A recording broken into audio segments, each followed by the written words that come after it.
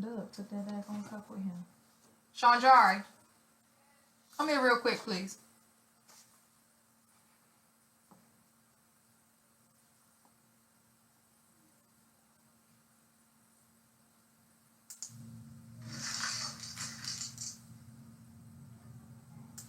Try read this one. Well, you called me like I was in some type of trouble. I was like, what in the world? Reheat that tea, Jari. You called me, you was like, Shadrai, come here, please. I was like, whoa, what'd I do? Reheat that. Pour some more water in it, and then I'm gonna put another tea bag in there. I'm gonna put this one in the trash.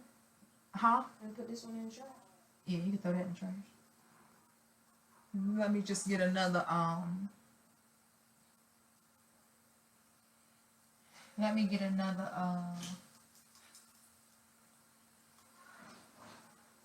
let me get another tea bag.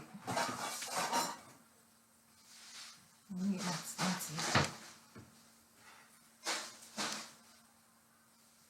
Jerry, how much more work you got to do in your classes? Sean Jerry, how much more work you got on your class today?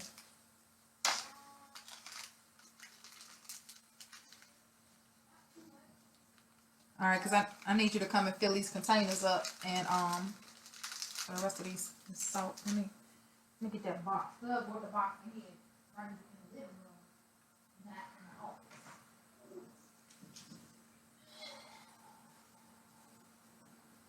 So let's just make sure we get these open. I don't even know what's in there.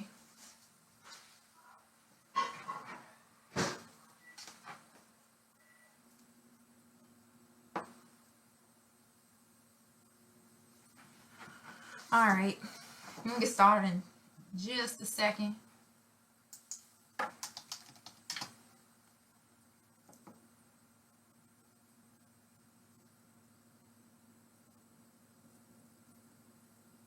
And let me just make sure I share this one. We tried to do this yesterday. I don't know what happened with yesterday's feed, and then the night before last I did it, and I had to upgrade on some software, but that upgrade was not beneficial, so I had to roll back my settings, and by the time I did all that, I said forget it. New day, start over again. So definitely you want to start again today. And let's just get this started. Just give me 1 second. And then put this in the group, which is what?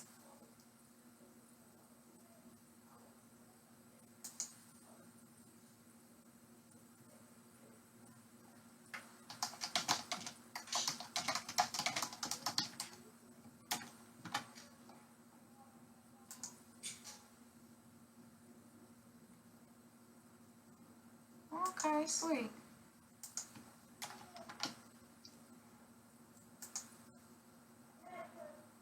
Good.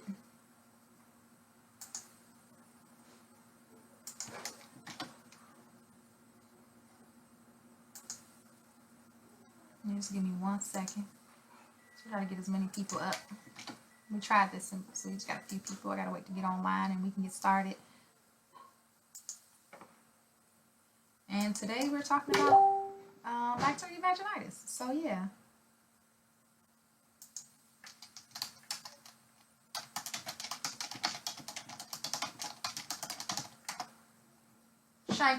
Thank you very much, Jari. How much time you put this on that microwave? That microwave like crazy. A minute and 45 seconds.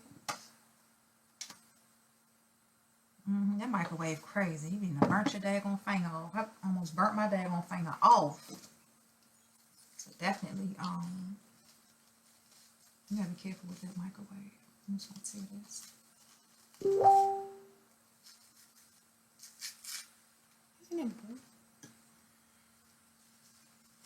All right.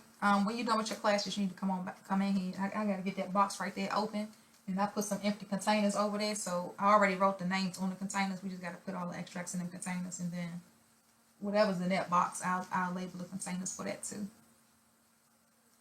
So let me get this I did quite get this started. It's hot, Jari. Very hot. So anyway, we're gonna get started in just a second. This is my little tea bag. Man, I drink tea too. I got the Aloha teas that I drink, but then I like making my own little herbal concoction. And today I'm doing it because I got me a little vapor. And a lady was telling me with the vapor, you know, you may go through a week of coughing from any tar whatsoever that could be on my lungs. And so I said, okay, that's cool. But I'll go home and give my lungs a kickstart because I can't, I don't want that. So anyway, I put my little concoction together and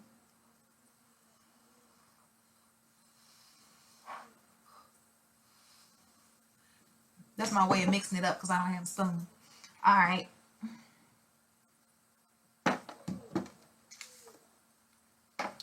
So let me go ahead and get started. And then this recording will be, it'll stay live even after it's done.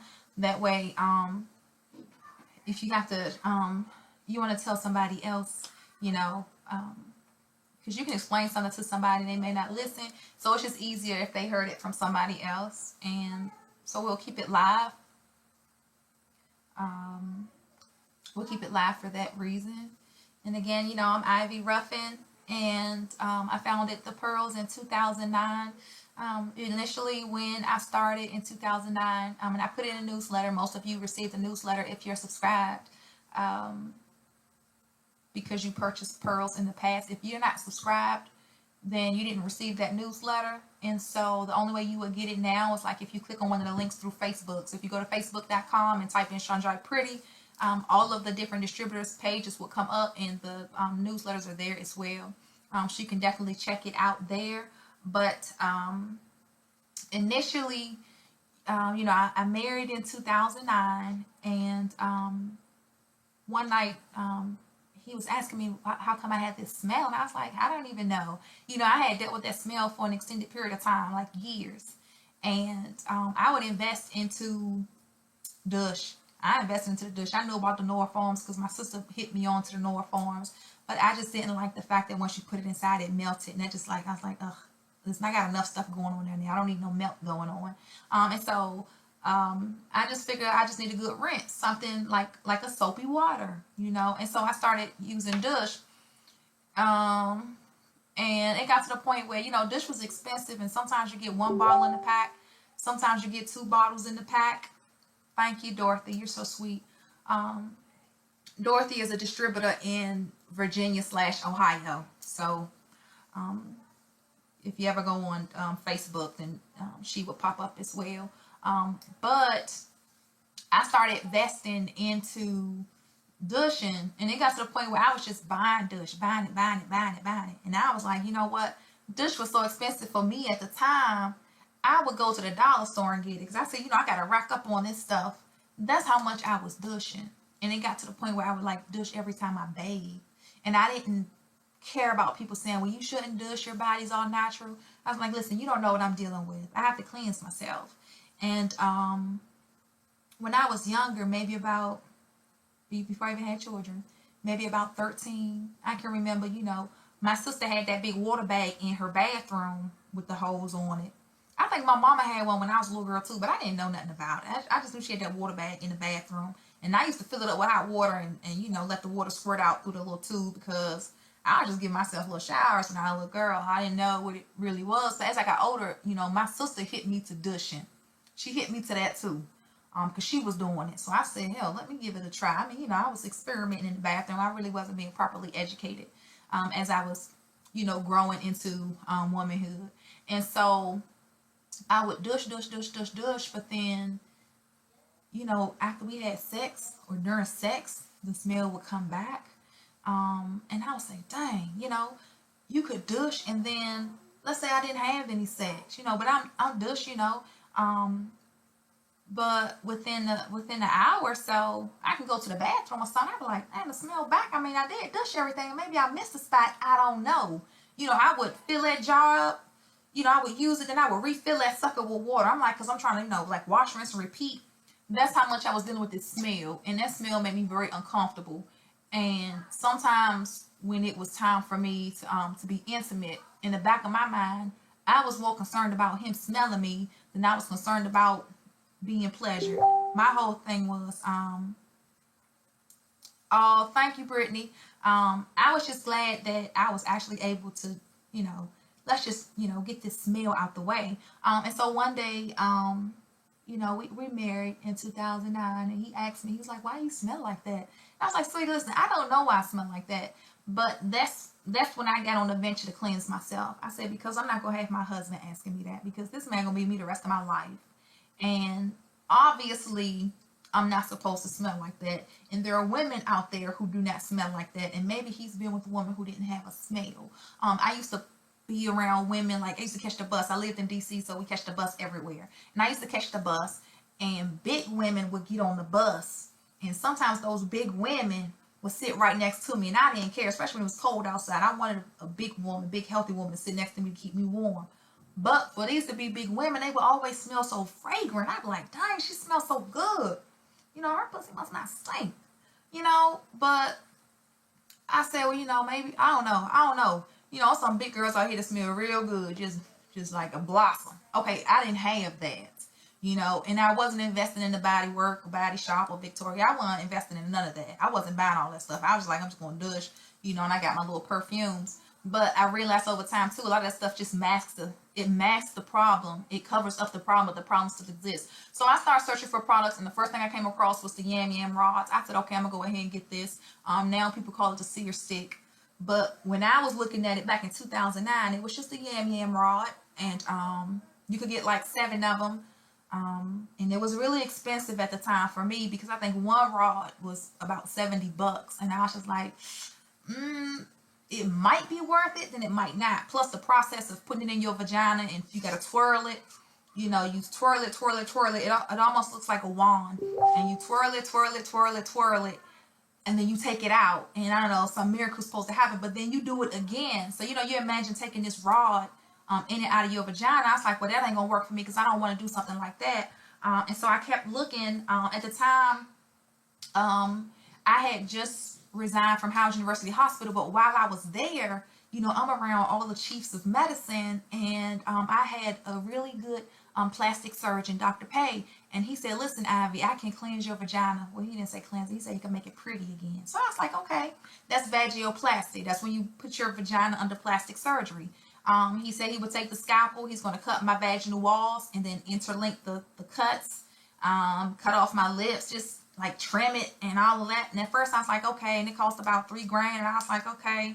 But then I thought about that too, and I was like, listen, I don't want nobody to stick no knife up in there. You know what I'm saying? So, back to the drawing board. So I tell you, I was searching, and that's when I kept on searching. At the same time, so I didn't just stumble on Alibaba.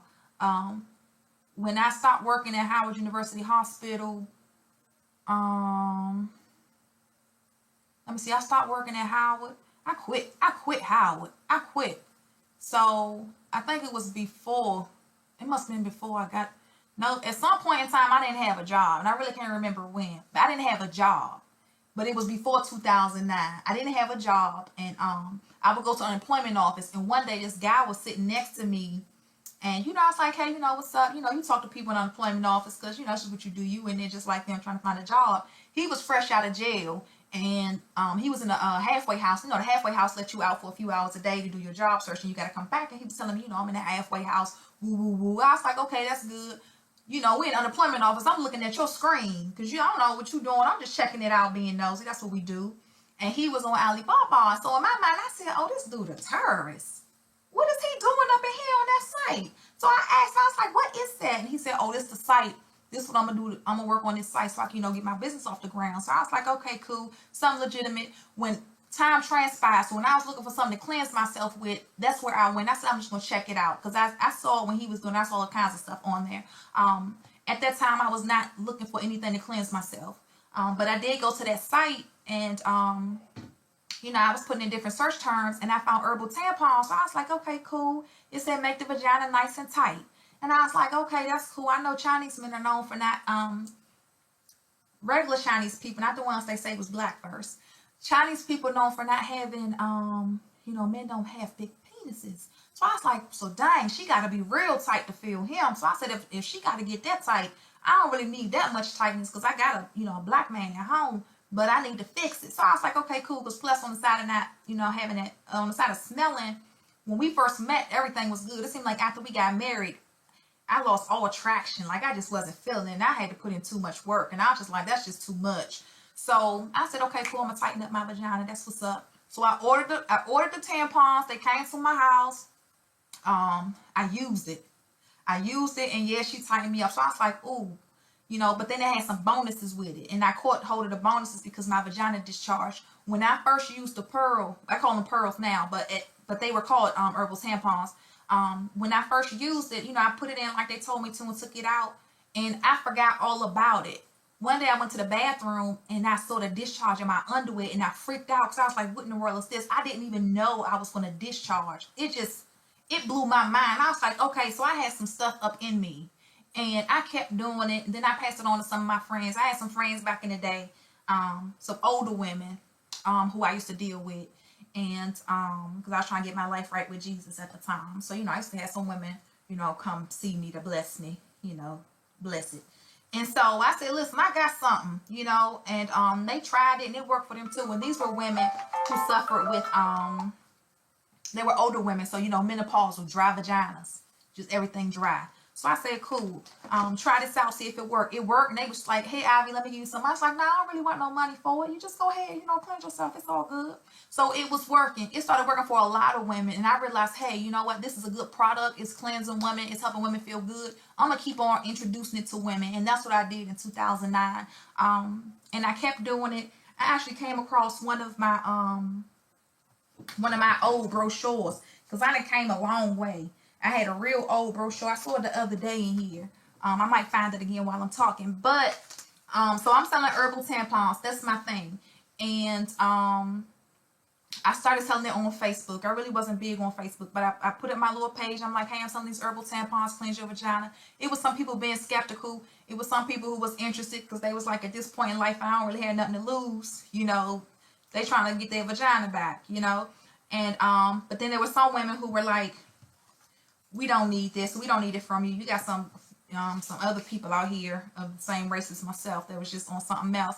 And so in any event, I realized that, okay, we're going to have some problems because you can't just give stuff to the black community and people just be happy about it and go with the flow. You got other people who they just won't be positive.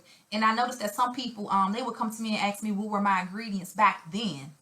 And even back then, I was just like, even if I told you what the ingredients were, you wouldn't know anything about it.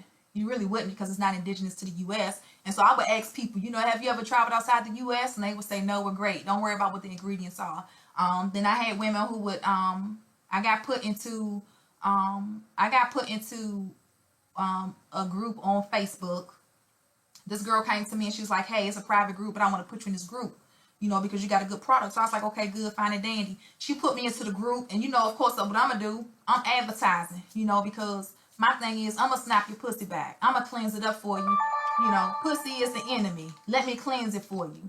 And so it started being I got this one lady. She was being ratchet. She got her cleanse, and she got six. At the time she got 6 herbal tampons from me, and she only used 3. And she was like, "Listen, I didn't like my results. I want my money back." So cool. I refunded her for 3 because if you used it, you know, I ain't got that much capital where I can just toss money back to you. So she put a negative review in the group, and so when she put the negative review in the group, this group was like a group of hyenas. You ain't never seen that many women. You think you're on lockdown somewhere with all of these women. That was just crazy. But they just started like attacking. Like, why would you do this? Why are you giving her this? Why are you putting this in your vagina? So I was like a bad person for a minute. But then there were some women who came up in the group was like, we could do this ourselves. We don't need her. They herbal tampons. We get them for ourselves. So I was like, cool. You know what? I realized it's a problem. Let me go ahead and brand my product, because at the time when I went on Alibaba to get my herbal tampons, I went through several different brands. I was going through them because I was interested in it. And at the time when I would go wanted to buy more, I didn't realize that it was more than one company. I didn't know. I really didn't. It just didn't click. And so now I'm working with several different brands and I'm using them. And that's how I ended up coming up with just one good one. But I noticed that what they would do was they would go on Alibaba or AliExpress or wherever they could go and start getting stuff. So I was like, okay, let me go ahead and brand my product, because you might go on there and you looking for what I got and you're going to end up getting anything. So I branded my product as Pearl. So last year, February, March, the distributors I had on board at the time, I said, you know, from this point forward, these are not herbal tampons. Plus, I don't want people to think that it's really a tampon. The definition of a tampon is a swab. It's just a swab used to absorb. And so, kind of like, yes, it is a tampon. So I changed it up. So I said, you know what, these are now pearls. When it comes to Sanjari Pretty, when you come to me, you come to get pearls. Okay, so throughout last year, we had a big spike in business. And so I had to get a lot of distributors because I was actually swamped in work. So now we got pearls, but now you still got these hyenas out there buying herbal tampons. And so they started calling their product pearls too. You know, let's fast forward. Now people come to me, inbox me and say crazy stuff like, I bought your product and it's not good or it's not working. And baby, you didn't buy pearls from Ivy. You didn't buy Sanjari Pretty. You found somebody else and you bought herbal tampons from them, because I'm the only one with pearls. You know, I went through enough manufacturers to make sure my product was good, to make sure my product was certified, to make sure that my product worked. Because when you do something to yourself, you do want results. And everything that we do has to be result proven, otherwise it proves to be ineffective, right? So let's fast forward again. Everybody who comes on board with Sanjari Pretty, all of our distributors, when you go through Facebook, so everybody has to be certified. So you have to have education when it comes to the different ailments within a woman's vagina, within her womb. And that's important. As we learned, we educated ourselves as well, you know, and in turn, when we do our consultations with you, we educate you. One thing about the Black community is that there's a disparity in education. We just don't get the education that we need. We never received that education. Our ancestors weren't given that education. And as a result, we have problems with our vaginas. We have problems with our womb. And we need to correct that situation. Otherwise, generations that's coming after us, they'll just deplete themselves as a culture, because you won't even be able to have unprotected sex the way it's going right now. So you wouldn't be able to reproduce. The purpose for today's video was really to talk to women and even men about bacterial vaginosis. That's one of the trainings that we take. You get your certification in that because you want to be educated on every STD. Our goal here is STD prevention. So just wanted to go ahead and give you some information on bacterial vaginosis, bacterial vaginitis, also known as BV. And so I'm going to give you some background history on it. Go ahead and let you get those engines running, and then give you some solidified defining information on it. So we do intakes, we do consultations. A lot of questions that we ask is really based on your history. You might come to us and say, I don't know, I have fibroids, and that's great, you know, but your history shows more than fibroids. So your history is giving us, you know, multiple STDs, multiple sex partners, miscarriages, you name it, you've been doing it all. one question I always ask women, and this is to anybody listening, is that I ask them, you know, have you ever tested positive for a sexually transmitted disease or infection? And there are a lot of women who say no.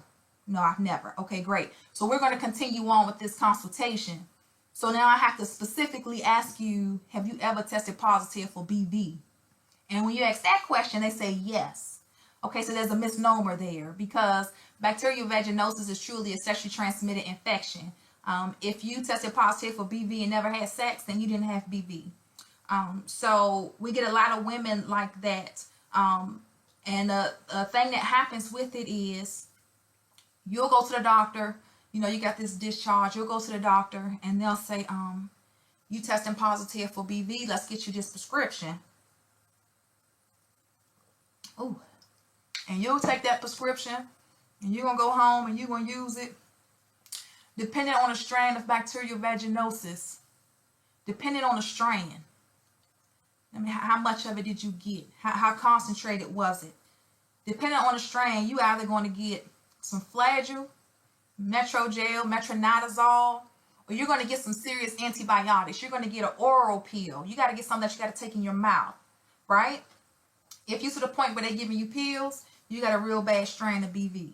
Okay, if they're giving you something like Flagyl or Metronidazole, it's okay. We can tame it from below. So you get your medication, you go home, you go ahead and use your medication, everything fine and dandy, you don't have anything. You have intercourse, and then you get BV again. And so you go back to the doctor. Now you even have a greater strain of it, because every time you infect your body, you breaking down your flora. Your flora is your that's like your strong man. That's the barrier between the outer body and your womb. So if you keep having infections, you breaking down that flora. And there's just some things that your flora or your yeast can't stop. Your flora can't stop an STD from entering. She'll try, but she can't really stop it, you know. So you go back to your doctor and you get your medication and you take it again. You go home or whatever, you know. You had sex. This is the story I get constantly in my consultations. That's why I think it's very important. I know it's important that we put this video out. You have sex and then you testing positive again. When you go to the doctor and tell them about your situation, they'll tell you, your partner don't need no medication. Your man don't need no medication. It's just you.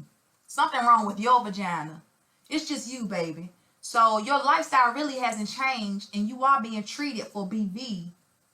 But for some reason you keep contracting it. So BV is a sexually transmitted infection. It's not a sexually transmitted disease, because in order for a disease to be transmitted, the giver has to already have that disease to give it to the receiver. So it's not a sexually transmitted disease. When you go to the doctor and you testing positive for BV and they say, well, he doesn't have it, two floras don't mix. So when a man has sex with a woman and he's having unprotected sex, her flora will pass off to him. Her flora will pass off to him, travel through his urethra, and get nestled right down into his scrotum. That's fine. It's natural for a man to pick up a woman's flora. So when you go to the doctor for BV, he's not going to test positive for a bacterial infection, because he doesn't have a bacterial infection. It's normal for him.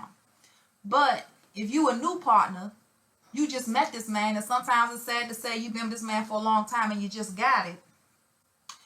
When you have sex with this person, let's say it's your first time having sex with this person, and you catch BV from him, when he ejaculates, the semen in his testicles has to travel through his scrotum or his epididymis, that tissue. There's some fatty tissue down there that it has to travel through. The same tissue that it travels through has everything in it that man's ingested in his life. It's just full of free radicals. That's just where it sits. It's a melting pot. Well, his semen is going to travel through that, come through the urethra, and he's going to ejaculate inside of you. So whatever that semen picks up, he giving it to you. And when that semen passed through and it's picking up another woman's flora, because that's where it's nestled, when he ejaculates inside of you, he's going to give you that other woman's flora. So now you have a bacterial infection.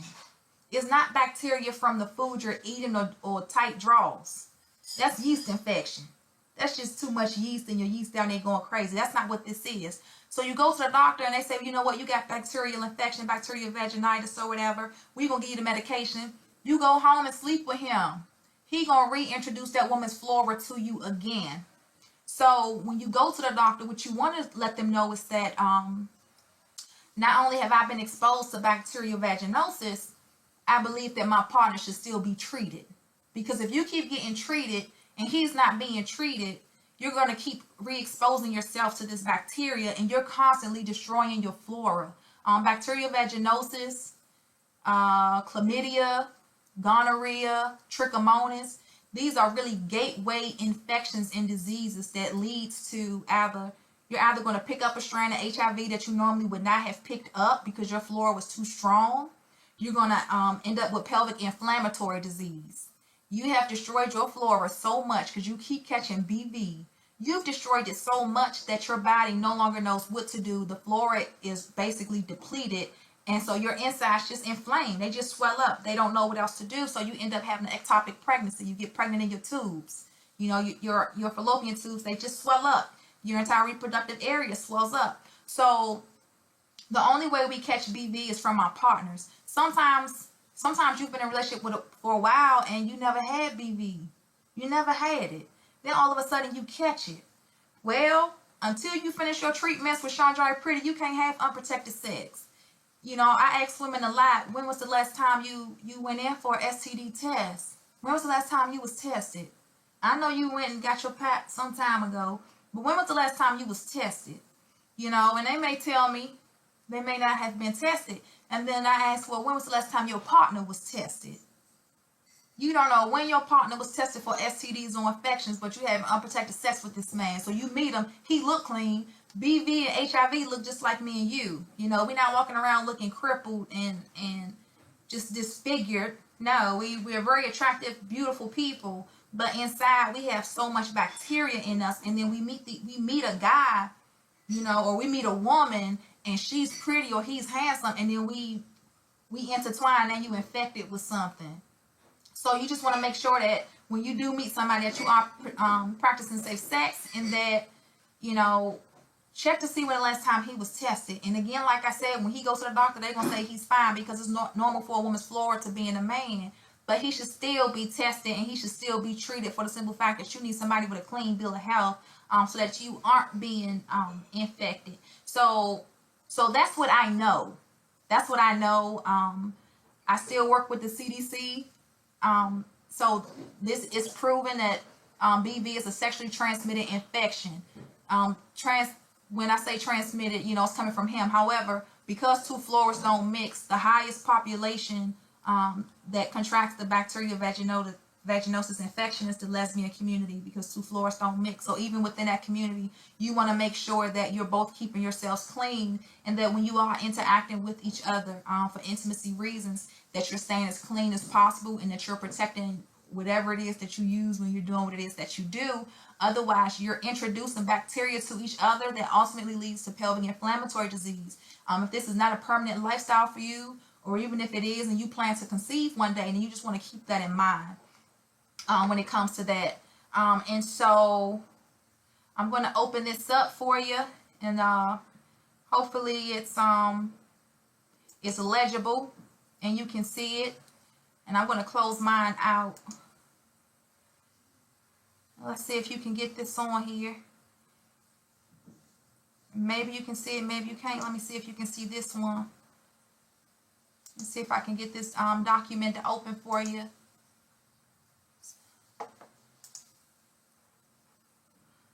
Let's see if you can get it. If you can, let's see. I'm waiting. All right, let's see if it pops up. If anything pops up. If not, then I'd have to do it again, which wouldn't be good. All right, let's see. And this is just, it just substantiates the information. It's important. If you do test positive for BV, you should make sure that you get a BV fact sheet so that you're educated. I don't see it popping up. Let's see. Okay, here's one. So let's see if you can see this pretty good. What you need, Jar? I got about 45 minutes to spare. All right. Well, when you do, well, wait till you have more than 45 minutes to spare, Jari, because I got some those containers. I got those containers. It's some over there too, but they already labeled. If you look on the top shelf, right here, you see those you see my tins already labeled. So you'll just fill them up with what's over there on the counter. So this right here, and if you can see it good, if you can't, if it's not legible enough, just let me know. Then I can just move it off the screen. I won't have to keep sharing it on the screen. But I hope you can read it. But definitely let me know. In any event, I can still read it to you. Bacterial vaginosis is an infection in the vagina. It is easily treated from your doctor. You know, you can go to your doctor. However, if left untreated, you risk for sexually transmitted infections, including HIV, genital herpes, which is also herpes simplex virus, chlamydia, and gonorrhea. Women with HIV who get BV are also more likely to pass HIV to a male sexual partner.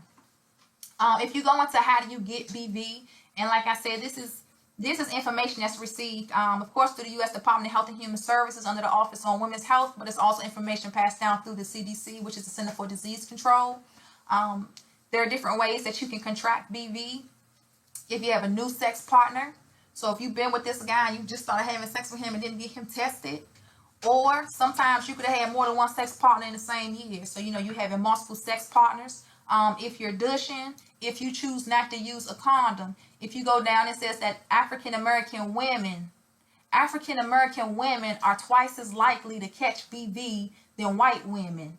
Also, it says if you have an IUD, intrauterine device, which is what a lot of women use right now for as a form of contraceptive, right?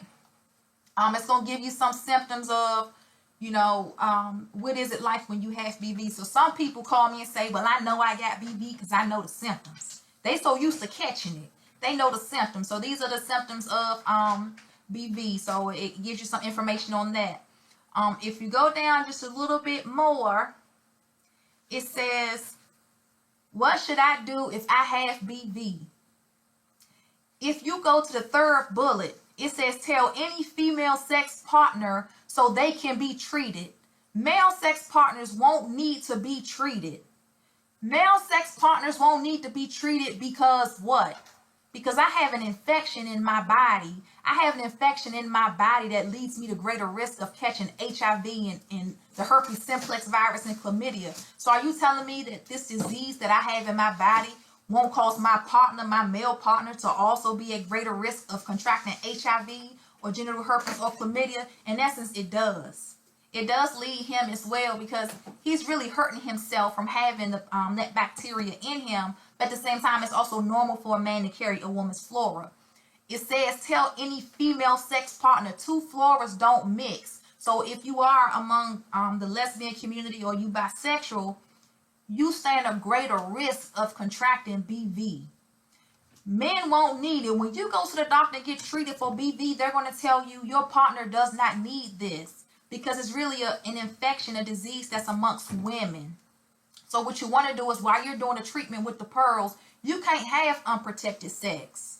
Don't even do it to yourself. You have to have safe sex. And even after you do your treatments with the pearls, you continue to have safe sex. Your partner needs to be treated.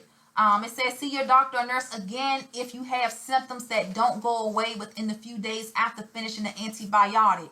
Because in the few days after finishing your antibiotics, you still having unsafe sex with your partner. So it's leading you to being exposed again.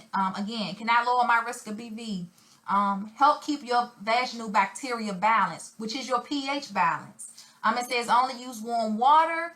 And you don't need to use soap. Of course, we make our soaps here on the Johnny Angel Mariah soap that you can use to start washing yourself with, which is a botanical medical blend to help maintain that pH because your pH is your flora. Your flora is your yeast. And over time, if you keep infecting yourself, you're going to destroy it, right? So you can lower the risk by keeping yourself clean, but you can reduce the risk altogether by having safe sex. You know, make sure that your partner is being tested as well. Make sure your partner is being tested. So you want to do that.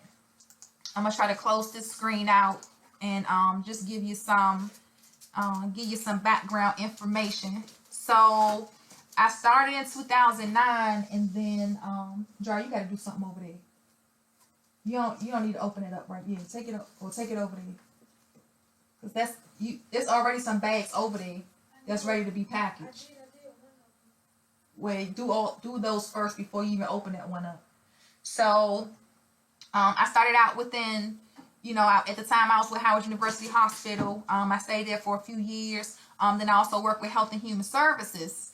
And so Health and Human Services, I was under Secretary Sebelius, and that's an umbrella for all U.S. government agencies that deal with health care and awareness, Health and Human Services. And so that's the umbrella for CDC, the FDA, SAMHSA, NIH. And so we collaborate with all of those different agencies. They come underneath Health and Human Services. So while at Health and Human Services, I was also able to get some information for myself to help myself. And so let me show you something, because this is something that I still have to do. Every year I have to go before Congress and tell them about what it is that I do, so that I can still make sure that I follow FDA regulations and guidelines. Right? So let's see. I'm going to go back to my screen, and then I'm going to see where's my my photo. It may be here. Oh, fantastic. So every year I have to go before Congress. Again, this year in April, I'll be there again.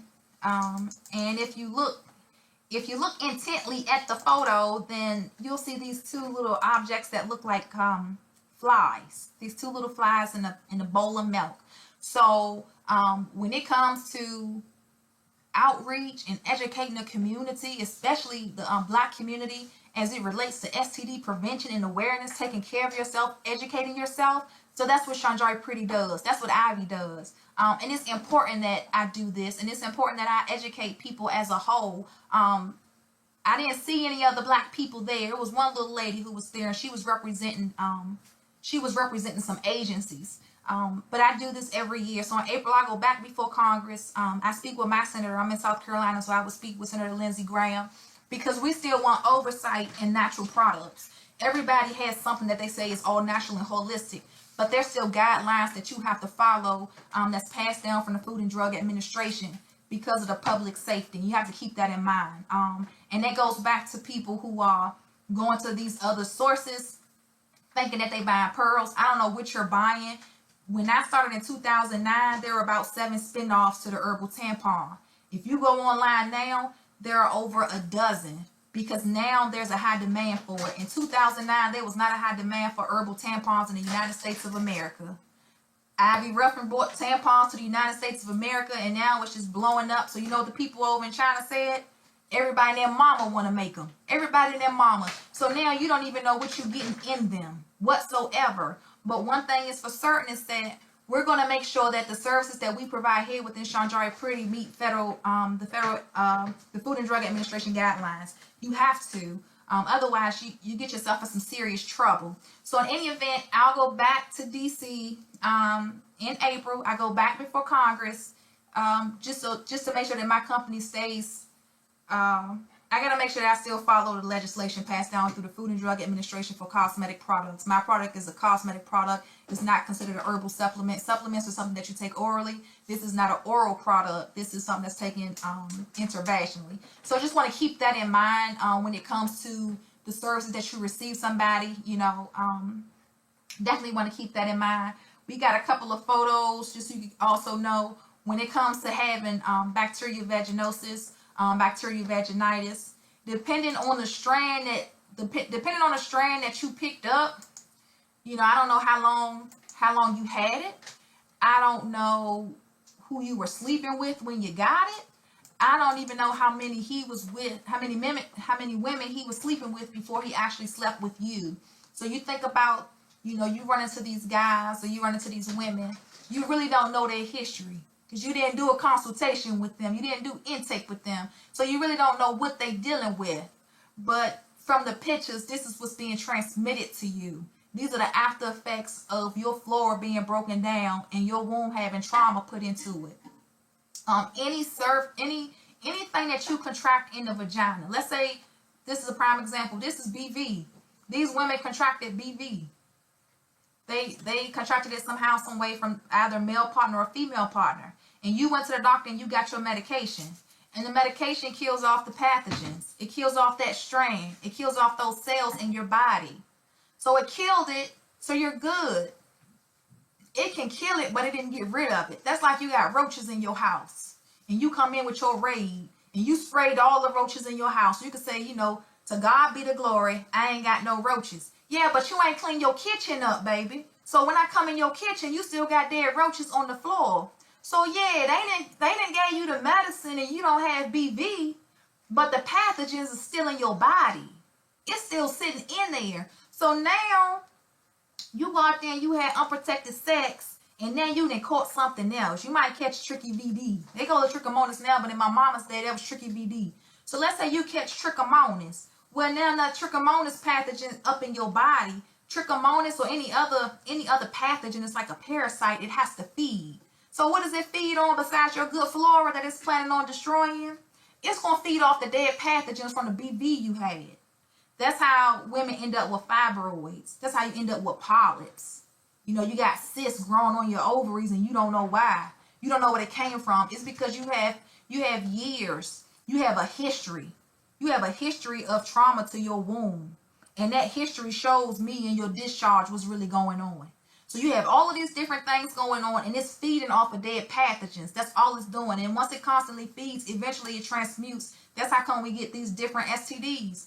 You know, over time, here's a new STD out because dead pathogens are lying there, and then new pathogens are introduced to the womb, and they feed off of it. When you do your cleanse, our goal is to remove that from your womb. You don't want that up there. Your body has done what it could. The medications have done what it could do or what it was supposed to do. It's done it for the most part. So now let's help your body out and help stabilize your pH balance. Let's give your flora and your yeast another chance at doing what it's supposed to do by removing the waste. So you can go to your doctor. I know a lot of you have had gynecologists for years. It's the same gynecologist. It's a family gynecologist. And you can tell her, you know what, I've been dealing with this smell for a long time. Don't know what it is. Because I had a gynecologist too. And they say, well, you know, it's okay. It's normal. You need to ask her, how does hers smell? Because you can't tell me I keep getting up on this table and I got this awkward smell and you telling me it's normal. So yours must smell the same way. That means both of us need to go and get us some pearls. You know, so you just want to keep that in mind. You keep seeing somebody for an extended period of time and you got an issue and it's not being resolved, and then you do your cleanse and you get this waste out. The goal is to remove waste. This is toxic waste. These are free radicals that's in your body who does not pay rent.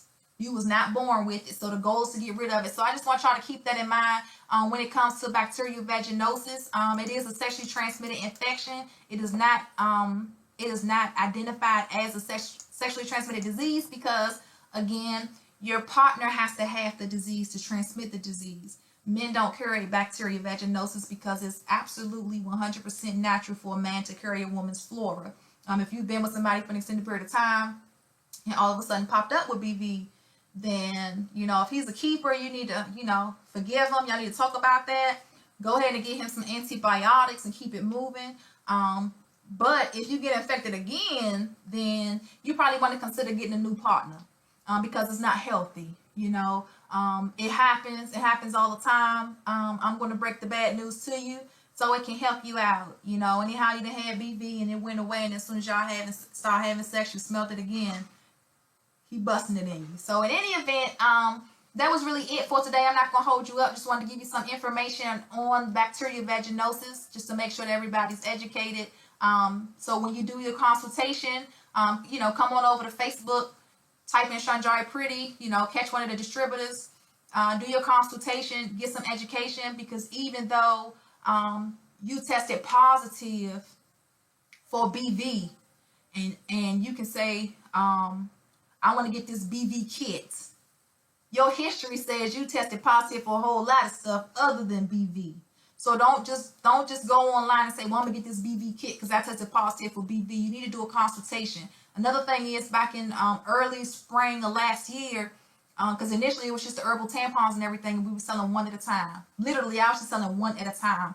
But we decided that we want to go in and we want to just wake everything up and do everything at one time and really be aggressive, because we had a lot of pussy and it was stuff going on. So we implemented the deep cleanse. We said you're gonna put in 3 at a time and we're gonna wash it out.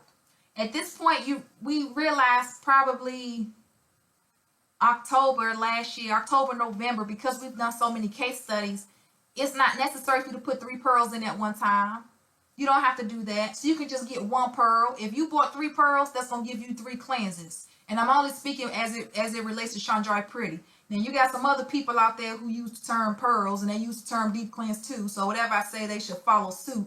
But as it relates to Chandrai Pretty, you only need to use 1 at a time. And that's beneficial for you as a consumer, because let's say you had BB and you done bought these 6 pearls, and 6 pearls run you right now between $60 and $95, depending on what you're getting with your pearls. Because some of you all have to get soap for yourself, and you got to get soap for your man. So depending on what you get, you know, those prices go up. But let's say you did buy it. Let's say you bought the $95. That's like $100. You just spent this $100, and you got your kid, and you did 2 deep cleanses. Well, on your second deep cleanse, you let the mother of Moses fall out of you. Guess what? You still got to do some more cleanses. You still got work to do. And now you don't have no money, and you don't think you have to pay another $95 for another kid. Okay, so when you keep that in mind, when you get your 6 pearls, then you don't want to have to put those in like that. You want to do 1 at a time. You got to save your money, and you still going to achieve the same results. So just keep that in mind when you're doing your cleanses. Another thing is, when you get your kit, you get these ion pads with it. An ion pad is going to remove all the, it helps remove all the negative ions during your cleanse. That's what the strip is for. Something that you'll notice, and a lot of women do, and that's why it's important that we educate each other in the process. You doing your cleanse and you start discharging, and then you go bananas because you itching. If you have any type of bacteria sitting in your womb and you start discharging it, it's still active bacteria. Even the dead pathogens have some form of activity. That's why they up there chilling. So when it starts coming out and it's sitting on your vagina, it's going to itch because you got some activity going on. And you also need to go ahead and do another cleanse. So when you do the ion pad, this is going to help keep that area neutralized while you're going through the cleansing process. So you know when you get your pearls, you get your pads with it. So you definitely want to keep that in mind. And then you also going to you'll get the newsletter. We always do newsletters. This is my Once Upon a Pearl. I tell y'all how Abby went from herbal tampons to pearls. And then you also get the calendar and the instructions on the back as well. But when you do your consultation, they'll still instruct you on how to do the cleanses. So definitely keep that in mind. If you have any questions, concerns, or comments, you can always just go to facebook.com and type in Chandrai Pretty. And there's always someone there to help you. Definitely, stay informed. Definitely stay informed when it comes to educating yourself and educating your loved ones. So that's pretty much it for me. I appreciate everybody tuning in. I'm going to get back to my emails and everything, because I know I have a lot of them out there. And that's how we're going to keep it moving. Now, I'm going to make sure that this stream stays live so that you can bring someone back to watch it even after I'm done with the stream. Okay? So you can actually turn off if you want to. I'm just going to go ahead and do some troubleshooting. To God be the glory. So let me see. Make archive unlisted. No, I don't want to do that. I want to make sure you can still watch this even when I'm done. I did it before in the past, but I did it last night too when you couldn't watch it anymore. So, this is so scary. It's so scary because the minute I close out, God knows where my video is going to go, and I hate to lose you guys. Because I spoke with a couple of women, and they want their daughters to watch it. You in your 20s and you keep catching BV. You keep changing your drawers up, changing your soap, but you ain't changing your man. So, the issues that we have to deal with. I wish I would catch BV. You got me twisted. Hell to the no. Ain't no way in the world you with me and I'm the one with the damn pearls and you think it's some other pussy out there to go get. You can twist. Boy, you done lost your damn mind.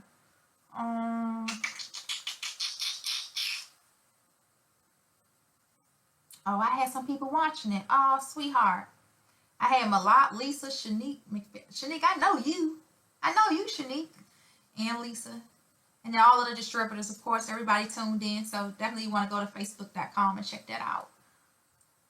And I'm just going to try to get this stream off. So...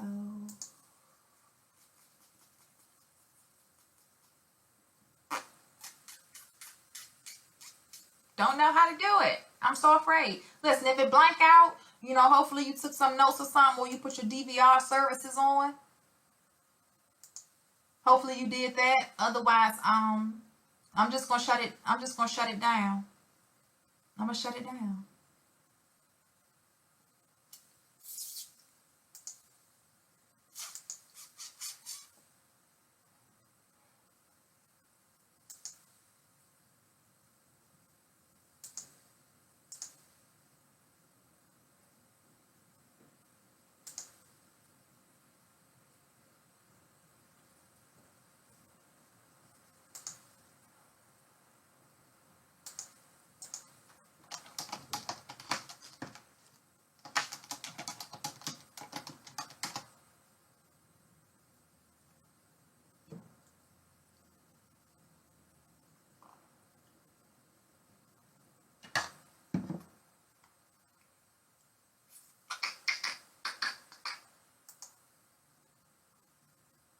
Dang.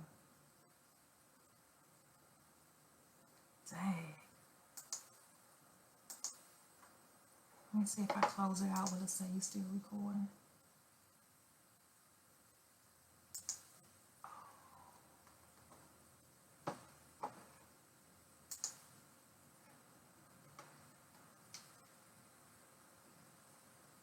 I'm just gonna go ahead and stop.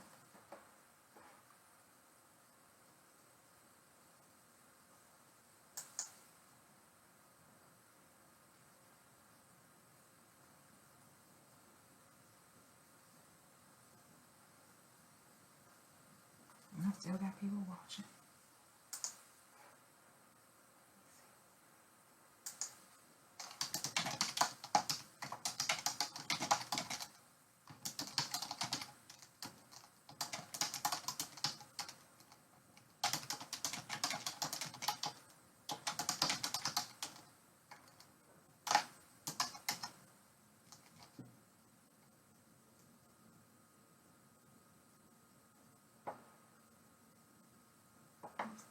I'm just asking if anybody has any questions or any concerns before I let go, because I don't know if this feed is going to save or not. So I don't know if it'll be viewable once I let go. And I don't want to have to repeat myself again for this.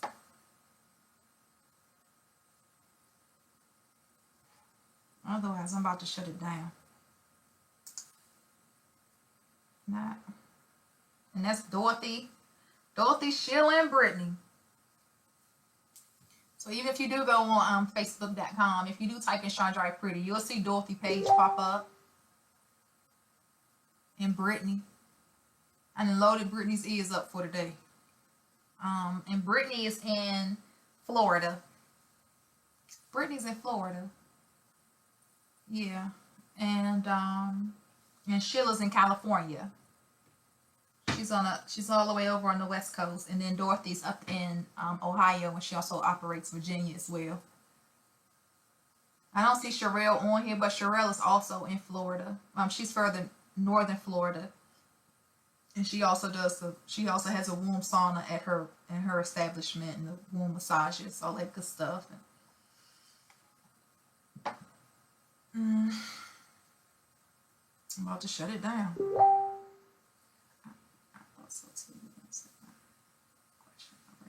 Can you touch on sexually active teens who want to detox? Sexually active teens who want to detox. If you sexually active, anyhow you done had any type of activity to the womb, then you want to cleanse yourself. Young ladies are a little bit more sexually active when they first start out, because you're young and you're like, oh yeah, I want to get that orgasm. Oh yeah, I can't wait to come. I want to do it. I want to do it. I want to do it. And sometimes we at that time, because you're still immature at that age. You just exposing yourself. Because I was immature at that age. You know, that's how I got pregnant at 14. You know, you expose yourself to so much, and the men out here, usually when you're a teenager, 9 times out of 10, the guy that you're sleeping with not a teenager. You know, and so they introduce things to our bodies that our bodies don't know anything about. Our wombs are so foreign because she's still so young and so innocent. And then you get somebody, let's say y'all the same age, but he just been getting around. You know, men get around a lot. It's easy, you know, bust and move is what they say. And so you get all these different elements, foreign elements introduced into your womb. You want to go ahead and cleanse yourself. I know if you are between, they starting so young now. Let's put it at 12. If you're between 12 and 17 and you want to do a cleanse, then you should have your mom contact the distributor. Have your mom contact the distributor. Let them speak with your mom, you know, or your dad, whoever it is. You know, talk with your parents or your guardian. Let us talk with them so we can definitely educate them on the process and what's to be expected. Also, you know, sometimes as teens we aren't as forthcoming with our parents, and so our parents don't really know everything that's going on with us. But then when we get your discharge and we read that discharge back to you, you know, it reveals a little bit more than what you initially told us or what you never told your parents. So, you know, that happens from time to time. But if you are a teenager, you definitely want to speak with your parents, have your parents contact us before you start doing your cleanse. You know, definitely you want to speak with them before you do your cleanse. Definitely want to do that. Otherwise, you can go ahead and do your cleanse. You will still get your kits, you know, depending on what it is. You would want to do the consultation. Sometimes children, you know, 12 and up, or, you know, whenever they started, they might not want to discuss too much with their parents, you know. And in that instance, of course, we would still do your consultation. We still want to do your intake, and that's something usually only that teenager can answer, not the parents, because half the time parents don't know what's going on with their kids.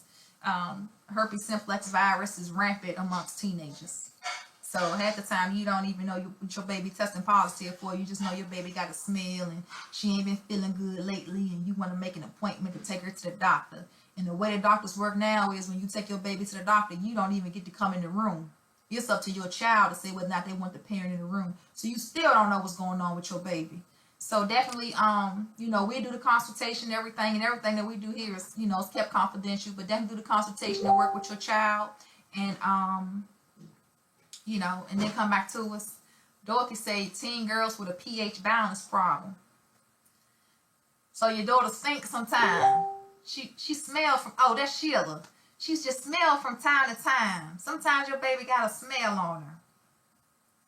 Sometimes we smell for different reasons. You know, if your baby goes to the bathroom and she passing the bowel and it smells foul, you know, it's stronger than yours, then you want to definitely check her diet. You definitely want to check her diet for free radicals. And if she's just going to the bathroom to urinate, and usually you can tell too, or really any woman go to the bathroom, any woman going to the bathroom, if they go to the bathroom and then when they come, you go into the bathroom after them and you smell it, they need to go ahead and cleanse. Some teenage girls still virgins. They haven't experienced having sex, you know, but some of us, well, everyone for the most part is born with the hymen. However, as time progresses, your hymen can dissipate.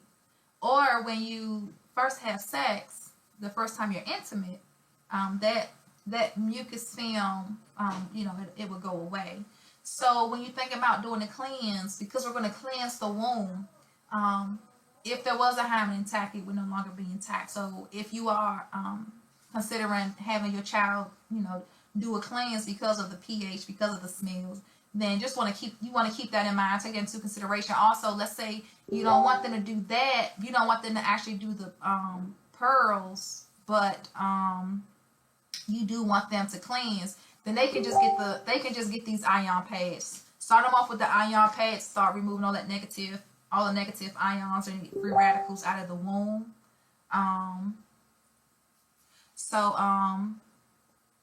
You definitely want to keep that in mind. I'm gonna close y'all out, so I keep hearing that little ding-a-ling noise. So you definitely want to keep that in mind. Definitely. So that's just important to know.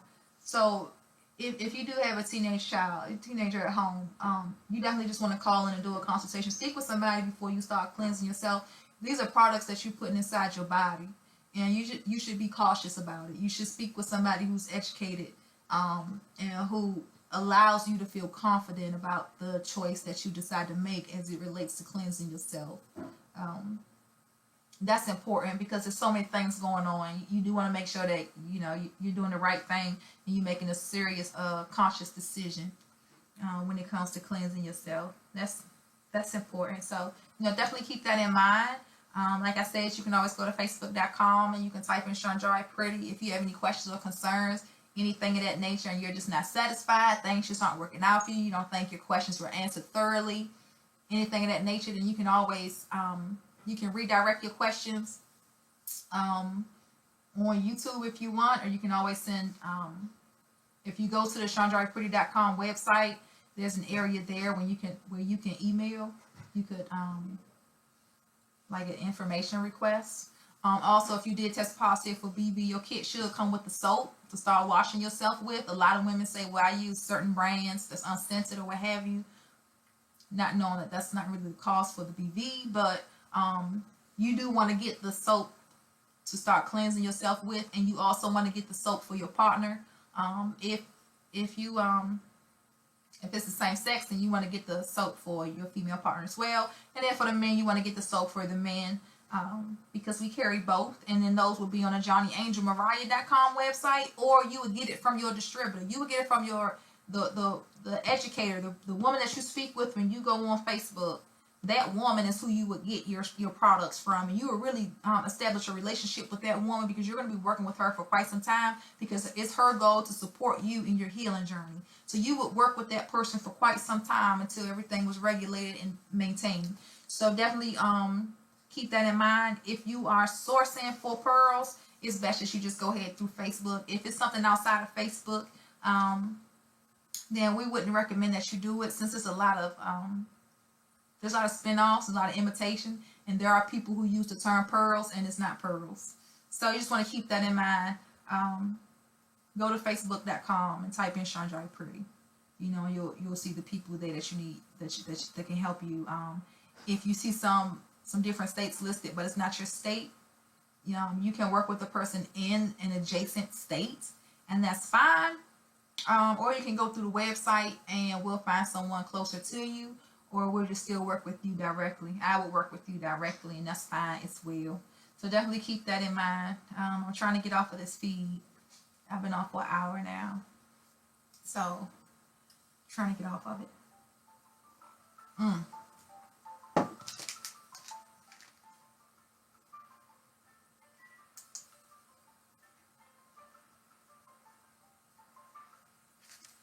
Hello.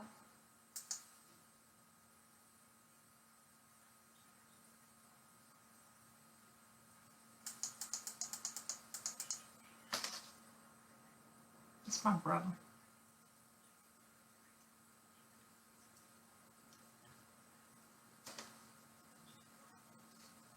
YOLO. What's up, Pop Pop?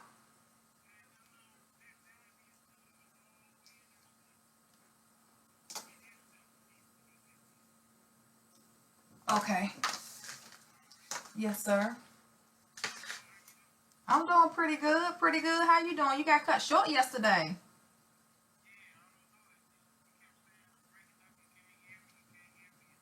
Yeah, but I tried to keep talking, and I was just like, okay then, baby, I love you, because I realized that you wasn't gonna get through. For some reason, your side getting cut off.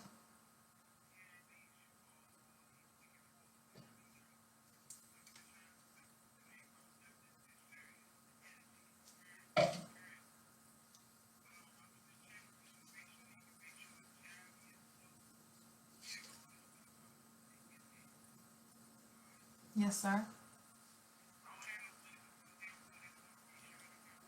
Oh, good, good, good. Yeah. All right, baby. Hung up again. I tell you, buddy. We tried. We tried before we die. What's up, Jari? Did you done? It's two of them. I don't know what they are. In what? What you mean? You don't know what it say on the container? No, I don't know where they are. Let me see. You don't see two packets over there? No, look up here on the top shelf then. You see two little clear packets up top?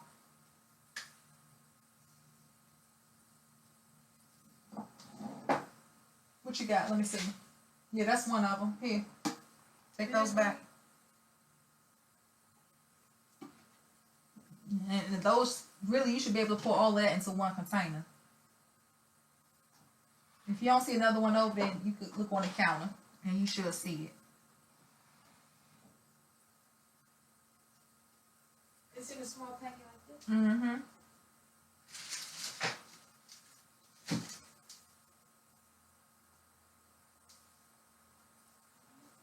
You don't see it? It shouldn't be down there. It's either, it should be on that top shelf. If it's not on that top shelf and you look right here on top of these drawers, and you don't see no little packets. Alright, well don't worry about that one. I have to get up and find it. But the rest of them you can go ahead and fill up and you should be fine. Alright then.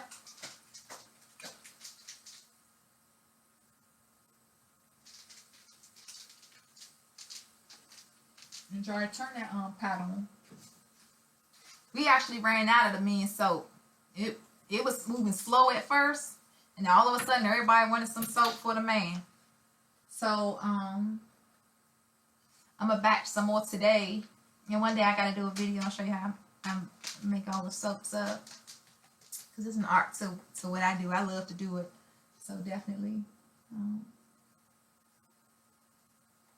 gonna batch them up. Yep, alright. I'm gonna hang up when y'all hang up.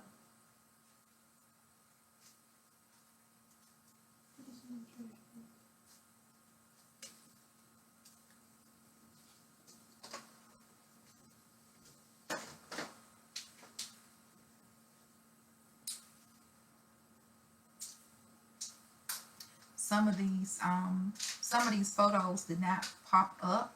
Oh, this one. Pearls, pads. There you go. Get me up out of there. I was about to clean the kitchen. No, you got some work you gotta do. And I finally went back to the rental office. I told you he still had a box in there. I said, sir, I'm waiting on some ink. No, he didn't give it when you went either. And it's been sitting there. It was he had it way in the back. And I said, I hope he didn't take it and think it was his ink and use it in his machine. But he didn't. I got it. So I'm gonna go ahead and put that in the machine today. Because I got some stuff to feel. Alright, that's enough. Go and smell it. Don't you got You don't have to do that. Lord Jesus.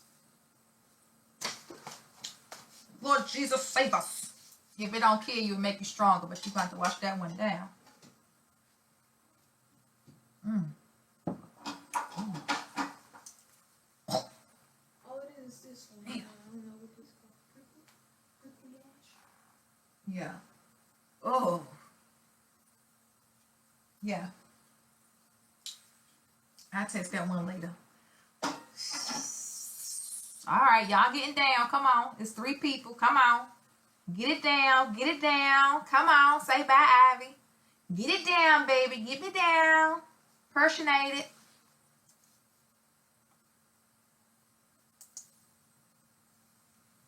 I wonder who those 3 people are. It sounds scary. Scary. What Elijah and Jeremiah doing? I put her in a separate room so they can calm down. Come here, Elijah.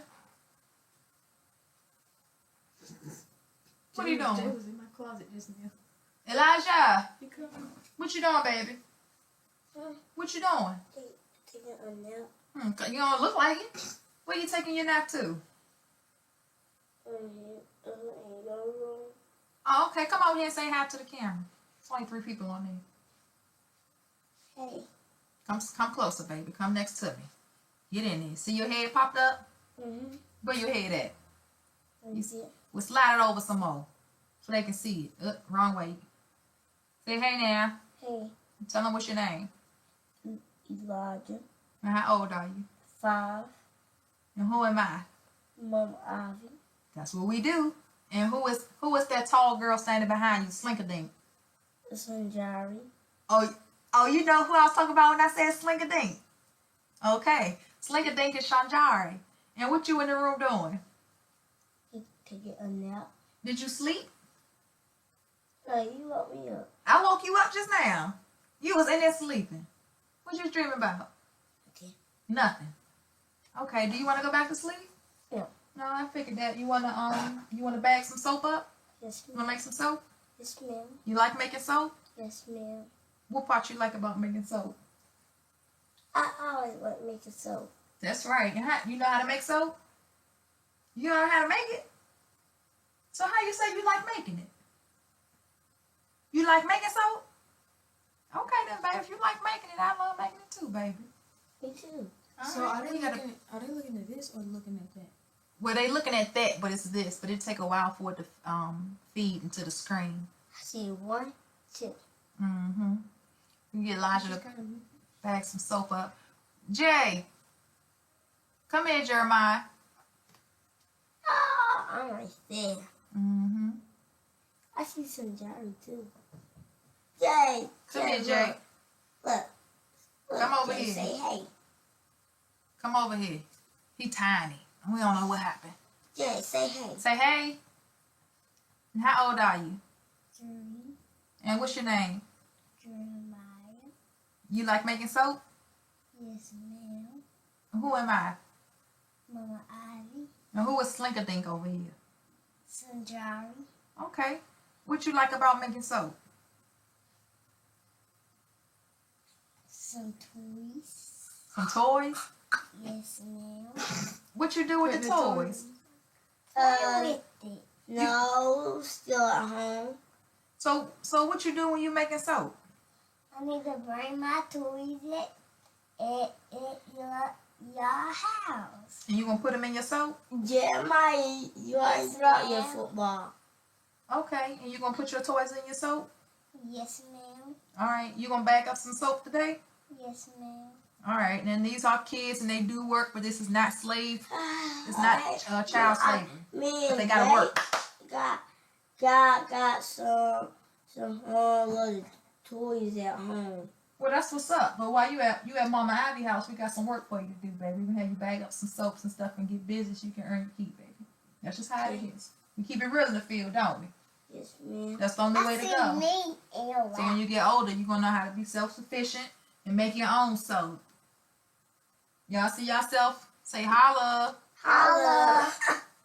Say holla, YouTube. Holla, you too. See you later, alligator. See you later, alligator. After a while, crocodile. After a while, crocodile. And the blue moon, raccoon. And blue moon, raccoon. Don't be fake, little snake. Don't be fake, little snake. All right, that's what we do.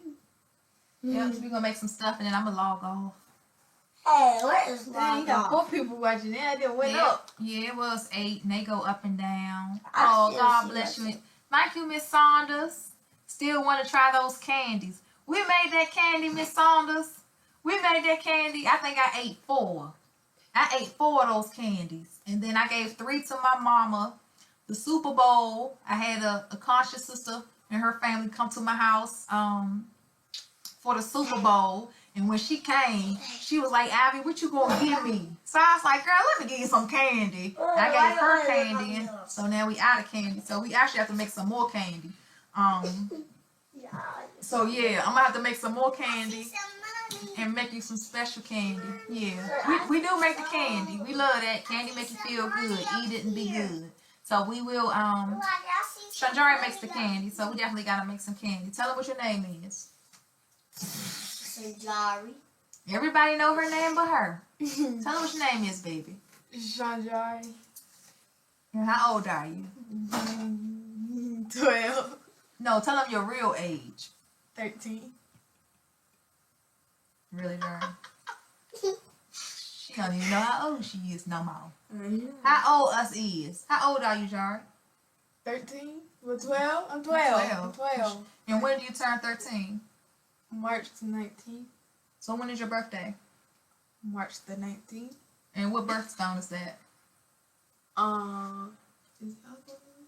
Is it aquamarine? No. No, I know it's not aquamarine. It's a blue type color. It looked like December color.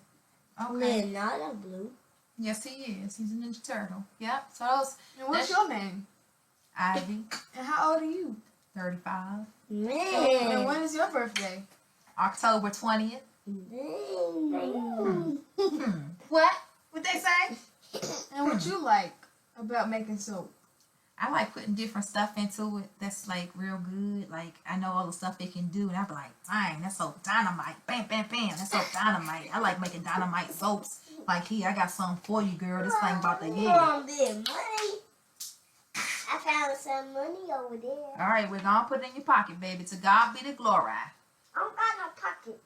Oh well, you're gonna have to hold on to it. Put it in your penny box. Well, I do. Give it to your brother.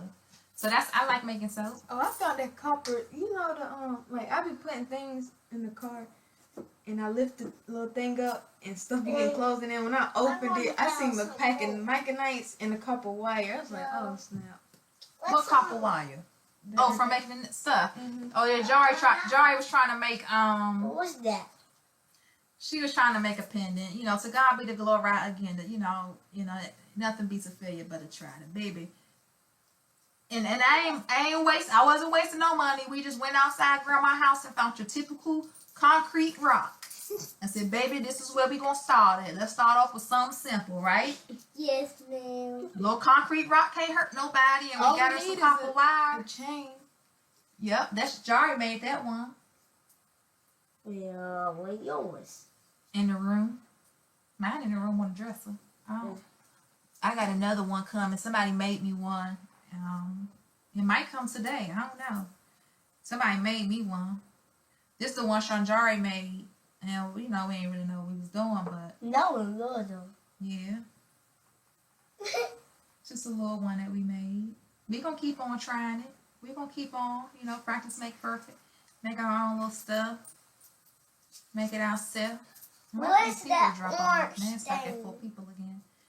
Y'all must like this watching us. Come on, Yes, look, baby. Look, my man Jay likes dirt bikes. Oh, you do. You like dirt? And you like bikes? Dirt bike. You like bike dirt? No, dirt bike. Okay. I like bike dirt. Well, I don't. I like dirt bike. Well, I like motorcycle. You like motorcycles? I like motorcycles. Me too. Yeah. I like all of them. I like Me 4-wheelers. too. Me too. Yeah. Hey, Papa Red got me and Jay a 4-wheeler. You got 2 or 1? 2? You gonna get on it? No, it's Why? dead. Well, you gotta put a battery in it. Cause that Elijah blue motorcycle at Papa Red house, it needs some batteries in it, and it's go fast. Who? Yours. What? You heard JC, yours. This the babies. There they go. Oh, you better be careful. There they go. Over there. You see me? You see you right there? I see me. Hey, I can't see. Oh, Baby, you gotta grow. You gotta grow, baby. And I know it's taking some time, but I need you to pray to the Creator. Well, wait till he turn 4, then he gonna grow. Oh, when you turn 4, Jay? In March the 10th?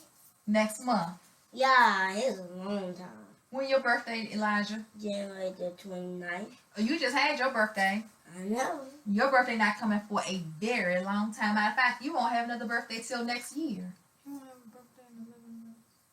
Oh, is it? Ask the wizard, ask the genius. For Yeah, 10 now. yeah. And my birthday, October, my birthday coming up. My birthday after yours. No, Daddy's birthday didn't come up. No, Daddy's birthday didn't come yet. Daddy's birthday not till April. How? So it's March birthday, Sherelle says you need help ordering. Daddy April birthday, and then Mama Ivy is October. Mine Sherelle is Gentry, Jan. you need help ordering? What's wrong, baby? What's wrong? What's wrong?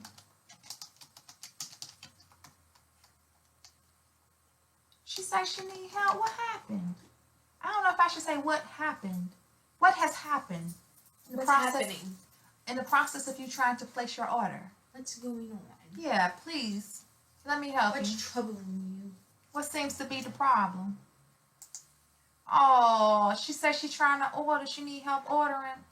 Oh, baby. Dot. Oh, baby. Oh, baby, what? Y'all got my Google number? Thank God, because everybody was blowing my phone up. Don't know how you found it. Hello? Hello? Yes? I was calling for the pearls. I was on the website. Yes, ma'am. Well, what's your name? Amber. Okay. All right. Were you able to find everything on the website or what? What happened? I like the 135 kit, but I don't know what all it covers. I see endometriosis, but I also have PCOS. Okay. All right. You can do this two ways. You can do a consultation with me prior to you purchasing. Or if you want, you can go ahead and purchase. You can purchase that kit, and then when your kit arrives, you can call me and we can do the consultation then. It's pretty much up to you. If you decide to do the consultation now, it's a consultation fee. So you could, if you do it now, you would pay. But the good thing is, if you pay your consultation fee, it goes towards your purchase. So you'll get a discount on your purchase. Otherwise, you go ahead and purchase, and I'm gonna talk to you for free when your kit comes. How long have you had PCOS? I'm just now finding out about it, but I think I've had it the whole time. Oh, what's your height? Like all my life. Huh? What's your height? 5'4", And how much do you weigh? 185. And you say you done had PCOS your entire life? Yes. When the last time you had a pap smear? I had it last year, February 19th. I was supposed to have one this year on the 19th, but they moved it to the 26th of May. And what state are you in? Florida. Okay. And you believe that you've had PCOS for how long? Since I was born, I guess. Well, since my period. And when did you start your period? At 14, And how old are you now? 29. Okay. When was your last period? As a matter of fact, I just turned 29 on January 21st. Yes, ma'am. December, my period has been on like it's supposed to be on. So right now I'm supposed to be on and I'm cramping. Oh, you mean it's time for you to have your cycle again? Yes. Okay. Okay. And the last time you went to the doctor, when you had your pap smear, that's when they told you that you was testing positive for PCOS? Yes. And how did they detect PCOS? I grow hair, like on my face and on my chest. I'm like really hairy. Okay. And my periods were irregular. Okay. And how were they irregular? I can go, well, when I was younger, I would go like 2 years without a period. And then it'll start and it'll go good for maybe 8 months and then I don't see a period anymore. Okay. As of lately, has it been regular or irregular? As of the last 2 months, it's been regular, but before, no, it wasn't regular. Okay. And the gynecologist that you're seeing right now, how long have you been seeing this gynecologist? I actually just started seeing her in December. I just got a ultrasound done, and she said I was fertile. I looked at the ultrasound, I could see my eggs. I thought we saw this, but it was going down. The next day it was normal. You know, we all get sick when our period is about to come on, but it goes down. I don't know. I just, went along with it. And then she said, I was fertile. It was no infertility or whatever, but I had never been pregnant. So, and I'm ready for a baby. Well, and what prompted you to see your doctor in December? I had been trying to get to see a doctor since, down here in Florida. I moved from North Carolina. I was seeing a doctor in North Carolina, and she was the one who diagnosed me with PCOS. So we were working on it. Like I was maybe 200 pounds when I first started, so I started losing weight. Mm-hmm. And then I ended up moving to Florida with my fiance. So now we're working on a baby. Okay, and you trying to conceive and you can't get pregnant. Have you ever conceived? No. And your partner, does he have any children? No. And did he also get tested, or just yourself as far as being infertile? Just me. And how old is your partner? No, separate. And right now you both right now you're sexually active, Yes. and you all are having unprotected sex. Yes. Is this the same partner? Did he move with you from North Carolina? Yes. Okay. And then when you went in, I guess the doctor that you went to go see in December, is that a fertility specialist? No, I think she was just an OBGYN. But I believe she did like the fertility thing. She was an overall OBGYN. So you just decided to go see a doctor because you couldn't get pregnant? No, I go to the doctor every year. I go for my pap smear stuff. I keep up with my stuff, so I go every year. It just so happens now we're talking baby, so that was brought up, and we went from there. And so you decided, you know what, let's go see a doctor because I can't get pregnant? Okay, and when you went to see this doctor, you went to go see an OBGYN? Yeah. Okay, and when you went to see your doctor, or you went to go and see this OBGYN, you let her know that for some reason I've been trying with my partner and can't seem to get pregnant. I want you to check me out? Yes, for over a year. Okay. And when she checked you out, she gave you, how did she check you? I did my pap. I did endometrial tissue. I did ultrasound, blood test, STD testing, and I think that's as far as we got. Okay, and she said based off of the test that she conducted that she said what? As far as like all my blood tests and everything was normal. Mm-hmm. My ultrasound, like I said, they saw like this lady, they saw the fertility as far as me being fertile. I'm fertile. But she just don't know what's stopping it. And they keep saying the PCOS is what's stopping it. Who said PCOS? Who said PCOS? The one that you just saw? Both of them said it. So she said she don't see no problem with you being infertile. Everything looked fine, but then she also said you do have PCOS. Yes. Okay.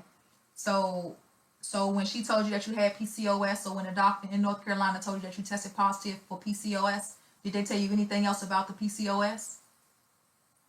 said that it was hereditary. It was passed down because my mother and on my grandfather's side, the women are hairy. So she said it was hereditary. Then she said it might have been caused by early endometriosis, which I had a surgery when I was 14 for endometriosis. From my understanding, the surgery that I had when I was 14 for endometriosis, and they were cutting tissue out of places that the tissue wasn't supposed to be. Well, being that I'm 29 now, I go to the doctor, and my records were sent from that doctor to this doctor, and that's not why they did it. They did a liposcopy, right? Liposcopy. And it was for PCOS. And that's how the doctor was able to go back in and see something about scar tissue. So it's just a whole bunch going on. So when you were a little girl, you say you started having your periods when you were 14. Did you, and you had a normal period, 7 days, normal cycle, regular blood flow, or did you experience heavy blood flow? I know you said there were some periods when you didn't have any period at all, but when you were 14 and your cycle started, how was your cycle? They were heavy and painful. Okay, and when you went to get the laparoscopy procedure done, they take the lasers and burn stuff. Was that after you had started your period? Yeah. Okay, and you just saw two gynecologists. You saw one last year, early, and then you saw one in December once you moved to Florida. Yeah. And both of those doctors, when they diagnosed you with PCOS, did they tell you where the PCOS was? No, that's what I have failed to get an answer for as far other than the hair and the period. So PCOS is polycystic ovarian syndrome. So you have cysts on your ovaries, but you need to go back to your doctor in Florida, the doctor that you just saw that gave you that ultrasound. You want to know which ovary is it on? Is it on both of your ovaries or is it just on one? Well, I have a bicurial uterus. So, do you know what that is? Mm-mm. Okay, a bicurial uterus is when it happened whenever I was being developed. Mm-hmm. It's when I have two uteruses. I have two. Oh, you got two vaginas.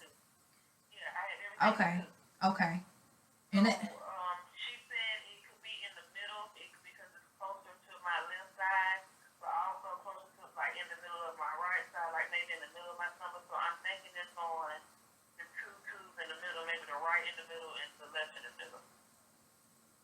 yeah, but your doctor need to tell you if she gave you an ultrasound and Well, see, that's what I was going back for on the 19th for us to discuss that and to do my annual.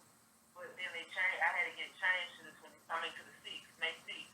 So I won't see her until May 6th to discuss that and to do my annual. okay. Yeah, because you wanna know which ovary is on. Or however many ovaries if you got 4 ovaries up in there, you just want to know where is the PCOS. Where is it? And then did you ever test positive for endometriosis? I think so. I think I tested probably when I was 14 because that's when I first started hearing it.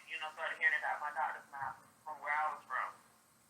Okay. That was the first diagnosis that I had. But what about this doctor that you saw in December? The doctor that you saw in December who gave you the ultrasound and ran all these different tests on you. Did she say you tested positive for endometriosis? I won't know until I go see her on this visit for my annual. Okay. But you did see her in December and she gave you an ultrasound, right? No, I just got an ultrasound on the 28th of January. Oh, okay. In December, we just basically talked about what I wanted and Okay. what was going on, like symptoms and all that. Okay. The first little conversation that you have. Okay. It was basically just a rundown. Okay, and in January you went back for actual tests. Yeah, that was for my ultrasound and my blood test. And what kind of ultrasound did you get? When they put the condom on the little So she thing, the little thingy. she gave you an intravaginal ultrasound. She put it inside your vagina. Right, and the one on my stomach. I know. Okay. All right. And she didn't give you any results that day. She said you're going to come back for your follow-up, which was supposed to be the 19th, but they pushed it out. Yeah, but she gave, like, the ultrasound technician, she was cool. She, talked. That's why I found out that it was by sharing it. That's how I found she let me see my horn. And she showed me my endometrium tissue is big. Okay. Okay, so you just finding out that you have 2 vaginas. Listen, that's just more cushion for the pushing.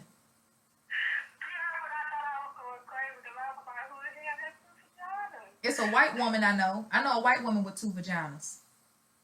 But that's it. So you the second woman I know with 2 vaginas. I don't even know what it's like. I don't know what it's like at all. You know what I'm saying? Listen, I don't know if it's a touchy situation for you or not. I'm not going to really delve into it. I'm actually right now I'm doing a live stream on YouTube. That's what I'm doing right now while I'm talking to you because I try to educate the public on the work that I do. I don't know what it's like to have 2 vaginas. But you only have, well, let me ask you something. You have 1 vagina, but you have 2 wombs. Yes, I have 2 wombs. Okay, you get 2. Right. You only have 1 vagina. You only have 1 cervix. But once you go past the cervix, you have 2 wombs. Right. Okay. And based off of those 2 wombs, right now, for some reason, you're not able to conceive. When was your partner tested? Well, you say he hasn't been. When are you going to get him tested to make sure that he's fertile and that he has a high semen count? Well, we know he can have baby. How do you know? He done been down that line. So he's had children? Yeah. That's what I was asking you if he had any kids. You said no. No, but he don't have none. Oh, the girls aborted the babies? Yeah. But that don't mean that was his baby. That don't mean it was his because she aborted it. That don't mean it was his baby. You don't. Yeah, you don't never know who the baby daddy is these days. So you can't. Don't base it off because she aborted the baby, honey. You still want to get him tested. That don't mean that was his. Well, thank you. All right. you still want to get him tested. Let him go get his sperm count done.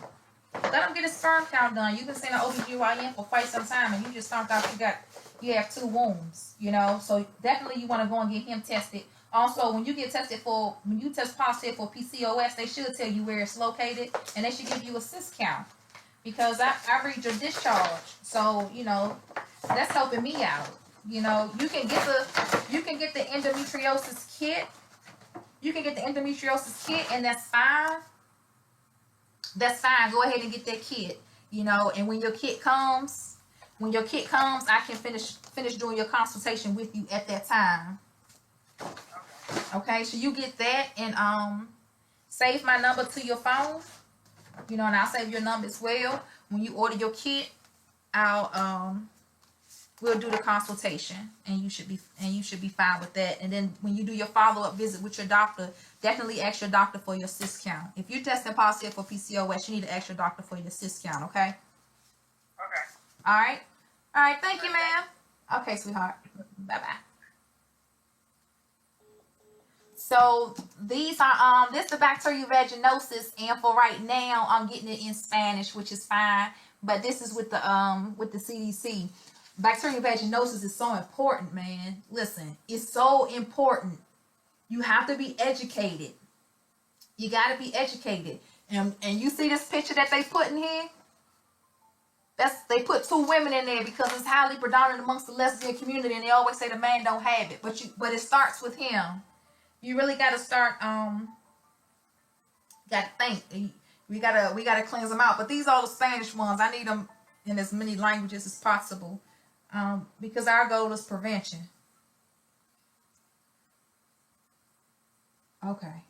They sent me the voicemail. Listen, my phone don't stop. So I definitely appreciate y'all tuning in. But I do have to work. I can't just sit here. I do have some work I have to do, and I do have some consultations scheduled for today. You know, when you do your consultation with me, or when you pay for your consultation, I put you on my calendar. So, you know, we try to schedule people out, so I really can give you that one-on-one time and really speak to you and truly know what's going on. I try not to rush people.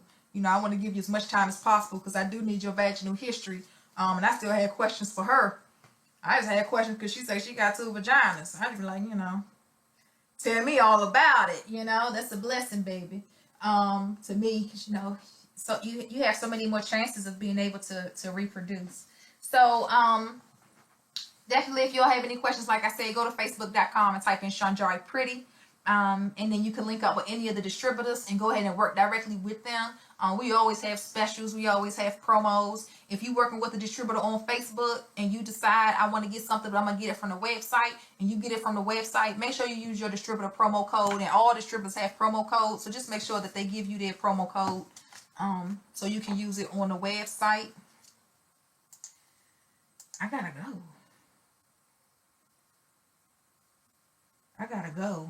Definitely want to be able to do that. Oh, look at Miss Cheryl. How do I set up the consultation? Oh.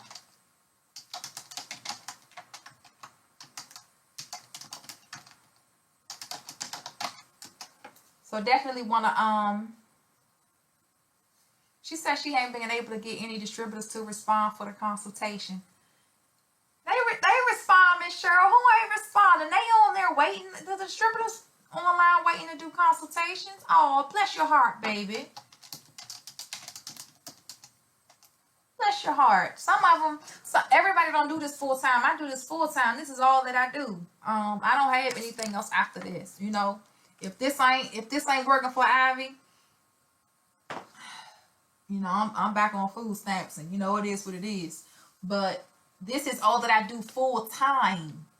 A lot of the distributors don't do this full time. They have, you know, secular work. So they have a job, and then they do this for part-time, you know, supplemental income. So sometimes you can go on Facebook to those pages, and they're not available at that time, but it will let you know, usually on the right side of the screen, when they're available. So they will respond to you. So definitely, you know, you can still reach out to them, and they should respond to you in a timely fashion. It's just that I do this full time, so I'm available. You know, a lot of people go through Google to contact me, and it'll hit my phone, or they do YouTube, or you do Facebook, or you go through the website. Either way, you know, to reach me. But I try to schedule everything out so I can give you your one-on-one time. I don't know. I don't know what else to tell y'all. I don't know. This is the little vape thing. That's why I'm drinking my little detoxing tea. That's why I'm drinking this with it, because I'm introducing something to my body, and I just want to make sure that my baby say, you know, thou shalt enter. You know, I'm almost done with this tea, and I mean, you know, I feel fine. My tea helped me feel good. I got some good. And so I'm gonna finish getting this down. There's a few sites being built right now, and my Blue Ivy site is being built because I want women who watch the videos or any of the tutorials. You should put yourself in a position where you can take care of yourself. You know, you don't always have to go out into the world to get things to take care of yourself, but you can take care of yourself at home. When I was 14, you know, I got pregnant with Tyree, and in DC, you could get a summer job at 15. So when I turned 15, I got my summer job in Northwest at the National Black Women's Health Project up in DC. That's when I first learned about self-help groups and women caring for themselves, really. And I would catch a train to McPherson Square, 17th and K, and I would have to walk up to Constitution, the 17th and Constitution Avenue, to get to work. And I would pass these machines. There were just like different vendor machines, and what the machines had in was all types of newspapers, magazines, articles, which is whatever, you know, it's a whole lot of them. And one of them was called The Capitol. I believe it was called The Capitol. But it was a magazine with classes in it. All these different classes that you can take in DC for like $20, $30. And the one I always wanted to take, I wanted to take this class ever since I saw it in the magazine, was soap making. And I said, dang, the class was about $25. They provide everything. They're going to show you how to make soap. And from that summer job, really, for some years, I kept seeing that magazine. I kept seeing that soap class. And I never took it. I was never in a position for so long to hone in on what inspired me, on what my true drive. Like, I just didn't have the money. I didn't have $25 to sacrifice on the class. I had my son to feed, you know. And I never took that class, but you know, when I was a little girl, I would just go outside in the sun and make mud pies all day. So I love playing in the elements of the earth. I love it. And so I never got a chance to take that soap making class. I never had that $25. And even when I worked in the U.S. government, because I started out in the Navy Yard, Military Sea Lift Command, Sea First Systems, and then I went from there to the Federal Aviation Administration. You know, once you start working, once you get a job, it's just like some things you just put on the back burner. And my thing was, you know, I'm working this job and I'm taking care of my son and, you know, trying to make a living really with no guidance. And that class got put on the back burner. And then, you know, I rebirthed it. I love making soap. I mean, I love pearls. I love detoxing vaginas. I love it. I have an even greater passion when it comes to making soap. Like, I love it. Love it. I make soap all the time. Every soap I make, we use it here at home. So when I take a bath now, when I take a shower, I'll wash myself up about 4 to 5 times because I have so many different soaps and it's almost like a soap bar. And so I'm just going for it. You know, I love all of my soaps. And it doesn't stop for me. So, oh, thank you, Miss Cheryl. Bless your heart, Miss Gentry. I know some Gentrys. Okay. I took a strong liking to herbs and extracts. And I love making my soaps. I love it with a passion. It's unending for me. I'll have moments in my life where there's something that comes to me. There's something that comes to me, and it's expressed in the soap. And I love that. I love that very much to the point where I can't stop. That's my addiction. Since I was a little girl, I wanted to make soap.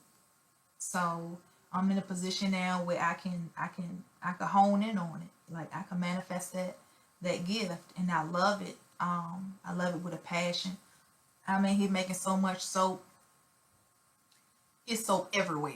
We got soap everywhere. And I love it. Somebody come to my house, I'm like, girl, let me get you some of this soap. You know, I don't even care who it is. Doug, go to the barber shop, baby. Go ahead and get them some of them soaps, baby. Everybody needs some soap. And it's good soap, you know. I just made some black soap. This is not my first time making black soap. I made it before, but I ran out. So it took me a while. So I made some black soap. And I got some, I did a Hawaiian black salt. I did a Hawaiian black salt, volcanic clay, red clay, with some lotus and some lavender and batriculus. Real good, and some myrrh. I put a little bit of myrrh in there for the men who like to use black soap. Definitely good for sloughing off. That's what it's good for. So we did that, and then Chandra called it double threat. So we put some more stuff in it again, and then I triple milled it. I milled it down. So I love making soap. That's my passion. And I'm gonna keep making soaps. I'm gonna keep on doing it. And you know, if you testing positive for something, let me know. If you testing positive for the herpes simplex virus, let me know. Even if you test positive for the herpes simplex virus and they put you on steroids and you don't have the outbreaks, you know, you shutting down your immune system. You know, when your body gets infected, your immune system sends a signal to the brain and say, hey, I need your help in this area because something's wrong. And your brain sends signals to that area of the body that's infected. No matter what you're infected with, it'll send signals to that area of the body and cause that body to do some work. I need you to do some work. And it helps out the immune system. And it discharges whatever the problem is. And that's when you test positive for herpes. Because, oh, thank you, Miss Natasha. Okay, baby. You be blessed, baby. Okay, Miss Natasha, baby. Yeah, because I don't know what be happening when I call you, Miss Natasha. But that's when you find out that you positive for the herpes simplex virus, because your immune system allowed you to know, because your immune system pushed out as much of the pathogens as possible. Sometimes when we're sick, our face break out because our immune system pushed it. You know, you break out around your mouth, your immune system pushed it. Sometimes when you had unprotected sex, you get a white bump on your face. Your immune system pushed it. You know, we eat every day, we consume every day, and then we pass our bowels. That's because your immune system pushes waste out of the body. When you test positive for the herpes simplex virus, you get a medication that stops the immune system from pushing. It's a steroid. Now you don't get outbreaks. So your immune system not pushing the waste out of the body. So now you living with the herpes simplex virus, and you living with those active pathogens in your womb. It's miseducation. It's miseducation in my community, because you don't have the outbreaks, so you have an unprotected sex. And then you say, but when I have my outbreaks, I won't have unprotected sex. I strap up. No, you from the moment you come into contact with a virus, you have to have safe sex. The reason you came into contact with the virus is because you didn't have safe sex, and you breaking down your flora. When you catch the herpes simplex virus, chlamydia, gonorrhea, syphilis, you expose your body to being more prone to catching HIV. There's so many different strands of HIV that you could have such a good flora and be so healthy that, you know, I'm a grown woman now and these dudes testing positive for HIV, but I slept with him. I didn't catch it. But now you done had so much stuff going on down there. You sleep with that man with the HIV strand, and it's not even that strong. His cell count ain't even that great, and you pick it up. So with the herpes simplex virus, you don't want to continue to have unprotected sex. Whether you have outbreaks or not, you do not want to have unprotected sex, because the active pathogens are still in the womb. When that man penetrates your vagina, every time he hits your cervix, it's a trickle-down effect. So whatever's up there in your womb gonna come out. That's why sometimes when we have sex and the man pull out, he got all that stuff sitting on his penis. stuff that's coming up out of your cervix, and sometimes stuff that's sitting up in the cavities of your wall from you not properly cleansing yourself. So you had unprotected sex, and then you releasing those pathogens on that man. So in essence, you really just gave that man the herpes simplex virus. That's what you did. And now y'all not even committed. Y'all not in a committed relationship because, for one, you're not even honest and forthcoming to let that man know that you have a virus. Most people who test positive for viruses not going to tell their partner they testing positive. So you're already being dishonest in your relationship. So we know it's really not going to last. 9 times out of 10 it's not going to last because you're not being honest. You know, and by the time you decide to be honest, that man's life or that woman's life is ruined.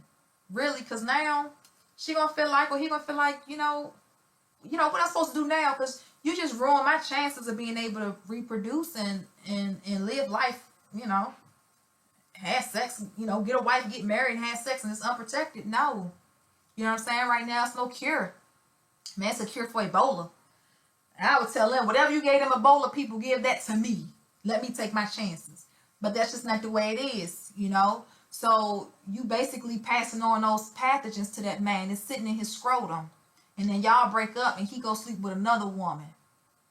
And then he just passed that nasty flora onto her. So not only is she gonna break out with bacterial vaginosis, which is a gateway sexually transmitted infection to the herpes simplex virus, HIV, you also pretty much just gave that woman the herpes simplex virus. And now she got to wait for her outbreak. And who knows how long it's going to be before she get her outbreak. You know, those pathogens will build up in her system. And who knows if she tested positive before even meeting that man with something else. It's a vicious cycle that we have in our community. And it really comes from a lack of education and a lack of respect for ourselves. Because I've had my share of unprotected sex too.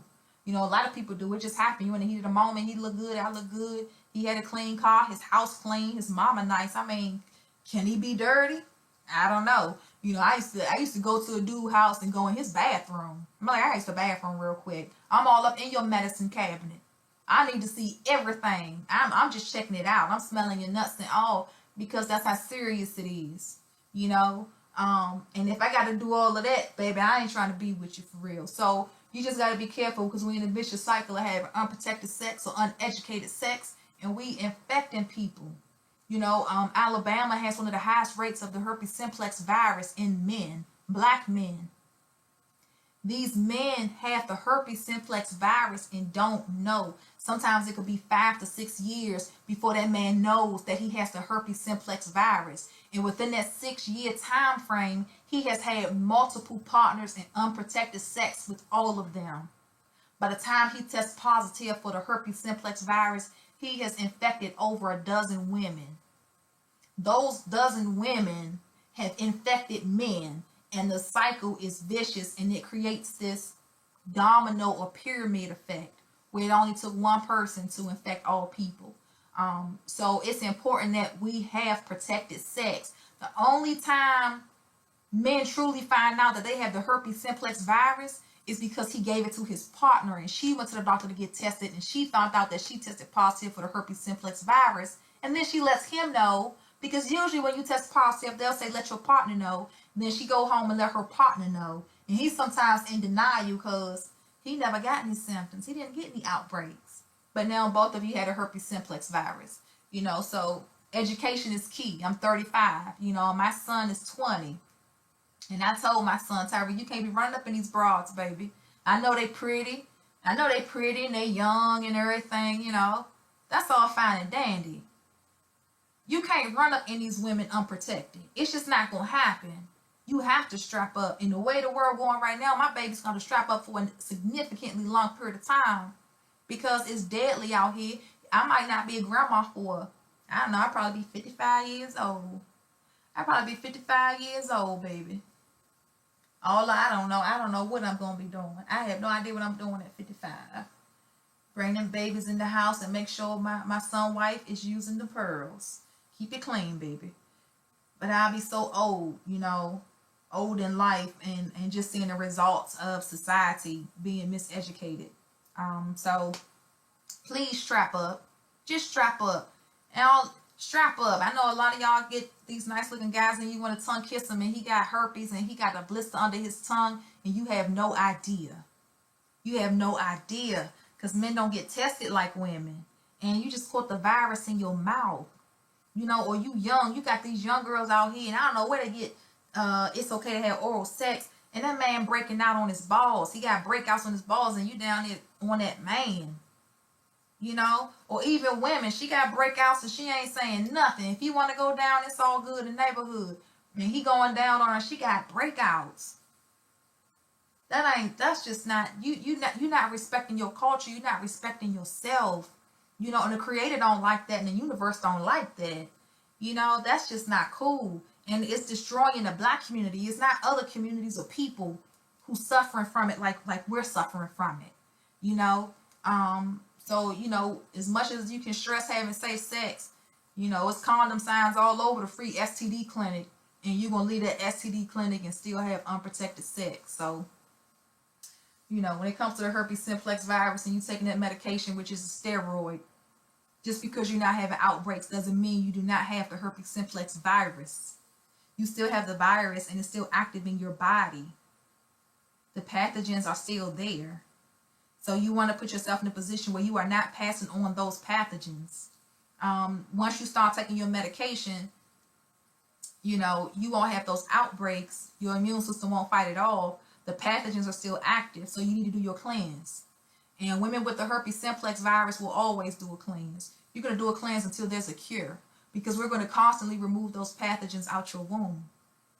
We don't want those pathogens to fester. We don't want them to constantly grow and just start living.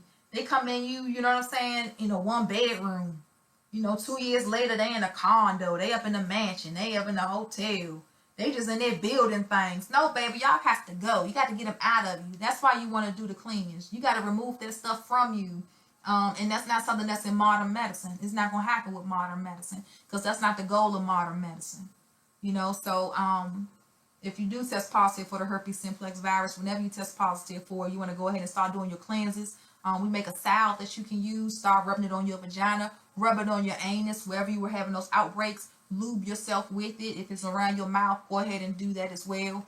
But you want to start cleansing yourself on a regular basis, keeping that area, your vagina, as sterile as possible, and definitely start using your salve, because sometimes it happens. You know, we end up having unprotected sex, so you got to, you know, protect yourself as much as possible, and be passionate enough to protect your partner.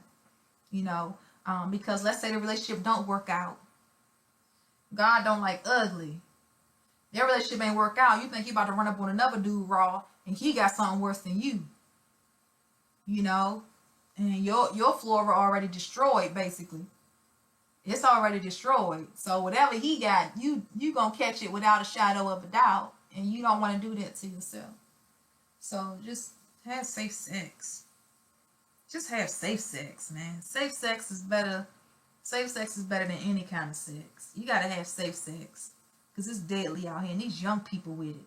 I'm in my 30s. It's babies out here with it. So y'all just doing it dirty raw. ODB started that. You can't do it raw. It's not worth it. You know, you start seeing, as women, we see all these pictures of discharge. I look at discharge all day. I could be in the middle of dinner, and somebody send me a message, and Ivy so dingy, she hits download. Right? So we get all of these different pictures of discharge, and you see all of it online. This is in somebody's womb. This is something that she's been battling with her whole life. And you don't really know who else she slept with. That man you sleeping with, you don't know who he has slept with. So we want to stay clean. We want to stay as clean as possible. You know, you got to keep that in mind when you have unprotected sex. It's that serious. Your womb, that's all you got, baby. Ain't no reduce for quick sale at the Safeway on vaginas. You only get one. I was to the point of trying to consider going through damn plastic surgery to save mine. I said, I only got one. Lord knows I was young too. I said, hell, I can't just give up on her like that. She all I got. And if it ain't good in the bedroom, sometimes relationships don't last long. And that's very true. So I had to do something for myself. And I just can't imagine just letting your body go to waste. Just throwing yourself away, throwing your life away like that. She said, purchase today. How soon can you get your consultation? You can get it. You can get it today. What time is it? 1:45? You can get it. You can get your consultation. My thing is with the consultation, I schedule you, I call you, and you don't answer your phone. I know you don't know my number. I know, but y'all gotta start answering y'all phone. I know y'all be on people and stuff because, you know, people call me too. You know, it's always somebody from another country and I can't understand nothing you say. So I say, when you start speaking English, call me back. Have a good day. I'm gonna hang up now. But me, on the other hand, listen, you know, answer the phone. Just answer the phone when I call. It's an 864 number. It's local. I'm calling from South Carolina. Answer the phone and let's go ahead and get your consultation done. You know, let me speak to you. Sometimes your consultation could take up to an hour. It just depends. You know, sometimes you call me on your lunch break. You only get 30 minutes. I try to get as much from you as possible within those 30 minutes. If not, we can pick it up again. But I do want to get some basic information from you that can help me as far as giving you what it is that you need to go ahead and get you started on your healing journey. So definitely make the time. Make the time for your call. You know, if you got to pick it up later, that's fine as well. Once you do your consultation with me, you're going to have my direct number. So you can call me directly. You're going to be able to send your information directly to me or to my email address. So you'll always be in constant contact with me, no matter what the situation is. If something come up, it doesn't matter what it is, you have my number. You know, so this my phone right here. This my Windows phone. Yes, I like Windows. I don't care what nobody say. This is my Windows phone, and for me, I need it because this is how I run my business. I'm a Windows kind of woman. So definitely want to just reach out to me. Just reach out to me. I'm here. Just reach out to me, and I'll work with you. That's my goal. That's my passion. That's what I do. I like talking to women. I like working with women. And I don't have no problem with it. You know, I look at vaginas quite a bit. I look at discharge even more. I'm just used to it. That's just what I do. That's my passion. When I was young, I couldn't understand why my gynecologist was in the kind of work they were in. I said, I don't know why she like looking up at my vagina. Because I knew what was going on down there. You know, I get up on the table anyway with her little napkin thing she used to put over my legs, cold as hell up in there. But, you know, I was like, baby, go down there and do what you got to do. Make a miracle happen. You know, but now that's what I do. I take care of women efficiently. You know, I make sure I give you what it is that you need. And I take care of you, you know, because that's my passion. I have a mom and I have sisters and I have daughters. You know, my life is surrounded by women, you know, and I know how important it is for you to take care of yourself and to cherish yourself and to love yourself. And sometimes it starts with the womb, you know, and that's why we target that area. But then, you know, you get your soaps and stuff, you just be all over the place with it. So definitely, you know, take care of yourself as much as possible.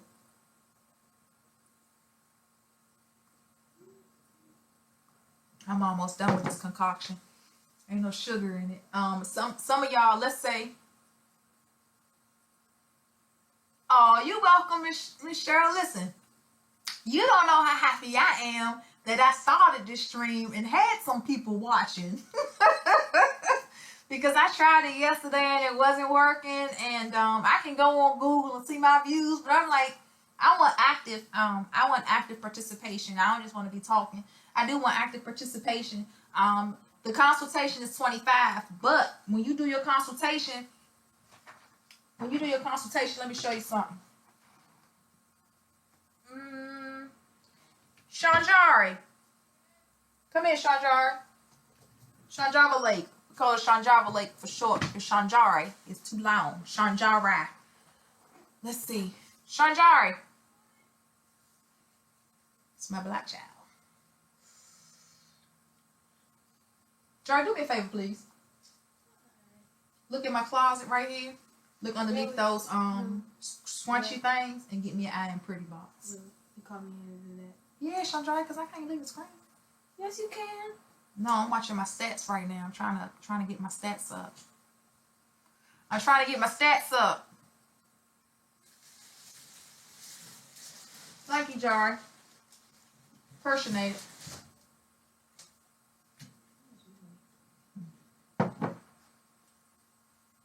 You already packaged all that stuff up over there. That's done. Did you put that crock pot on? You put the soap in it? Yeah, so what are you doing? So this is the this is I Am Pretty, the I Am Pretty nutrition box. And so when you do your consultation, let's say you do your consultation and you undecided, you still get this box. Let's say you do your consultation and there's several things that we have to get for you. If your purchase over $100, and sometimes it is, then you still gonna get this box. You still gonna get it because you need it. You gotta put yourself in the right path, right? And trust me, when I got this box, I was like, oh yeah, okay. I know what it's like. I'm not gonna give you something I wouldn't give myself. My goal is to treat you good, baby. Your health is your wealth. So anyway, they say Kiss Life Hello. This is through Aloha Tea. It's a sister company that I collaborated with last year. You may see their ads on Facebook that say get a free tea. That's Aloha Tea. It's a vegan-based company. So when you get your kit, it's a vegan-based trail mix that you get. You get a vegan-based trail mix. I love it. I love this. There's no peanuts in it. Vegan-based trail mix. You get 4 detoxing teas. I was drinking one earlier, but then I added my own little concoction to it because there's some other things going on with me. But that's the lover's tea.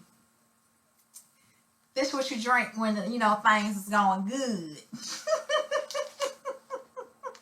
You got a Protect tea, which is also good. It has echinacea in it, and elderberry, which is really good. This is a clean tea, something that you can start drinking while you're doing the cleanse. When you start using your pearls, you want to drink this. This has the dandelion root in it, which is actually a stimulant, so you want to definitely get that in your system. This is a beauty tea. So after you've done your cleanse and you feeling good, you want to go ahead and sip on this. This also has the dandelion root in it. Dandelion is a really good stimulant, but it also has hibiscus and rosehip in there and juniper berry. So you do that, and then you get this. This good. I don't care who you are. I know you got someone out there and say, Lord Jesus, don't give me no more chocolate. But this is a vegan-based cocoa. And I love vegan-based cocoa. It actually has peas in it. I said, how you going to put some peas in my cocoa? But you can. It's a vegan-based cocoa. It is the dark cocoa. It is good. I'll say that, I love chocolate. I love good chocolate. I mean, it got to be good. I want the good stuff. I love cheese. That's why my name Blue Ivy, like the cheese. I love good cheese. I like that stinky cheese. So this chocolate is an acquired taste. That's all I'm trying to say. It's an acquired taste. Don't bite into this expecting the chocolate that you used to getting during the holidays. This is this the real deal Holyfield right here, and it's just good. You can eat this and just smile afterwards. It's good. I love it. So this for the grown and sexy. You done been razzled and bedazzled in life a couple of times, and so this right here is like icing on the cake. You need that in your life. So you will still get that. It's important that you get your kit. A lot of people call me and they're not on a good diet. I want you to get put on the right path, baby. We're gonna take good care of you. You want to make sure when you're doing that cleanse, you're drinking as much water as possible. I recommend that you drink Fiji water. It's an alkaline base of 8.5 or higher. You do want to drink a good alkaline water. Spring water is not alkaline water. Filtered water is not alkaline water. You can get filtered water at home if you put a filter on your faucet. So, you shouldn't be going to the store buying filtered water. Spring water just comes from a spring. If you go to Shenandoah Valley up in Virginia, there are 14 different waterfalls. Go to the bottom of it and you have spring water and you can drink it. So, get you some alkaline water. Fiji water, you usually can get it at a local gas station. That's the only alkaline water I've seen in not Smart, but Smart Source is another alkaline water. You want to drink alkaline water. You want the water with the minerals in it. You need that, especially when you're doing your cleanse. Start reintroducing the good and the better things in life that the Creator has prepared for you. Start putting that back into your body when you start doing your cleanse. Because as things go out, we need for the good stuff to come in, because we want to rebuild your body. We want to rejuvenate your womb. So just want to keep that in mind as you're doing your cleanse. I wish y'all had oh, thank you. Oh, Shanjari, somebody say you pretty. And then Charlotte Blacknall, can I use pearls while I have a 10-year copper IUD? How long have you had it in so far? It's a 10-year copper. You making sure ain't nothing pop out. But how long have you had it in so far? How long have you had that IUD already inserted? Because when you get that IUD put in, you can't do anything, because that IUD has to become lodged into the womb. It has to become lodged into the fallopian tubes. So there's a lot of things you can't do for a significant period of time.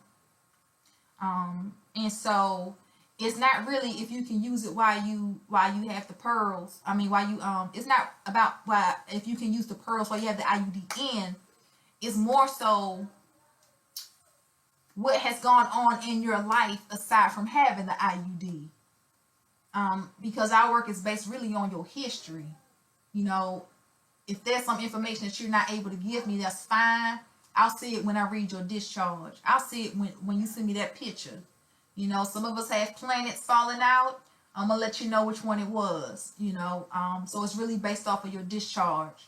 So if you do have an IUD, and I think I did a video on that before regarding whether or not you should be using these pearls when you have an IUD in.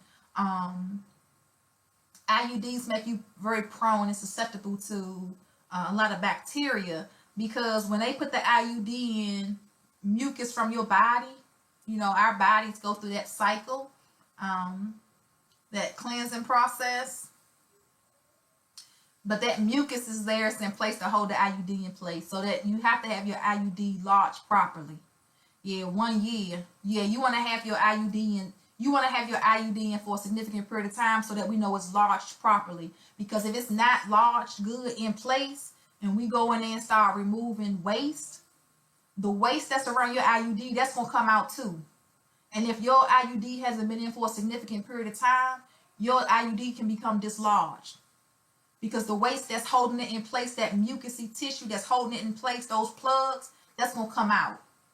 You know, some people, you got a long ways to go too. You just got yours put in. You ain't having babies for a long time. Yeah, that's the only thing about having those IUDs in place. However, if you got that IUD in, and let's say you having bacterial infections, or you having any type of smell, any type of discharge, and if prior to you getting that IUD in, if you were having unprotected sex, if you ever tested positive for a sexually transmitted disease or infection, then you would have to let me know that as well.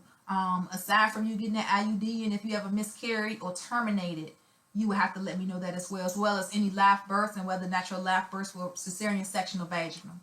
Because all that plays a role in doing the cleanse. Because our goal isn't just to do it for one particular thing. Like if all you have is BV, it's not just about you having BV. It's about your history.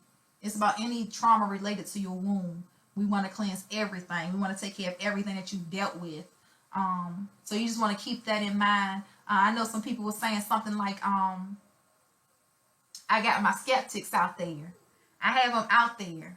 And they say stuff like, well, the vagina can cleanse itself. It's a self-cleansing organ. You shouldn't do this. And that's all fine and dandy to think that way. I appreciate my creator. Because if you think about it, if my vagina can cleanse itself, somewhere along the line, it bypassed my fibroids. And it bypassed my PCOS. It bypassed my polyps too. Matter of fact, it just bypasses everything, and all it do is give me blood every month. So if she is self-cleansing organ, why does she bypass all the ailments of the womb that's causing me so much problem? So maybe she forgetting it, maybe she's skipping it, but I had my fibroids for 8 years now, and they multiplying and they growing. So if my vagina is a self-cleansing organ, I just want to know how come it's not cleansing that area. That's why we do what we do. Because you can ovulate and have your cycle and have your period. But if your vagina truly was a self-cleansing organ, we wouldn't need a gynecologist. We might need an obstetrician for babies, but we wouldn't need a woman to look up inside of us and tell us what's wrong with us. Because there wouldn't be anything wrong, because the vagina cleanses itself and takes care of itself. But there are some things wrong with us, and we get those diagnoses. And then they ultimately recommend that we get surgery, because the vagina can't cleanse itself. So when you do pearls, when you really start taking care of yourself, then you're going to help your womb. You're going to send the proper messages by means of your immune system to your brain to say, hey, womb, this isn't healthy for us. We want to get rid of this. And that's when you purge. That's when your womb release. That's what you want to happen, right? So, yeah, we ovulate, but you want your womb to cleanse itself with some help.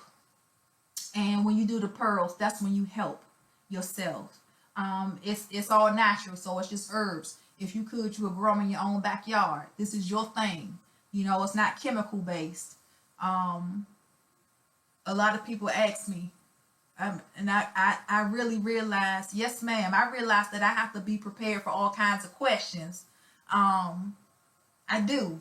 And I got to stay clear headed, you know, because sometimes people thinking can become foggy and they bring that fog this way.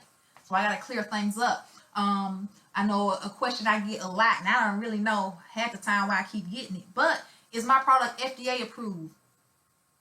When you get some free time, go in your bathroom and look in your medicine cabinet and take all of your vitamins out.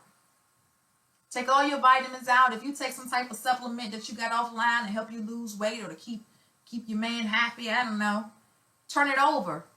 No herbal supplement will ever be FDA approved because it can't be controlled, because you can grow it yourself. When it's FDA approved, that means that it's regulated because there's something in it that must be regulated. And if it's not regulated, it can be harmful. So this will not be regulated because there's no chemicals in it. There's no drugs in it. That's so it can't be regulated. So no, it's not FDA regulated. But as I mentioned before, I partner with the FDA and the CDC. I work with Health and Human Services under Secretary Sagarius for quite some time, and I still go before Congress every year regarding my products and anything that I do in my business, because I still respect the Food and Drug Administration. You know, I respect them for what it is that they do, as far as helping people, because, you know, sometimes people need help that's outside of our scope, and that's all fine and dandy. But I partner with them because I want to make sure that everyone knows that I keep the public interest at heart. What I do is work towards helping people and supporting them in their healing journey. I would never try to hurt somebody. And so, you know, I partner up with them. I do what I have to do. They don't have to worry about Abby doing nothing wrong. Not Abby. I don't have time, honey. That's why I'm particular about what I give to people. I could easily find a spinoff of anything and just give it to anybody just because. But I'm not here to provide a product. I'm here to provide a service. I want to provide a service. I want you to call me. I want you to talk to me and just let it all out. Let me know, because that's what I do. And I can't sit here and tell you every single thing about my life and everything about my past. You know, I can't tell you the intricate details of everybody in my family and their history. But when you talk to me, it will come, you know, and that's how I help. You know, sometimes you can't call me at the time. Sometimes I don't really get to speak with you, and I'll get an email. And some of the emails that I receive, I can still hear you talking to me, and I can hear the panic in your voice because it's that serious. When you get to the point in your life where you panicking, you don't know what's wrong, and you tired, you at your wits end, and you send me that email, I get it. And my goal is to help you. You know, my goal is to help. That's all I want to do. You know, so you got to just think about that when it comes to these products. It's because there's all kinds of stuff out there. Just think about that.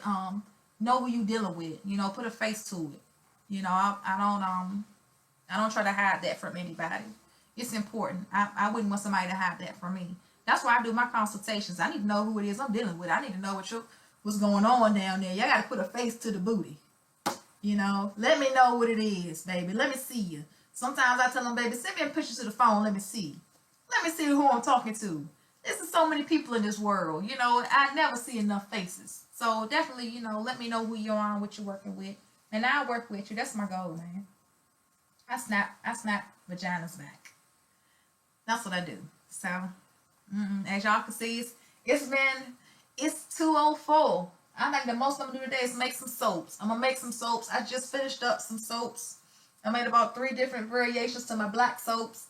And I gotta make some more men's soaps today because we ran out. So if you have a man at home, if you ever tested positive for bacterial vaginosis, anything going on with him down there in that area, if you one of those guys who work construction sites and he's just one of the big musty guys, all the time, he need that soap. You know, definitely get him some. Let him wash up down there and lather it up good. And it's a very good soap. It works wonders. My partner uses it. You know, he got to use whatever I make that's for the man. So definitely keep that in mind and use it.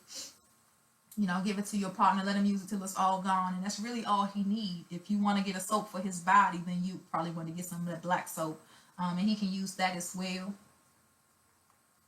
He can use that, but that's it, y'all. Hey, gifted woman, that's it. I got people on and off the channel. If y'all had some questions or something, definitely let me know. If y'all had to ask me something, I don't mind answering questions.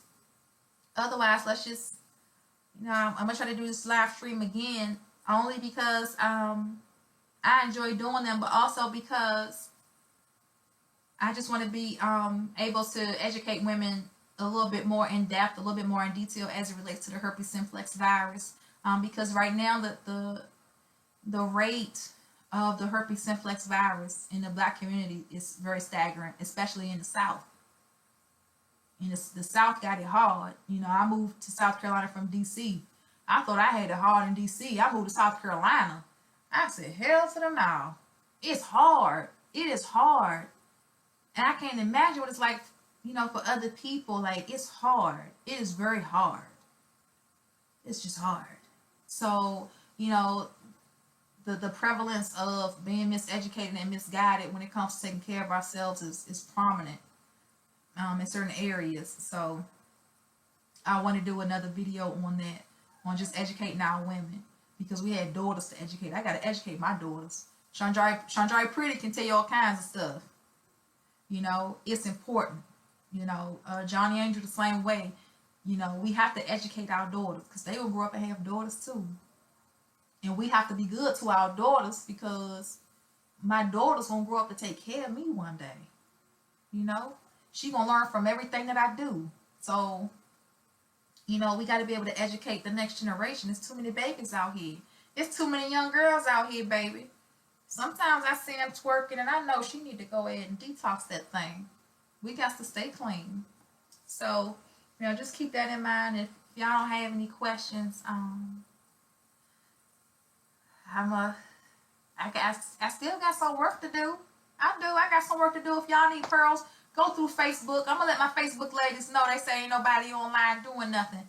I know they got some other jobs to do, but I got Facebook people online. I got the pages on. Mine is Chandra Pretty All Natural, but then it's Chandra Pretty Florida, Chandra Pretty Pensacola, Chandra Pretty Texas, Chandra Pretty Houston, Chandra Pretty Virginia, Chandra Pretty California, Chandra Pretty North Carolina. Excuse me. I don't have too many of them left. I had a whole lot of them at one point, and they just wasn't good. Some of these women not good. I try to be good. I try to be a conscious sister. I love working with conscious black women. I love it. It's a passion. I love it when you can tell me something I don't know. I like it if you can educate me and let my mind sizzle. But you know, a lot of people gone. You know, I had a very high attrition last year. And it comes with the territory, as I've learned. So when you type in Chandra Pretty, what's available will pop up. You know, we have distributors in those particular areas. We're still looking for distributors. I'm still looking for distributors in my business, but you have to have a background in healthcare. Like, this really has to be your thing. You already know about health and disparities, you know, as it relates to the black community. That's, you pretty much educated in that area, because that's what we need. If you've been selling ice cream your whole life, then just go ahead and keep on selling ice cream, baby. You just keep on doing it. You know, I don't want you to come on board for the money. Don't do that, because there's days where you ain't gonna make none. You come on board for the passion of helping another woman reclaim herself. And when you come on board to do that, that's when the Creator bless your efforts. And blessings aren't always in the form of money, honey. It's not. You know, so come on board, because this is really something that you're passionate about. Like, you love taking care of women. You love taking care of yourself, and you realize how important it is to take care of yourself. And you see women out here right now that's downtrodden up the creek without a paddle, and they need some help. And you just love to be good to women. I love blessing women. We just had I had my little Valentine's Day special, and we made all kinds of baskets. You know, y'all who bought some, I put pussy juice in the baskets and little extra beverages that I can't say. And different bath balls for fizzing in the tub and soaps. I didn't really put pearls in there because it wasn't about detoxing. It was just about treating yourself and being good to yourself. And we did that. We did that Valentine's Day special. We posted it everywhere. Just want to, baby, feel good. There's so much no love in the world. That's why all that stuff on clearance in Walmart now. And I'm going to be in there later on. When it get to 90% off, that's when I be cut up in there. And I'm going to go in there and see if I can find me some stickers. But we put those kits out, the Valentine's Day baskets and everything, and I still had some left over.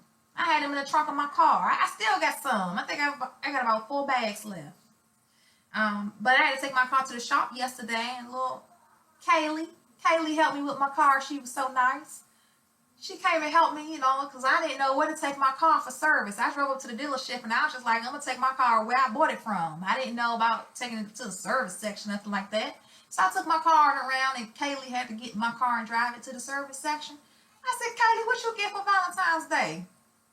She said she got a cactus plant. So I was like, girl, listen, let me put something in your life. Let me hook your sister up.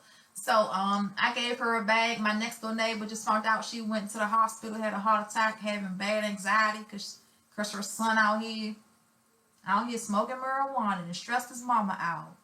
Stressed his mama out. Put her in the hospital. Stressed the mama. Ain't no way. And your mama young, beautiful black woman. I had a big bag. I had different size Valentine's Day bags. I said, go get this to your mama, baby. Because she got to feel good. I wanted her to feel good. She saw me yesterday, but I was on the phone, and she walked up and she was like, I'm like, okay, baby. I love to make women feel good. Love to see them smile. I want women to be happy because I didn't grow up in a happy environment. Like my mama, I didn't always see my mama happy. You know, my mama was always mad about something.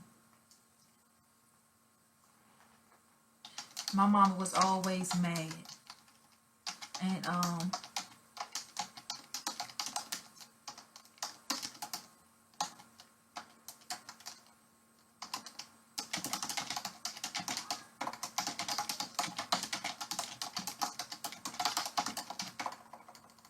she was always just mad about stuff. My mama was always mad, you know, and it seemed like the only thing that made her relax and laugh was alcohol. You know, so she wasn't always happy. She just wasn't happy, you know. So I emulated that. I wasn't happy. Growing up, I just wasn't happy. You know, my parents go through a divorce. I wasn't happy. You know, I ain't really had no happy times. My happiness when I was a little girl before my parents separated, and that's the only way I know I can remember stuff based off of serious events. My parents separated when I was 9 years old. But before my parents separated, I used to stay in the backyard. I used to go, you know, in the backyard. You know, I wake up in the morning, go in the backyard. And I used to make mud pies. I made mud pies almost every day. I made mud pies. My daddy was a trash man, so he always brought stuff home. So I would look around the backyard and find stuff that my daddy brought home and see if I could put mud in it.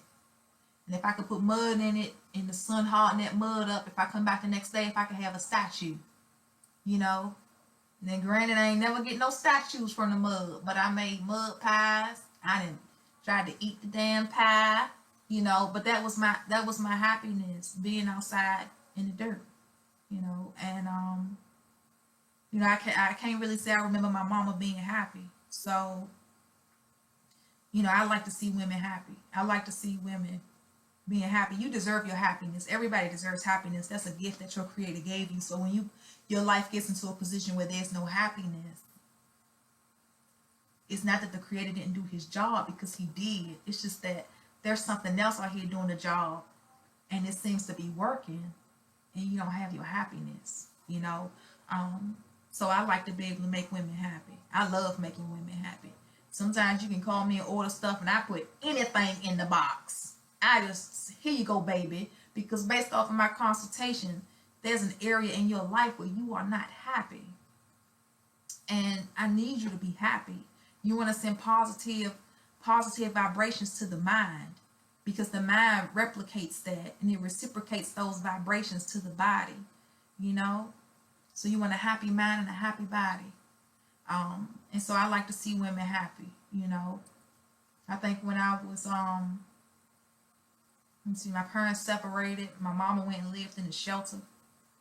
She went and lived in the shelter, and eventually, when my mom left my dad, my sister, one of my sisters, two of my sisters, and two of my brothers came. Winston left first. He left within about a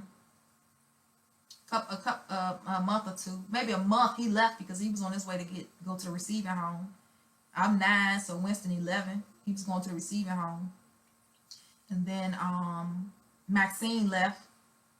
She's about 16, maybe. I don't know. She left, went to go live with her boyfriend. Shonda left. She was in high school and in ROTC. She in the military, some gun ho stuff. She left. And then Darius left, my brother, next to me. Darius left, went back to my daddy's house. So really within the time frame of a month, it was just me and my mama living in the shelter. Just me and my mama. And it was sad. I ain't had nobody. I tried to make friends with the girl in the shelter. Them bras was off the hook. I ain't lived like that, I made one friend. In the shelter. Out of all them girls who said they was going to be my friend, I was a little girl myself and I ain't know nobody. Out of all them girls, I only ended up being friends with one of them. And to this day, her name Andrika. Now she real tough with my sister. Her and my sister real tough, but I don't live in DC no more, but she was the only girl. Even when my sister ended up living in public housing, I went to go see my sister one day in public housing, her new little apartment. She was having her little housewarming and everything. I saw the girl and I said, dang, I ain't seen you since I was in the shelter. That's when I was 10 years old, Now I'm 14 and I run back into her, but I still ain't had no happiness. I ain't had no happiness in my life. No real happiness, really. Like sincere happiness where I can just say, you know what, life is good for more than a decade, And so a lot of stuff that I do it because I want to be happy, because it brings me happiness too. So I do a lot of stuff because, hell, doing this make me feel good. I feel very good. I feel pleased. I feel replenished. This gives me satisfaction when I help somebody. It really does. So if this will make me happy, then this is what I got to do. And I'm just blessed to be able to do it. And I'm blessed to be able to reach women because otherwise I wouldn't be able to. I really wouldn't have an outlet. And I don't live a big social life. I don't have a big social life where it's just, people all over the place, women everywhere. I don't have that. Go ahead. I got a quiet life, and it's kind of been embedded into me. So it's still, a lot of stuff I don't do, but I love talking to women. And when I talk to you, we talking about your vagina and your history, then to God be the glory, because I done been through my share of it, I done been through my share of it to the point where I don't want to go back out there. It's almost like I was in prison for a long time, but baby, I ain't going back. Once I got my release papers, I'm not going back, So I love to talk to women and be able to relate, to women and really help women. That's what's important. That's our role in life, to help and sharpen people. The book says iron sharpens iron. You want to be in a position where you can do that and not make somebody dull, So we don't have as many distributors as we used to have. We want people that's passionate about what it is that we do. We want people passionate about taking care of your vagina. We want you to be passionate. We want you to love women so much that this is, you eat and breathe cleansing. This is it. This is what you want to do. Every time you turn around, this is what you're thinking about. Every time I talk to you, this is all that come up. Because this is what you love to do. Because this is what I love to do. This is my thing. This is my thing right here. And I don't plan on stopping no time soon. It's not even in the plans. This is what I want to do. And I'll continue to do it. And my Creator always bless my efforts. So, the potter always refining his pot. And, I'm that vessel, and he always doing his refinery work. And right now I'm in the fire, so I appreciate it, because it's always something better. It's always something great, So if that's what you're interested in and that's what you want to do, you know, come on board. Right now, you don't even have to pay to come on board. You really don't. I got some women who, when they came on board, they didn't have no money. They didn't have money. But they said, Ivy, I want to do it. I do it. Oh, yeah, I like that. That's what I want to do. I want to do herbs and stuff my whole life. That's what I want to do. You know? And I say, great, come on, let's see what you can do. And those the women, most of them, those the women that's still with me now. The women who came on board, and they didn't have anything when they came on board, but they was willing. You know, they said, because this is what I want to do, Ivy. I said, well, come on. Women, when I first opened my doors to distributors, I didn't want a woman with a job. I wanted her to be underemployed or unemployed, like nothing, just single, had some kids. You know, be like who Ivy was. I ain't had nothing. I ain't had nothing at all, you know. And I had kids, you know. If it wasn't for them recession, emergency, unemployment checks Obama passed, Lord knows, because I was living off of them suckers. You don't like that sucker? I thought it would be more. It's big on the outside, on the inside. It's nothing. It's just a rental, Shanjari. That's how it is. That's just how it is, baby. Shanjari, do me a favor, please, baby. Put some more water in here. Just heat it up. Just heat it. I'm about to finish that off. Let me drink that. But I didn't have nothing, you know, and wasn't nobody giving me no chance. Wasn't nobody giving me no chance. The dudes I was talking to wasn't even giving me no damn chance. And it would hurt me. You know, I could be with somebody and he know I don't have no money. He know I'm struggling. He know I'm hungry. And he ain't gonna do a damn thing for me. You know? I wouldn't want to put a woman in that position. I wouldn't want to be in that position. So when I came across women who said, hey, this is something I want to do, but I don't have the money, but, you know, I would love to do it. You know, I got a family at home I got to take care of. I said, well, let's do it. Let's make it happen. Let's make it happen, because I know how hard it is for a single mother. I know what it's like to be a single mother. You know, it's different definitions to a single mother. I ain't had no baby daddy. I ain't had no man saying, here, Ivy. I ain't had no man saying, here, son. Got something for you today, buddy. I ain't had no man saying, I got something for my daughter. Can I drop it off today? I ain't had nothing. It was just me and my kids. I didn't have a damn thing. I ain't had their parents saying, hey, I got something for my grandbaby. No, I was a single mother. And I wasn't even getting no damn child support. I wasn't getting nothing. Nope. So I know what it's like to be a single mother. I know what it's like to have to feed your kids. I know what it's like to have to get all your kids cleaned up and get them out the house by a certain time because you got to hurry and get to the bus stop. Because it's a certain bus you need to catch and you can't miss that bus. I know what it's like for the bus to pull up and you got your baby in the stroller and your other baby standing up, and then you got to take your baby out the stroller, sit your baby down and close your stroller up because you got to get on the bus and get your kids up on the bus too, and the bus already packed and people standing up, but you got to get on this bus and people will look at you sideways. I done been there, done that. Thank you, Sagarius. There's nothing up in the bottom. Germany start cooking up some sugar and water. How much sugar we got left? A good amount? Baby sugar. All right, let me start cooking up some sugar.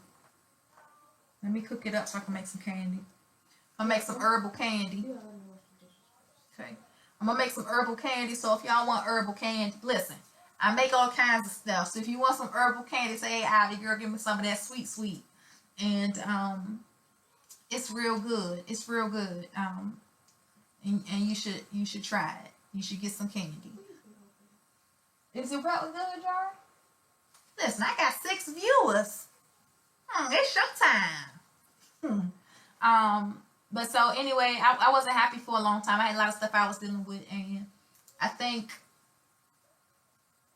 you know, last year, this year, you know, just being able to start enjoying my life a little bit, and making my kids happy, getting stuff for my kids. You about to eat that? Let me see, who cake is that? No, you can't eat that. I don't want to eat my cake. No, girl. Chanjara, you can go make a cake. No, it ain't gonna taste like this. We went to Cakes by You up in Greenville. Shanjari, she does culinary arts, so she makes sweets all the time. We actually have a museum in the house of her sweets. And so we went to Cakes for You. Is it Cakes for You or Cakes by You?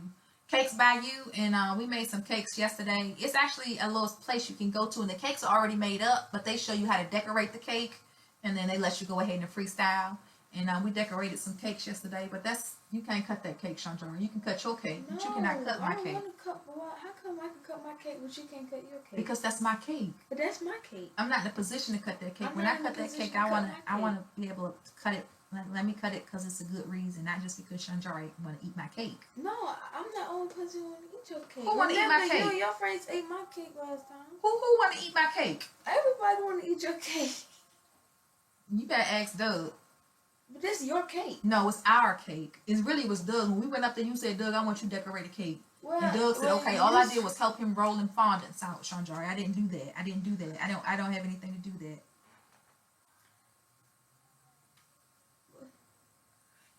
Miss Tiana, you don't have to, when you get pearls from me, you don't have to put in 3 at one time. And you shouldn't put in 3 at one time. You just put in 1. Early last year, I created the D plans. I'm the one who said, let's do 3. Okay, so you don't have to do that. At that particular time, our sales and stuff had really skyrocketed, and there was just so much stuff going on, and we were really getting a lot of clients in, and we were seeing a lot of results, and I was trying to expedite it, and that's something that we did. But starting fall of last year, just based off of our studies, your body will still respond just as greatly to 1 as it would to 3. Plus, if you testing positive for BV, and you did, and you purchased a BV kit, that should give you 6 cleanses instead of 2 cleanses. And if you are having unprotected sex, you do want to make sure that you having protected sex during the cleanse, and you also want to get your partner treated. Did you go to the doctor for your BV and get treated? Let me know if you went to the doctor and got treated for your BV.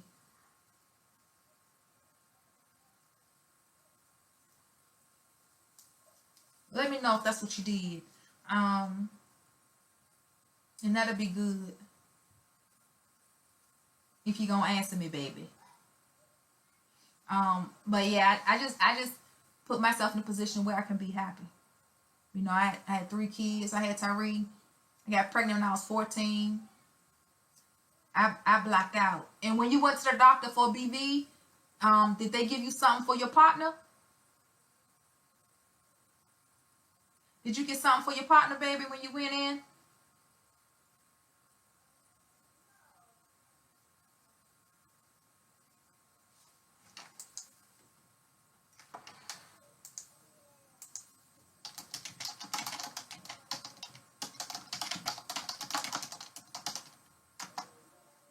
Let me know if you got something. Let's see. This is an ongoing trend.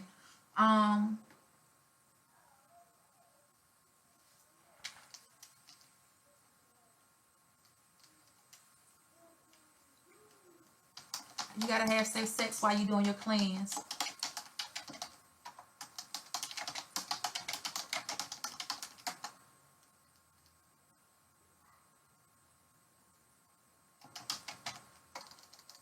You gotta have safe sex while doing your cleanse. If you have unprotected sex after you do your cleanse, you're going to be reinfected with bacterial vaginosis again, and you'll end up back at the clinic again to be treated again. So you do want, if you have health insurance, if you and your partner on the same health insurance, then you need to call your PCP, your primary care physician, and let them know that you do want to get some medication for your partner. You do want to get an antibiotic for your partner because you tested positive for BV. You need to get an antibiotic for your partner. If they say, well, he doesn't need it, well, you recommending that he gets an antibiotic. Because if you have bacteria in your womb, you don't want to transfer that bacteria onto him. And they may tell you that you really don't transfer it to him. And we discussed that earlier in the stream. But he needs to get tested. Yes, ma'am. Bacterial vaginosis comes from when your partner delivers another woman's flora to your womb. So I'm not sure how many times you tested positive for BV. Sometimes you can test for it multiple times because you keep reinfecting yourself. But when you initially tested positive for BV, that's what it was. And if he never gets treated, if he's never been to a doctor to get antibiotics, then you're going to constantly reinfect yourself. So what you want to do is, you welcome, sweetheart, but you need to speak to your primary care physician or speak to his primary care physician, and he need to get some antibiotics. Otherwise, you're gonna get reinfected with BV. You're gonna catch it again, baby.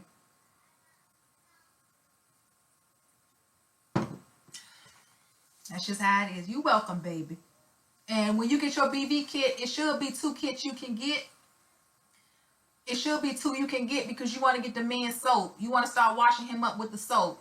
So I'm not sure what site you went to, but you want to go to the JohnnyAngelMariah.com site, and you want to go into the King collection. That's what you want to get, and you want to get the soap. So he can start using that soap to help detox his scrotum, because the BV, the bacteria, is sitting in his scrotum. So you want to go ahead and let him use that soap and start lathering up his scrotum and his penis as much as possible.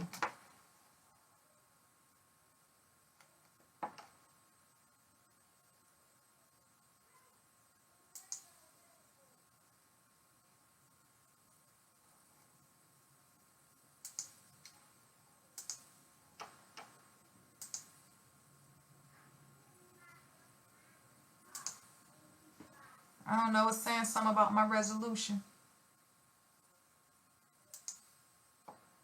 It's saying 1280 by 70.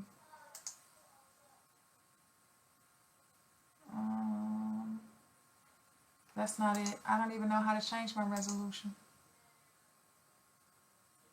Projector. Scale to 100%. Don't know what that means. Add source. Don't know what that is. Preview editor.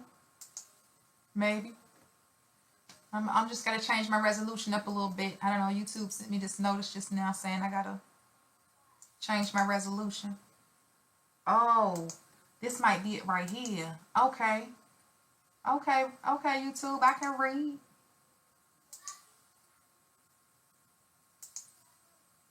Can you do it?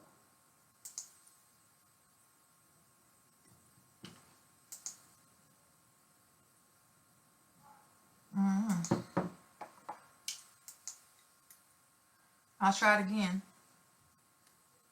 Yeah, get it. And when you get your kit, Tiana, you can call me. You can call me just so I can do an intake on you, just to get some more history about your womb from you.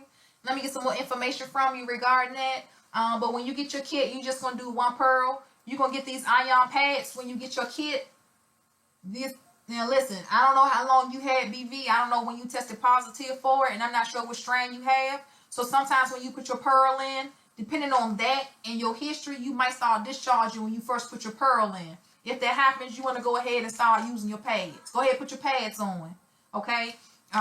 If you get 6 pearls, you get a pad per pearl, so you'll get 6 pads. But you want to go ahead and start wearing your pad if you start discharging early. Otherwise, after your 72 hours, you remove that pearl, then you put your pad on, and then you use that pad, and you'll get enough of them, but you use those pads for the next 72 hours, okay?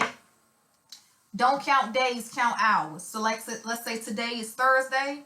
If you put them in Thursday, Friday, Saturday, Sunday, that's 72 hours. So you want to make sure you count 72 hours and not 3 days. Don't put it on Thursday and take it out on Saturday, because that's only 48 hours. So make sure you count your hours out when you do your cleanse. Keep it in for 72 hours. When you remove it, put your pad on and go ahead and discharge for the following 72 hours. Okay, once you do that first cleanse, you'll have my contact information. You're going to send me your discharge. You can also send me your pearl when you remove your pearl. But definitely make sure you send me your discharge. And when I speak to you, I'll let you know how soon you need to do another cleanse. So definitely just, stay in contact with me. But you'll get my contact information in the kit. If you work with another distributor, you will get their contact information and you will just follow up with them. And that's pretty much how it works.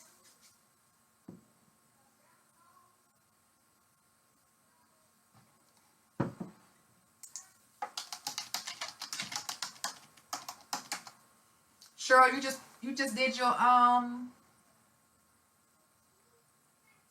guess you just did your consultation, sweetheart. Look, see, let me tell you how fast Shanjari is.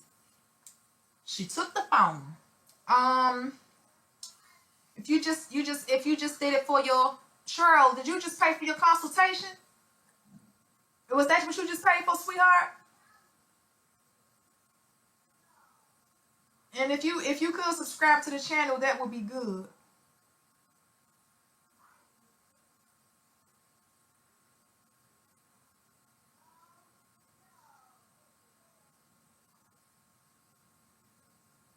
If you could do that, that would be good. Just hit the subscribe button.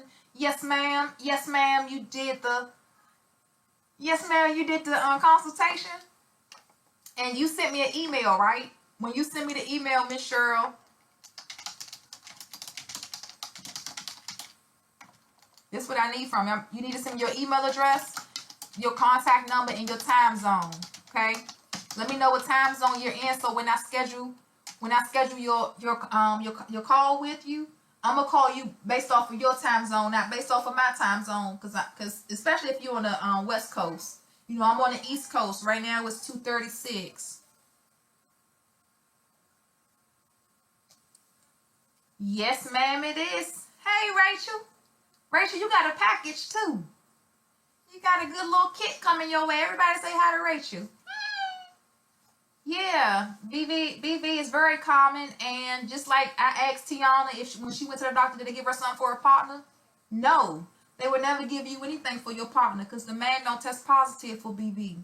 If you're a lesbian, your girlfriend will test positive for BV because BV comes when two fluorids mix. Two fluorids don't mix like two penises don't mix. That's just the way it is. That's just how the creator made it. But the flip side is that you can be treated. So if your girl if you have it, your girl also has it. However, if both of you get treated but continue to have unprotected relations, then you both become infected again because fluorids do not mix. So you just want to make sure that whatever you all do as a couple, that you're still protecting yourself. And the same thing for a heterosexual couple. You want to make sure you're protecting yourself.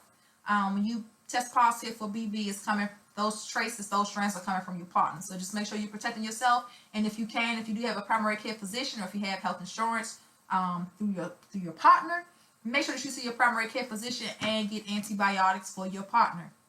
Yeah, I did. I did send it, Rachel. Cheryl, if you subscribe, baby, I can't see your face. It's a blue circle up there. It's just a blue person. It's a blue person. So I don't know if you subscribed or not. I don't know. Hey, Rachel. Rachel, how you know I was online? Oh, what y'all going to get Monday? Oh, the meds. Yes, ma'am. Take care of the baby. Embrace the king. Love your man. If you got a woman at home and you love your woman, be good. Take care of them. Once you get their education, go back and take care of them. Be good to them. Especially if he a keeper. If you keep catching BV from him and you just not doing a cleanse, let him know you was hip to his games. You was hip to his disguises. And God don't like ugly. But if sometimes you make mistakes, you came in the door slipping. And you think he a keeper and you want to take good care of him or whatever. Get that man cleaned up. Get your king cleaned up before he enter that holy place. Clean him up good, baby. That's right. Clean him up. I'm glad, Rachel.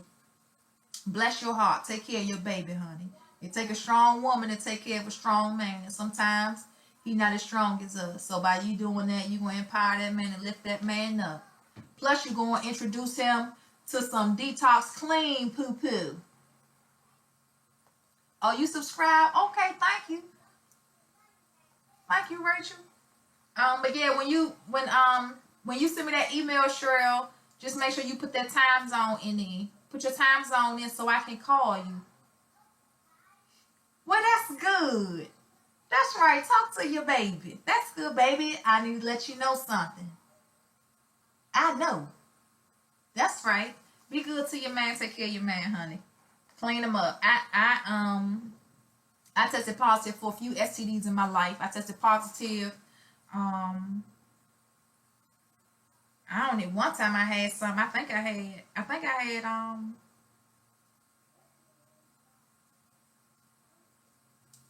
hell, I don't know what the hell that was I was a little girl. I was,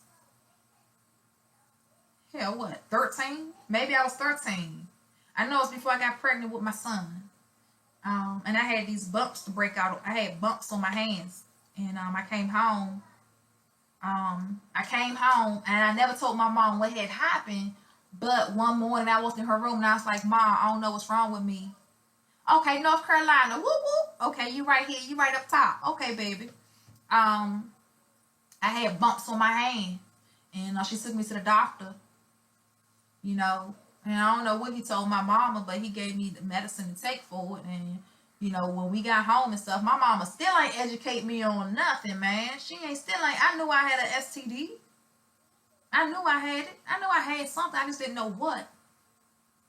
And she ain't say nothing, you know. Just sometimes when she get mad or get frustrated, then she'd say stuff like, you know, I'm filthy. She would say something along those lines, you know, something about me being filthy. You know, but she didn't educate me on it. Then I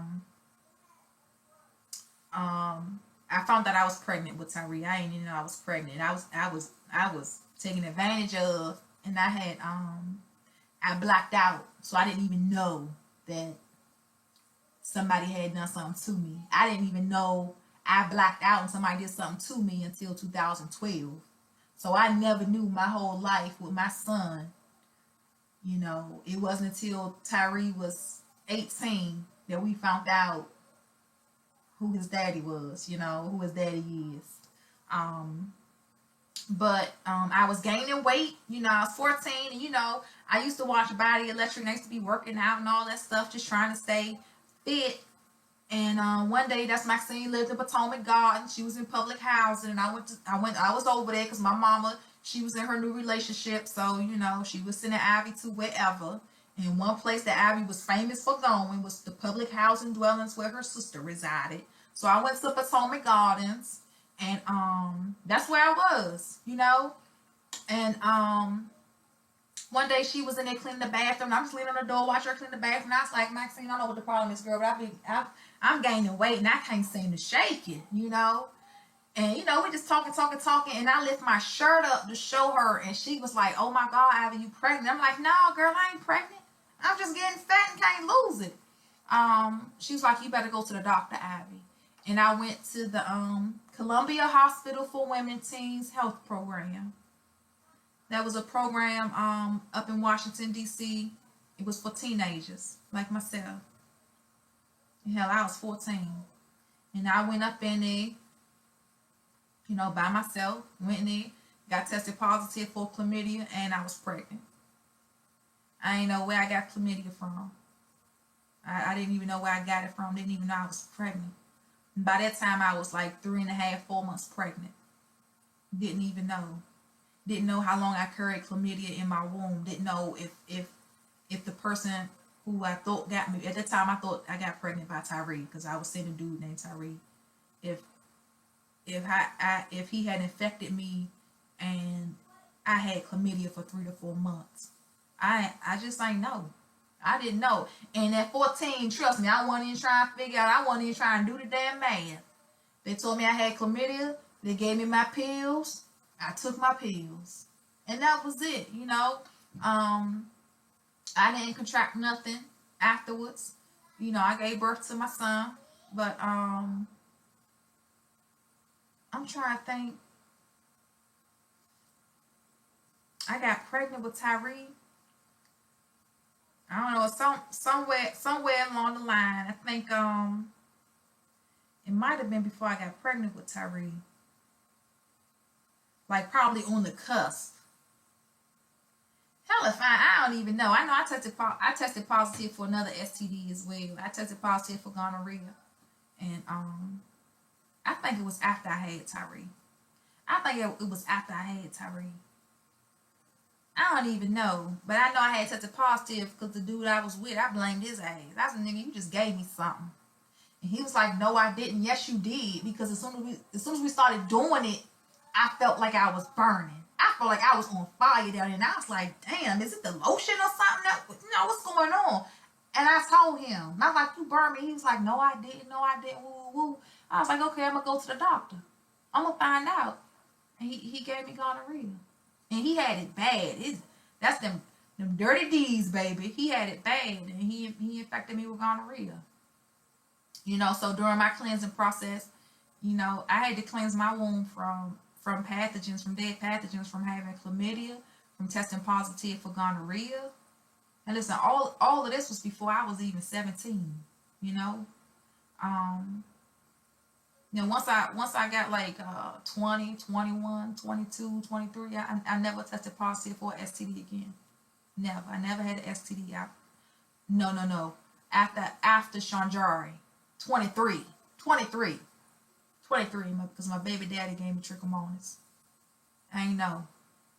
I didn't even know. You know, I just knew it was a significant possibility I was pregnant. See, I wasn't going every 6 months or every year to get a checkup. I wasn't doing it. You know, I was just going to work, coming home, and, you know, seeing my baby daddy. Well, he wasn't my baby daddy at the time. And I went because I already knew I was pregnant. I already knew I was pregnant. But I hadn't been to the doctor. And I went to the free clinic. Over off Minnesota Avenue. Went on up in there. And the lady, you know, she put me on the table. And she did the wet prep. And she kept saying little stuff. So I'm just like, what's going on? And she was like, something not right. And I'm like, hell, shit ain't nothing but a vagina down there, baby. And she said, every time I touch your walls with the swab, she said, baby, every time I touch your walls, they bleed. And your vaginal wall shouldn't bleed. The only blood that come out is, you know, during ovulation. You know, you have your period. You shouldn't be bleeding. And I was like, so what that mean? And she left the room. She left the room and came back. And she said, you know, you testing positive for trichomonas. And I was like, well, what is that? And at that time, I couldn't even pronounce the crack. And she was like, you know, you testing positive for trichomonas. You know, who is your partner? Who has your partner been sleeping with? And I was like, I don't know, you know, I mean, I don't know, you know. He could have been doing anything with anybody, you know, but he was high risk. He was probably almost 10 years older than me. His life was a little different from mine. His was a little more colorful than mine at the time. And I called him while I was in the clinic. I called him while I was in there and told him. And he said he don't even give a fuck. He's like, I ain't give you that shit. I don't give a fuck. I'm like, nigga, I'm carrying your motherfucking baby in my stomach, bitch, and you burning me? You know, I was feeling some kind of way, but I was also shocked, too, because this is my third time around getting pregnant, you know, and you know, keeping my child. And I'm already without 2 baby daddies. And now I'm on the third. And, shit, this nigga just as worse, just as bad. He's like, I don't give a fuck. I ain't give that shit, man. Fuck all. He just get to going. He going. And I'm still in the clinic. I'm still in the room. I'm still on the table. And the doctor in there, and it ain't like she can't hear the dude on the phone, you know. And eventually he hung up. He hung up on me. And she said, I'm going to give you this medication to take. You got to take it for X amount of days. You know, I told my mama. You know. And that's when she told me, she said, you got tricky VD, baby. And I said, well, what is it? And she said, that's when you got 2 STDs in your body. And both strands are so strong, they can't differentiate between the 2 as to which one is the strongest to just give you one STD. So they give you tricky VD, tricky venereal disease. You got 2 of them sitting in your body. That nigga was dirty. He just dirty. Just anything. And you brought that to me, to my womb. You know, and I got a baby inside of me, growing. And you bring this filth to me, you know. And I told my mama, and we wasn't together for a while anyway. After he found out I was pregnant, he kind of disappeared any goddamn way. And eventually I got my own little apartment. I was staying with my mom at the time. I got my own little apartment. I had lost my job, And I was paying my rent with my unemployment, but I was just glad to have my damn job, my place. So I was living there. And when he found out I had my own little spot, he was quick to come over. And he came over, and I gave that nigga my pills. I said, here, you take these. You know, because I want us both to be clean. I don't know if he took them or not, but I got reinfected. I got reinfected with trichomonas. Because I slept with him again. And I went right back to the clinic. And this time when I went to the clinic, she said she ain't even giving me no medicine this time. She said, we can't treat you twice. Because your immune system we already helped your immune system to fight this disease off. And now if you catch it again, the disease now is even stronger. So I'm like, so what you gonna do? Like, I don't get no medicine whatsoever. Then they sent me to another clinic, and I had to get a shot in my ass. I had to get a goddamn needle in my ass for a dude, because I wasn't in a position where I could love myself enough to say, you know what, you burnt me the first time, I'm good. You go about your business. Don't even worry about that. You ain't ever got to worry about Ivy giving you pussy. That wasn't my mindset. My mindset was, you just ain't know no better. Let me help you out, even though you 10 years older than me. Let me go ahead and help you out. Don't worry about it. Take this medicine. We're gonna get clean together so we can stay in love. But he didn't care. He didn't care. You know, and I ain't seen him for a long time after that. I ain't seen him for a long time. You know, I gave birth to my daughter by myself. I ain't seen him until my daughter was probably 2.5, 3 months old. He came back by my mama's house to see her. You know, people are coming to your life and just don't mean you no good. They don't mean you no good, and sometimes they giving you the signs that they don't mean you no good. And you just don't realize that they don't mean you no good. You know, I could have walked away from that early. And saved myself a lot of grief. I could have saved myself a lot of pain. I could have saved myself a lot of self-esteem. But I didn't. When I first caught trichomonas, I should have took my black ass about my goddamn business and said, F this nigga, I don't need that shit. You dirty. I don't need that. But I just had to stay around. Wasn't good enough. One time wasn't good enough for me. And after we went through that little episode, and you know, eventually my unemployment started to run out. Couldn't pay the rent no more in the place I was living in. I had my little stuff for my daughter. You know, I bought her everything off eBay. I ordered everything off eBay. I wasn't in a position to go shopping. I ain't had nothing.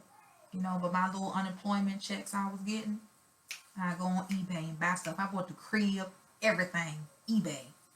Everything Chandra had was off eBay. Bottles, everything.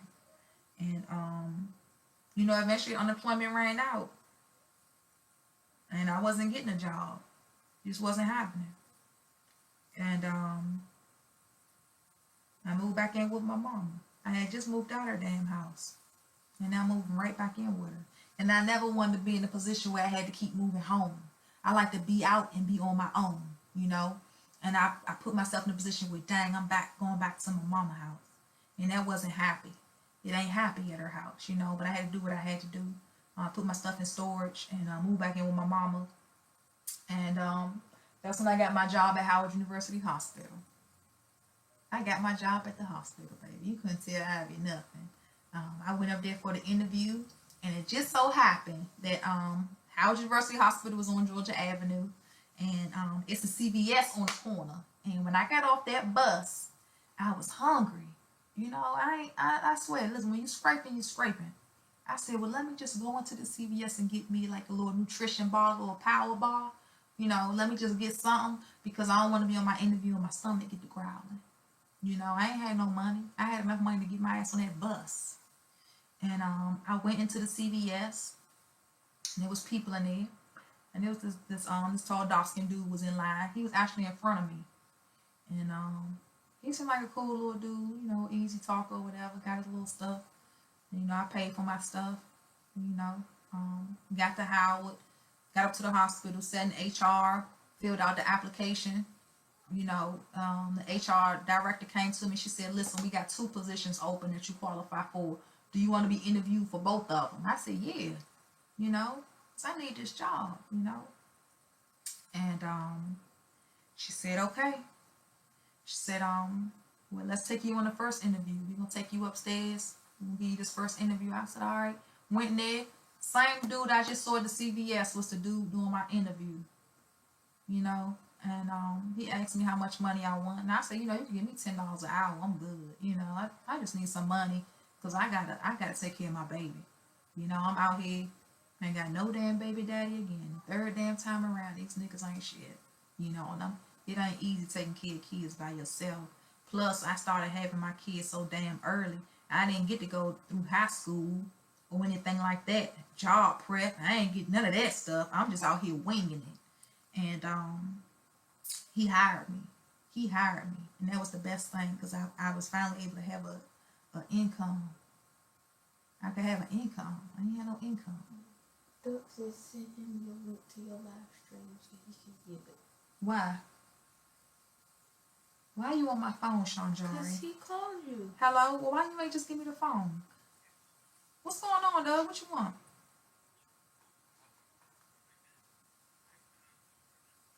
What's going on? No, I've been on live stream for 3 hours. Yeah. Where you at? Well, where are you, Doug? See, I hit the mute button. I gotta hit the mute button because see, sometimes I still be going ham. I still be going ham in the paint. What they be saying? I go hard in the paint. Whatever they be saying. Hold on. Okay. All right. I mean, I don't know how to send the link to you, Doug. Baby, that's because I copy and paste my link. You have to be a subscriber to my channel to just watch it, though. Nah, not really. I don't have to be a subscriber. Well, I recommend that you be a subscriber, baby. I'm just telling you how it is, Doug. If you go to my... That's fine, Danny. I don't mind being a subscriber, but I don't have to be a subscriber to get on there. You done send a text to many people saying, hey, get on my live stream. Check me out. I'm on He here. educated when he want to be. And they wasn't subscribed at all. So I don't have to be subscribed. Just send me your link. I don't know how to send it to you. How you want me to send it to you? Text it to me. Doug, I ain't about to sit here and type all that stuff up in no phone. Well, take a picture of it. No, what you do is, no, listen to me. You go to Facebook, go to my page on Facebook, my Blue Ivy page, and at the top of my page, that's my first post. All you gotta do is click the link in that post, and it'll redirect you to YouTube. That's all you gotta do, Doug. Are you still on your live stream right now? Yes, I am, and everybody hear you acting a fool. They don't hear me acting a fool. They hear me asking to watch you all over the universe. Come on, baby. Go ahead, baby. Click on the link, baby. Don't worry about it. I'll be there. Where you at? Where you at now? I'm gonna get on your live stream. I'm closer than objects up here. That's how close I am. All right. Well, I mean, if you coming, come on.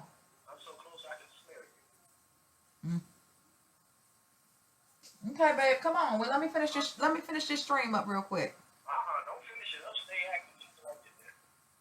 I see you. All right, bye. See, I don't mind talking to my sisters. I don't mind talking to y'all and just letting y'all have it.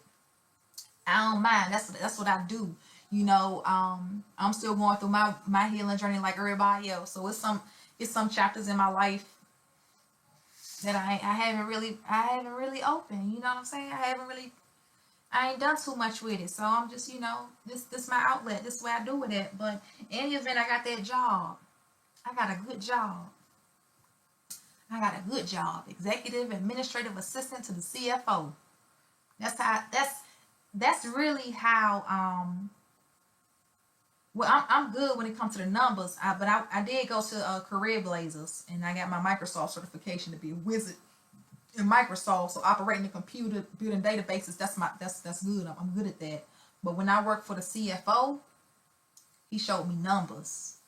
He showed me numbers. You know, I appreciate everything the Creator gave me in life. I appreciate it. I appreciate all those blessings, because starting out with the National Black Women's Health Project, and I get a little teary-eyed, but starting out with that, and just going all the way up to working with Health and Human Services, like my entire tenure, it was those particular positions. It was those positions in life that helped me to be where I am now. And it was those negative experiences in between that caused me to do what I do. You know, and so I gotta take that gift with the curse, and I gotta mesh them together very well. You know, so that was very important. You know, getting that job was very important, and then I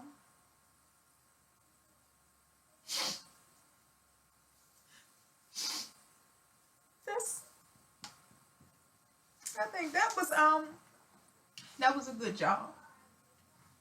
I had that job for an extended period of time, and that's how I met Dr. Pay, and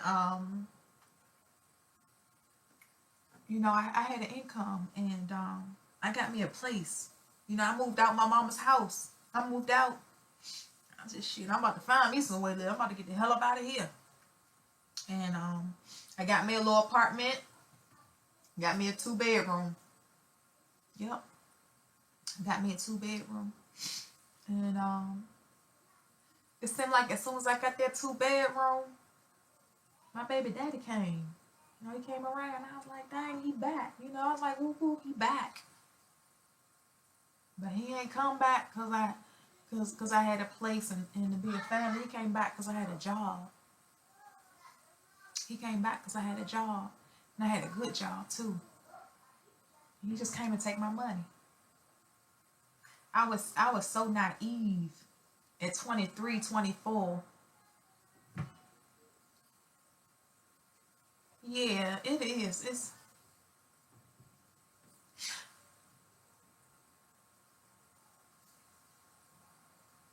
I was just so naive.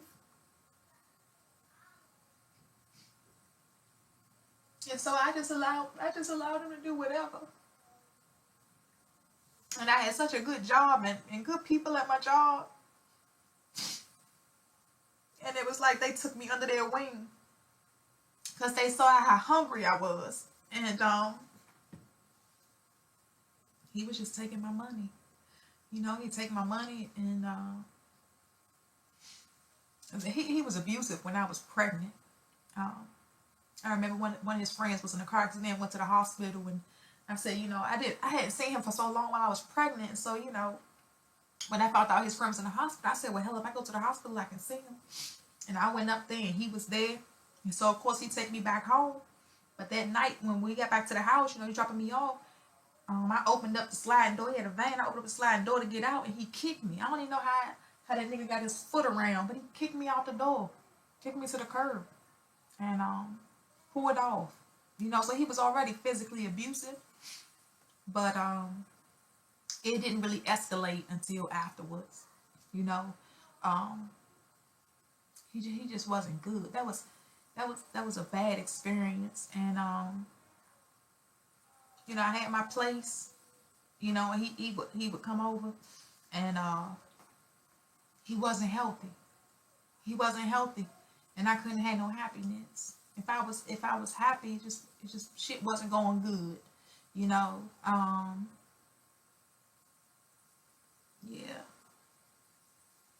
yeah. I was 23 and I couldn't shake it. I couldn't shake it. I couldn't get away from him. I couldn't shake it. You know, some people can walk away. Some women are stronger than me. Even at 23, it's women who are 23 who are stronger than me than when I was 23. You know, and it's been embedded into them. Their parents bred it into them that, you know, you just a no nonsense kind of woman. You're not gonna take that off no man. That wasn't bred into me. And so I took a lot of bullshit. And I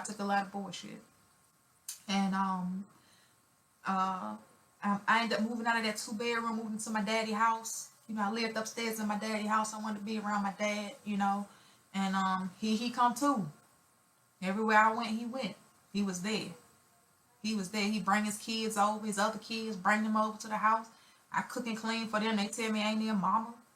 You know, I was just going through it. And I noticed every pay period, every Friday, every other Friday, that was his moment to really come over, and he had all these ideas about stuff he wanted to do for the weekend. You know, and I'm all thinking I finally got a family. I'm holding it down, doing what I got to do. So I was just spending my money on it. That's it. Trying to do things to make him happy materialistically, because that's what's it. Because if it wasn't materialistic stuff, he wasn't happy. You know, so I got beat up a lot. And I used to think I was a fighter, but I couldn't fight him. I couldn't beat him. And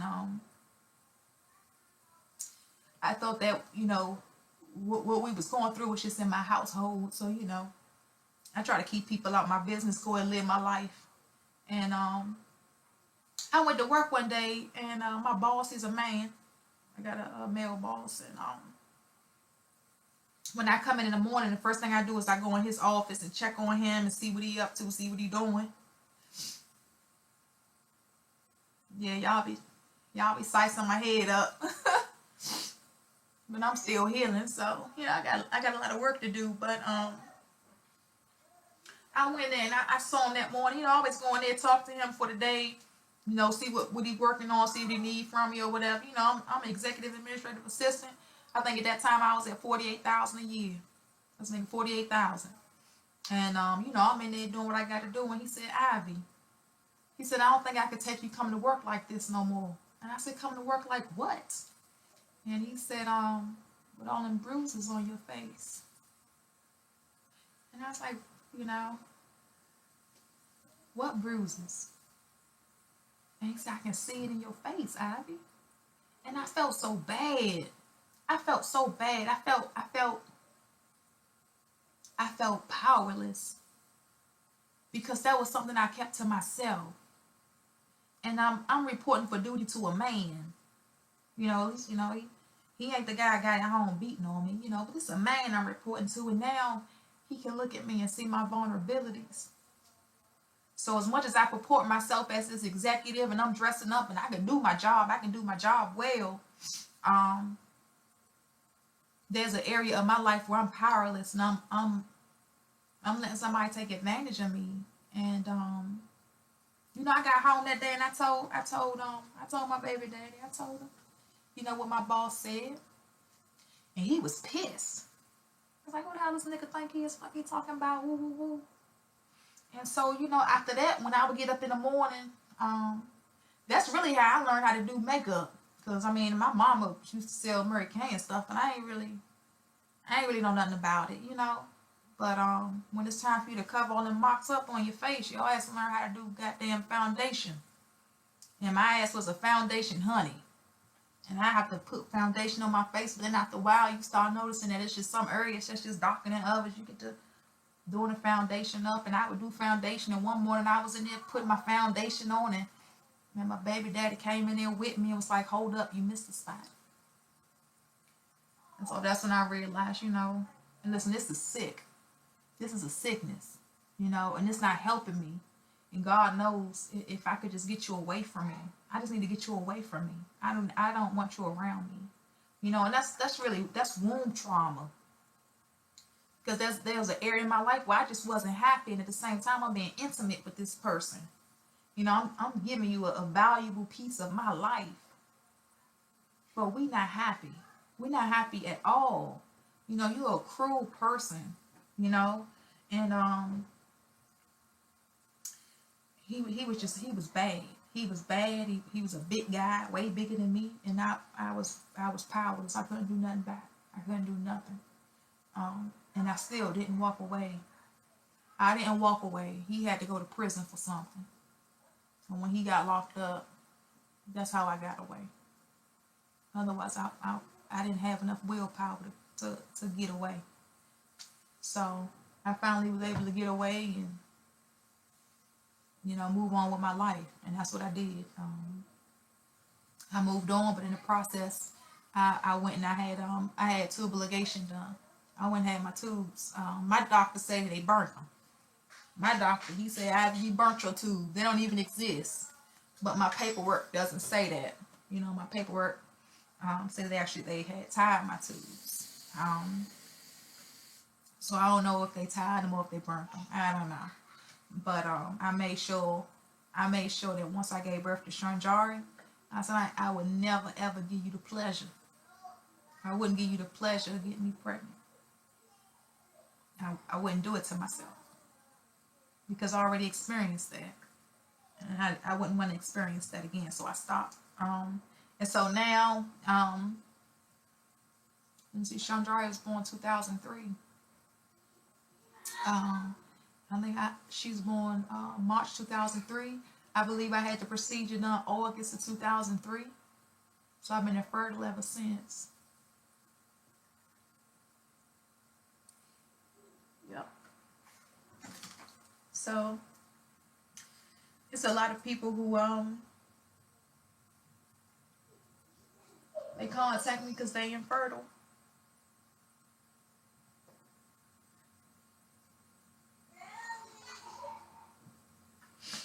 And I'm infertile too.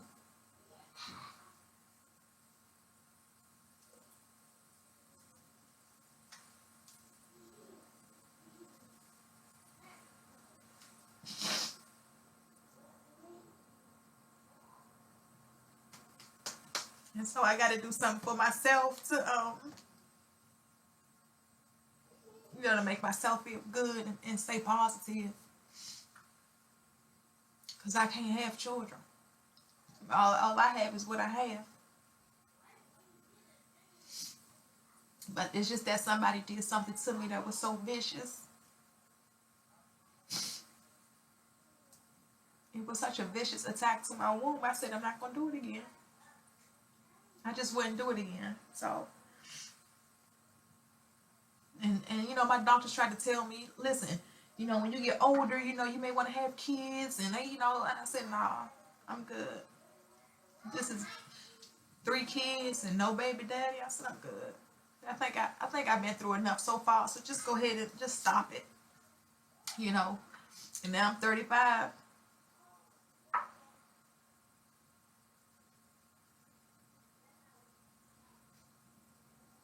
That's just a portion of my life I can't revisit right now. That's an area of my life I can't revisit. So, everybody else bring their kids around. You just bring your kids around. So that's just how that ended up. But in any event, that's all trauma. So sometimes when people call me, and we do your consultations, your consultation, who knows how long you're going to be on the phone because it's so much stuff that you've dealt with. And I don't put myself in a position to, where you giving me a consultation. It's really your consultation. It's for you to talk to me, so I can help you. As much as possible. And that's what I want to do. I want to be able to help you, and help you to be happy. Everybody deserves their happiness, like I said. And, I want you to be in a position where you're happy. Because when you're happy, then I feel pretty good. I feel pretty good knowing I helped somebody. It's a hard battle out there. And we're women. And we're supposed to be the weaker vessel, and that's almost impossible half the time. So just being able to help women, that's my thing. And I'm still healing myself. That's why it's a healing journey. Because I'm still healing. And so when I had my distributors come on board, these are women who are already in the healing field. This is what they do. They specialize in healing. And I need their services too. I need some healing work too. I could heal. I do a lot of work here. I do a lot of stuff for people, but then I look for people who can also be able to reciprocate. So they already come to the table they already come to the table with some services. You know, what's up, Jar? Look out there, see if you see Doug. They come to the table, you know.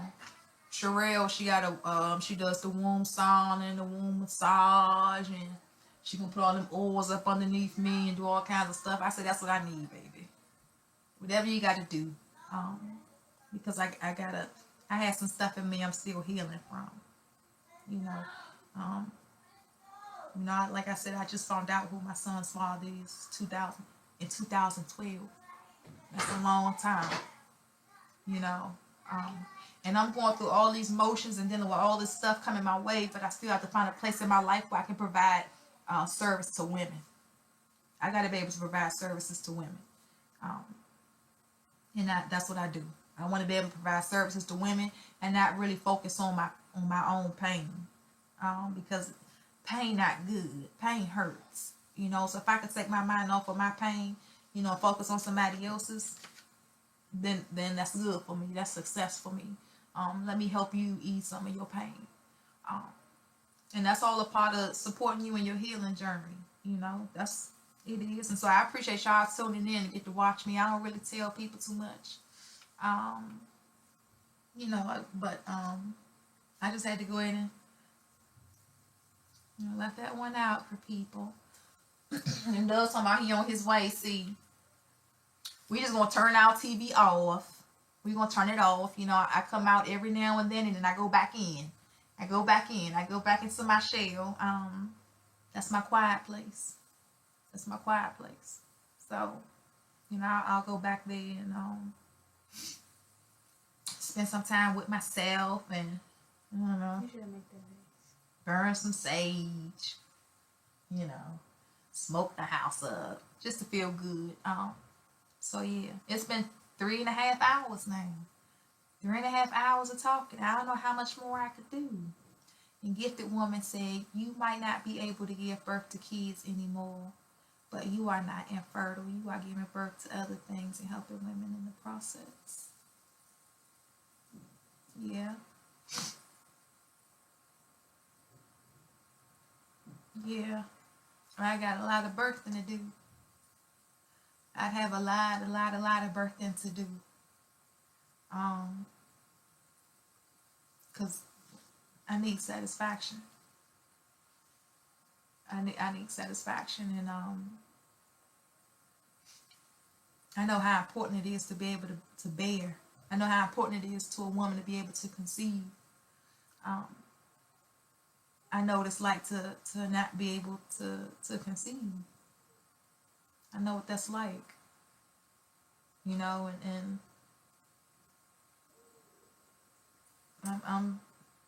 it's an important part of my physical makeup that is no longer existent.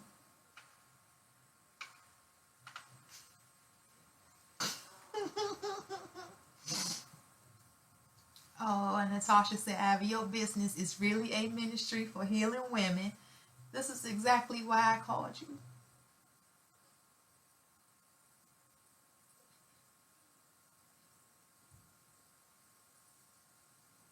I just wish when I was 10,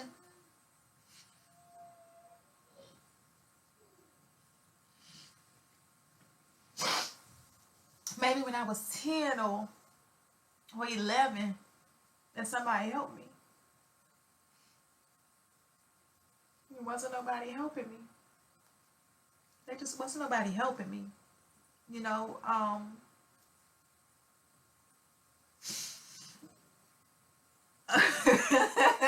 yeah, heal us all. Yep. I just wish somebody was helping me.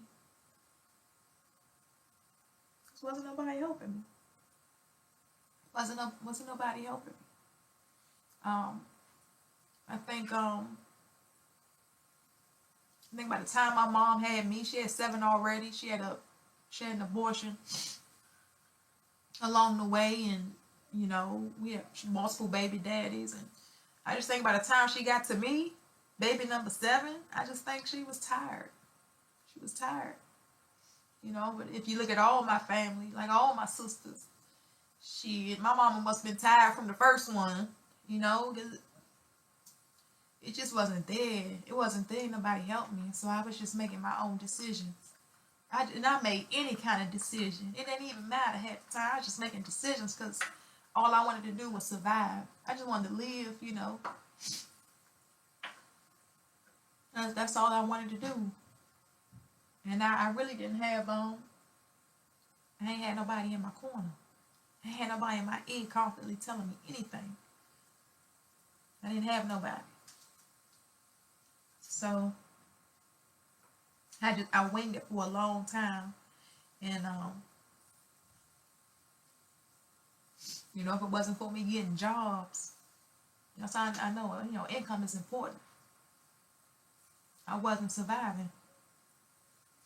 I wasn't surviving. So, you know, I appreciate the employment that I had, and the experiences that I got from it. And now I'm in a position where I could be home and still help people, you know. And now that I'm home, I'm not really out in the world too much, you know, around people too much, because I still got some vulnerabilities. And I realized those vulnerabilities came with my business. You know, to the point where I can't trust women. I still can't trust them. Can't trust them. Because I expose myself to the point where you see these vulnerabilities and you take advantage of them like a man would. You know, and it's unfortunate. We speak a lot about being conscious and giving back to the community, you know, these strong women and, you know, fighting for equality and justice. But it's our own kind that's messed up. Your own kind, the one that mistreats you. So it's still, I'm 35 and they still ain't telling me nothing. People just coming. It's unfortunate. It's just a dying breed. It is bad. It's bad. And I just don't want to put myself in no positions ever again. Like that. I don't want to do it to myself. I don't want to do it to myself. You know, and that's one reason why I think November last year, I pretty much, I let a lot of my distributors know I'm letting you go. Come January 1, you're not even going to be here.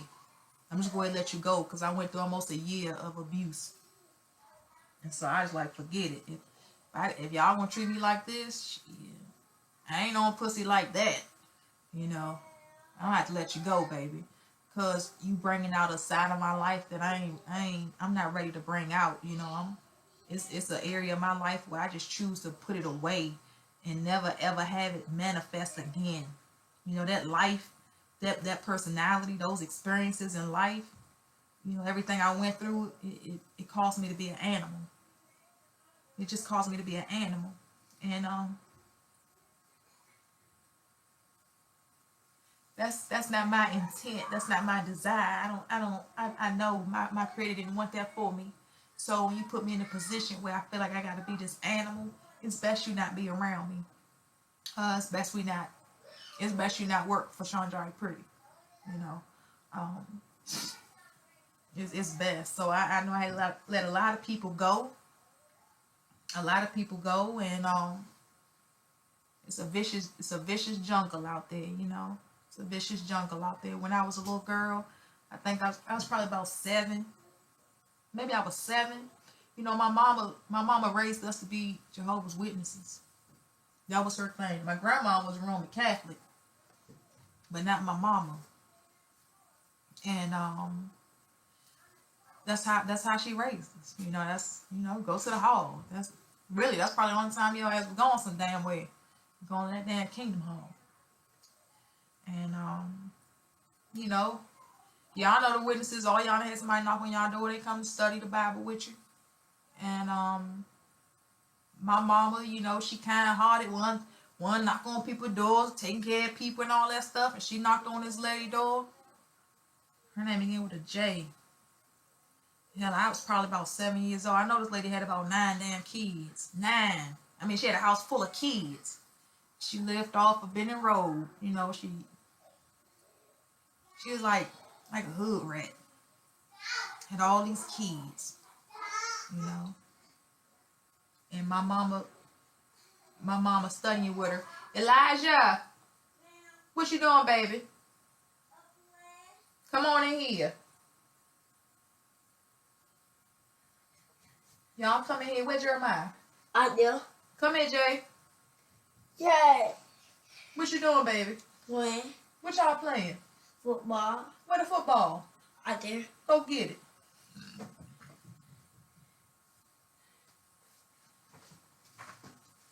Jar, you want me to open up them boxes right there?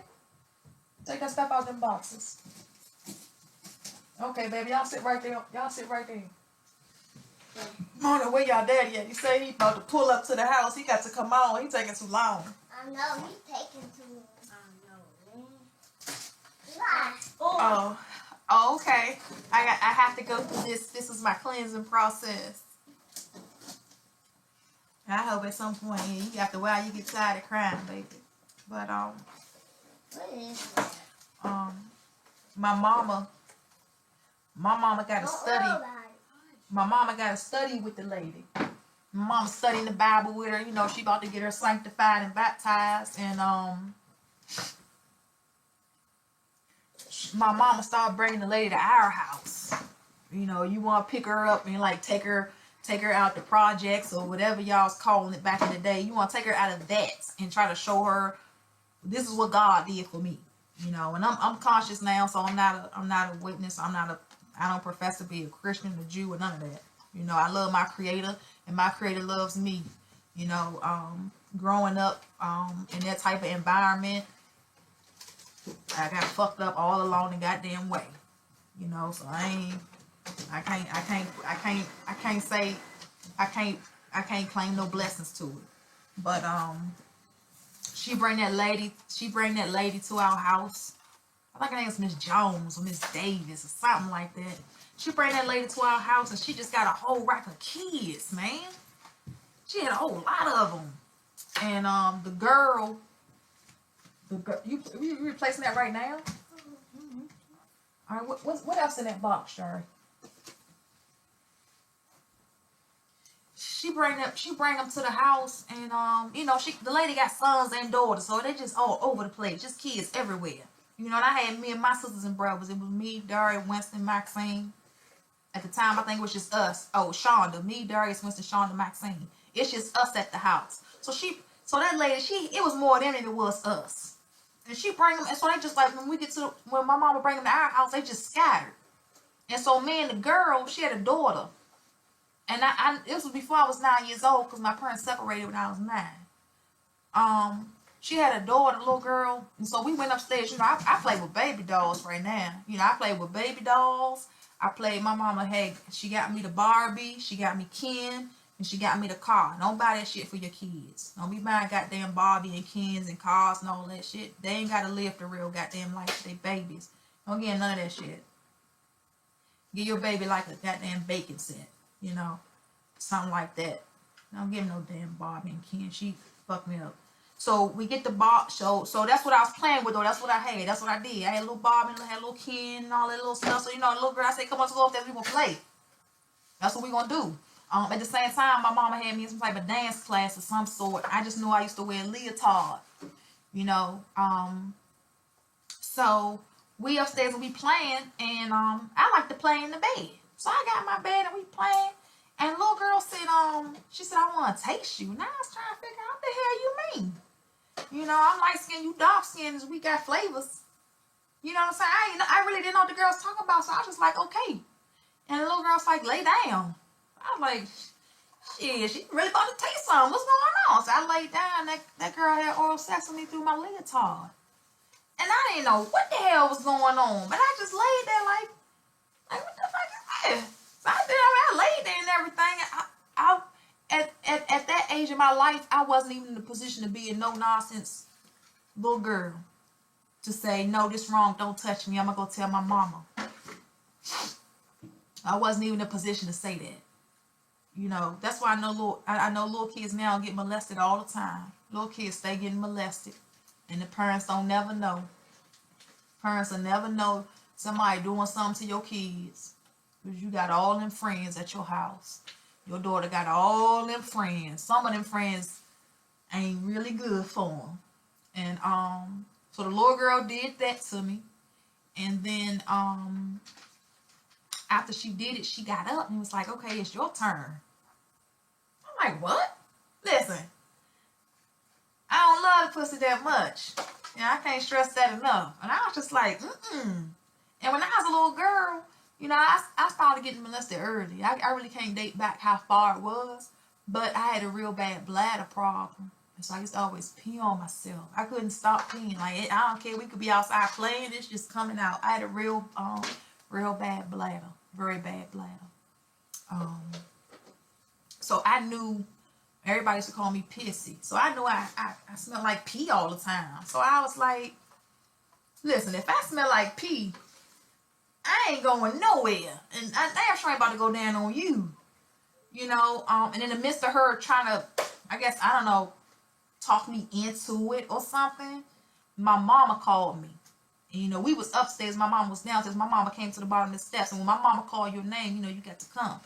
And my mama called me. So, hell, that was my cue. I think God did that. The good Lord, God, now Jesus Christ, did that for me. Got me up out of there. And I didn't have to do nothing with that girl. But that, ever since that day, every time I got around a girl, even as an adult, when I get around women, I would get this eerie feeling. I get a very eerie feeling, and it's an uncomfortable feeling. And so when I finally opened my doors to distributors, I said, I got some good women. These are good ladies. I feel good because I didn't grow up with no female friends. I ain't had no clique. I ain't had no hood or bras. Just, we ride or die. We go everywhere together. I didn't have any of that, So I said, okay, I got a group of women right here. I think last year, November, I was about 53 strong. 53 women on my team. I was like, yeah, look at all these women all over the place. We doing something. Can't trust them. Can't trust them. They just as eerie as that girl was when I was a little girl. It put me in a vulnerable position because I lived so long without being able to have no female friends. I lived so long with no female friends. I had some girls at school I would talk to. The only girls who was my friends at school was the weird girls. You had to be fat, retarded. You had bifocals. You was just the odd crew. You was odd. So really, when you was odd like that, you would welcome anybody as a friend. And so I ain't really had no friends. So I just hung with the odd crew, and they embraced me. So, I hung with them all the time. So I really ain't had no beefed up. I ain't had no beefed up clique. I ain't had no cool clique. I ain't had none of that, man. I was just lost in the damn sauce and just trying to fit in, getting where I fit in. And so, I just had this, it was just this eerie thing. And I was always just uncomfortable around females. Just very uncomfortable. But I'm in a position now where I take care of women. I take care of them. And I continue to take care of them. But I was just so vulnerable as a child. And being vulnerable as a child and not being protected and educated only caused those deficiencies to escalate and manifest into something even more deadly and dangerous as an adult. It became more vicious, and I was in a position where I couldn't protect myself because I never knew how, because I was never protected. So I really didn't have nothing to grow off of, nothing to base it off of. I was always being abused somehow. Something was always happening to me. Something was always happening to me. Somebody was always doing something to me, And that lady had a nasty little daughter. She had a nasty little daughter, You got people coming to your house, don't let them go off in the room with your kids. They in the room with your kids. You don't know what they in the room doing. It's in the room with your kids. No, they don't be in the room with my damn kids. Y'all leave that door. What y'all here doing? I'm going to pop up on you every 15 minutes. I need to know what's going down.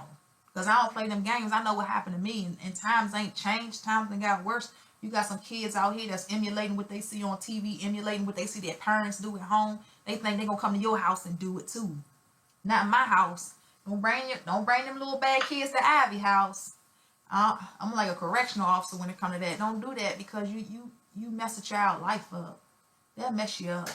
You know, that exposed my womb to things it wasn't even thinking about. Didn't even exist. No idea. You know, it exposed me early, and I just stayed vulnerable. I never stopped being vulnerable. Never stopped. Never stopped. And I didn't have nobody in my ear. Nobody in my ear to help me or to protect me. You know. So anyway, I got these kids behind me. I don't know. What y'all about to do, Jar? This don't even work. Let me see it.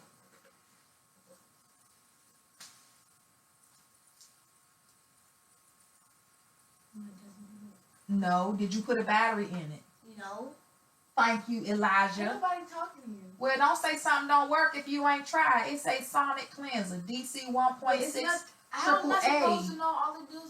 All it did was come in the box. Ooh, this That's is all. so pretty. All it was the box. I'm sampling these out. Just like with the pearls.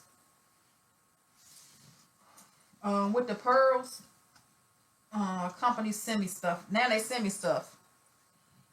They want me to sell it for them, which I don't mind. Here it is, Jari. This is the softest brush. Oh my Lord, that is so soft. Did y'all touch this brush? Feel the brush. So they could get it dirty. Ooh, ain't that soft? Feel that brush. Too soft. Ooh, that is soft.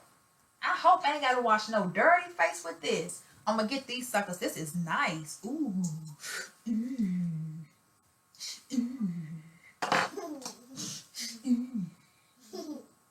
Alright then, I thought this was a charger base for it. The way they showed the picture, I thought that was a charger base on it. Chandra, I get a double A. It's out there underneath the coffee table in the box. I'm trying to get a few things. So I keep on pampering the ladies. I like to pamper the ladies, make them feel good, get them a little something. So got a few little things I wanna get. So I like to take care of the ladies, make them feel good, make them look good all the time. That's what I gotta do. I gotta give back, even if I didn't get it. I gotta give back. You sure, Shanjari?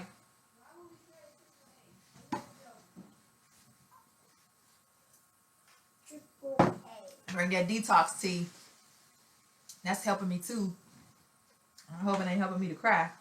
But you check both of those trays underneath the coffee table. All right, well that's it. I don't know where AAA's are, but I know we had some. You haven't had no AAA guys.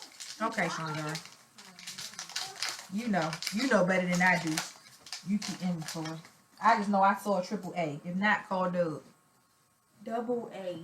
What that say on there? Double A. Triple A. Thank Triple A. you. I mean, I know I ain't retarded.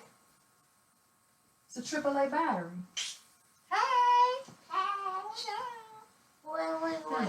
So Johnny said double A. Yeah, she don't know what she's talking about at the time. Double So, target texture. Okay.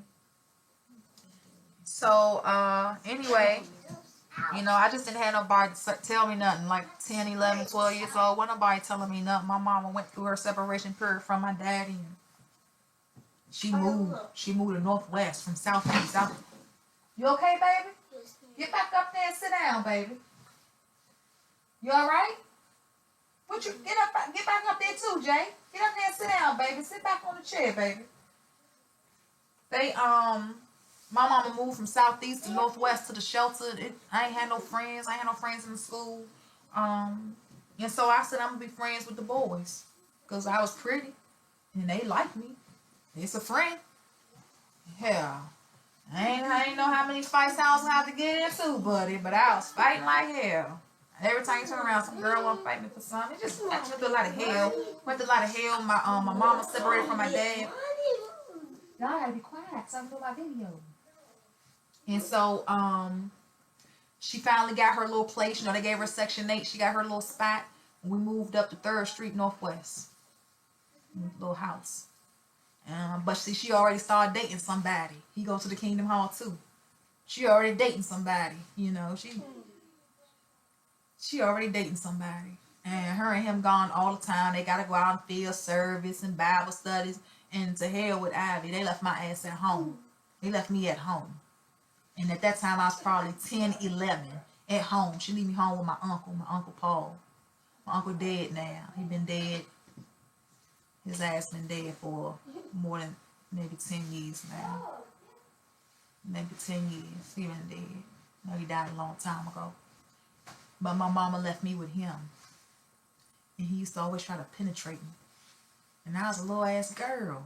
And this nigga he would wait till my mama leave the house. And he would call me into the basement. I used to get tired of this nigga calling me into the basement. Because I already knew what he wanted. And he was just molesting me. Every goddamn day, almost every day.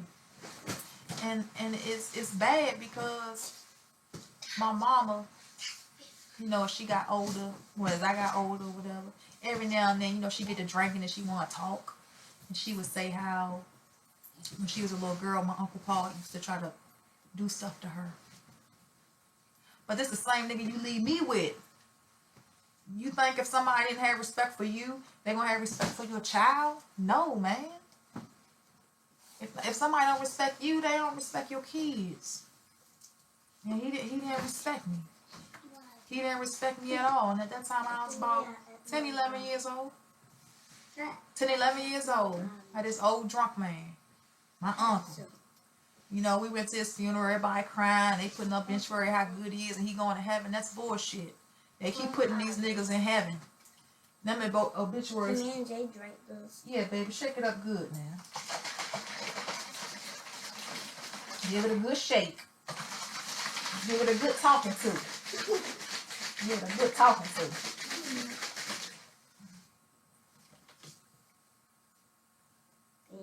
You got it? And everybody talking about how good he is, and hell, my brother get up there singing a song to him and stuff. And I'm like, this nigga was molesting me for a very long time. You took away more of my innocence. I already had some innocence taken away from me from that little nasty little girl. Yeah. You know. Then I had some innocence taken away from me from my neighbors. Now I'm getting my innocence taken away from me from my family, my own family members. That much? What? You know. I drank. That's just. I was getting destroyed. I was being destroyed before I could even be created. I was already being destroyed. So I just had so much trauma. I had so much trauma to my womb already. So when I finally, I had so much going on. And when I finally got married and was dealing with just having this smell, I was so used to already smelling like that. I was so used to so much trauma and so many problems with myself. I became accustomed to it. I just adopted my lifestyle to it. You know, and so when I finally grabbed hold of pearls, hell, I was doing my cleanses. I was cleaning out. I've been doing this since 2009. I still do my cleans. I'm due for one right now. I still do my cleans because I'm still healing. Yeah, I like to cleanse myself, but I gotta heal. I gotta heal, and I got so much healing to do. You know, so definitely just want to keep that in mind. I got these kids in here, baby. I got these kids. Wait for y'all, daddy. Jory, what Doug say?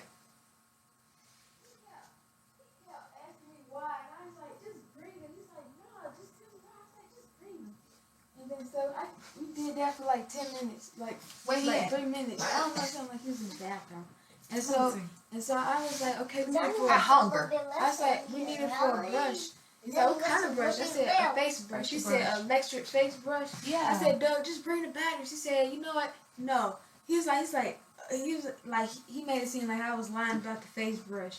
He was like, no, let me see. No face brush. He said, no, it can't be no face brush. Let me see. Okay. Listen, when you move from up north to the south, everything starts falling off like your vocabulary. You just say, hunger. I hunger now. Where else going? Everything. We just got to adapt it. That's it. It's a done deal. Come on, baby, answer phone. You want to talk to your daddy? Yes, ma'am. Hey, Big Money. Wait till you say hello, baby. Did he say hello? No. Didn't say hello. His face hung up. Oh, your face hung up on him. All right. Here. Just wait till he say hello, okay? Put it on your ear, baby, not on your scalp. Wait for your daddy to answer the phone.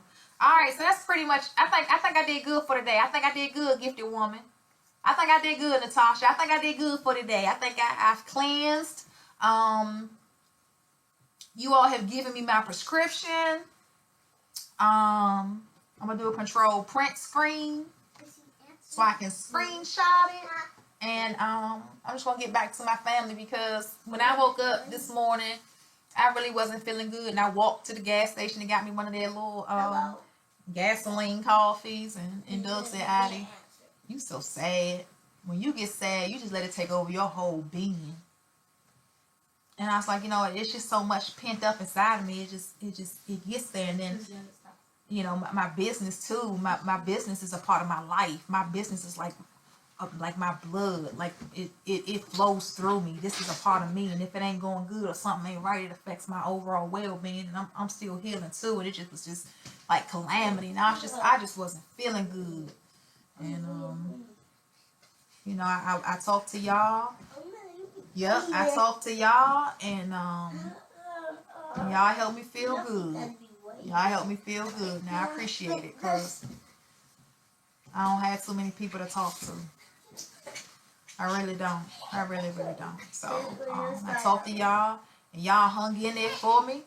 Y'all hung in there. What you need to do is if y'all want to try some of this soap out. If y'all want to try some of this black soap, I just made some black soap. Try to get one of them black soaps. Hey, I made one too. Yeah, you made some soap too, baby. He wasn't here. It's okay, baby. You always here in spirit, honey. Say if I wasn't here in the flesh, I was here in spirit. Yeah. Oh, one of them too. That was cute too. This is triple milk black. This triple milk black soap. Let's try to get one with the roses and stuff in it. Triple milk just means we burn out everything in the soap base. We burn it all out completely. We keep milling it. We keep cooking it down because we really don't want the soap. We really don't want the essence of the soap. We want the essence of the extract. So we gotta keep milling it down. This is So this is a triple milk black. This is a triple milk black soap, and it's filled with Bacteriolus myrrh and fenugreek. I heard the fenugreek good for the Baduga Dukes. So yeah. And so I mean we use it at home, but you know, truth is in the pudding. Y'all got to put it up in there. You know, let me know they do. So definitely, do you have a soap for stretch marks or black spots on face to clear it up? Hell, I can make you one. Oh, some things. Oh, okay, Miss Natasha. You need something for stretch marks. Yep. Bacteriolus is good. Bacteriolus is the slime that comes from snails, and I put it in my soap sometimes. And then you just need some collagen. You need a good source of collagen to go ahead and help your skin resurface. Yes, ma'am. Take care of that pretty skin. Okay. So email me, Rachel. Just email me and say, hey, Abby, this is Rachel. Remember you said you had that soap for stretch marks and black spots? Send that to me. Say, I remember you said that, and give me your, I know I already got your address somewhere in cyberspace, baby, but just give it to me again, and then I'll put you something in the box, and I can send it out to you, and then you let me know how well it worked for you, because I have a beauty bar that I've already made up, and it's filled with olive pit, which is real good for your skin. But then I have other extracts that I add to it to make it more potent, to really make it work. So definitely, yeah, let's do that. My watches are going down, so y'all gotta change the channel. I love y'all, appreciate it. I wish I could say something funny, but I can't. So I'm gonna do this again. You're welcome, Miss Rachel. So I'm gonna do this again. I appreciate y'all very much, and I'm gonna let y'all go. Look, I got kids in the background. Jari, you know what I'm saying? Doug trying to creep. He's trying to creep and everything, so I gotta get back. You want some? Hey, Coco Kisses, where you been all this time? Where you been all this time, Coco? Where you been all this time? See what I'm saying? All this time and gone by. Okay. You got my email address? Let me put it down here.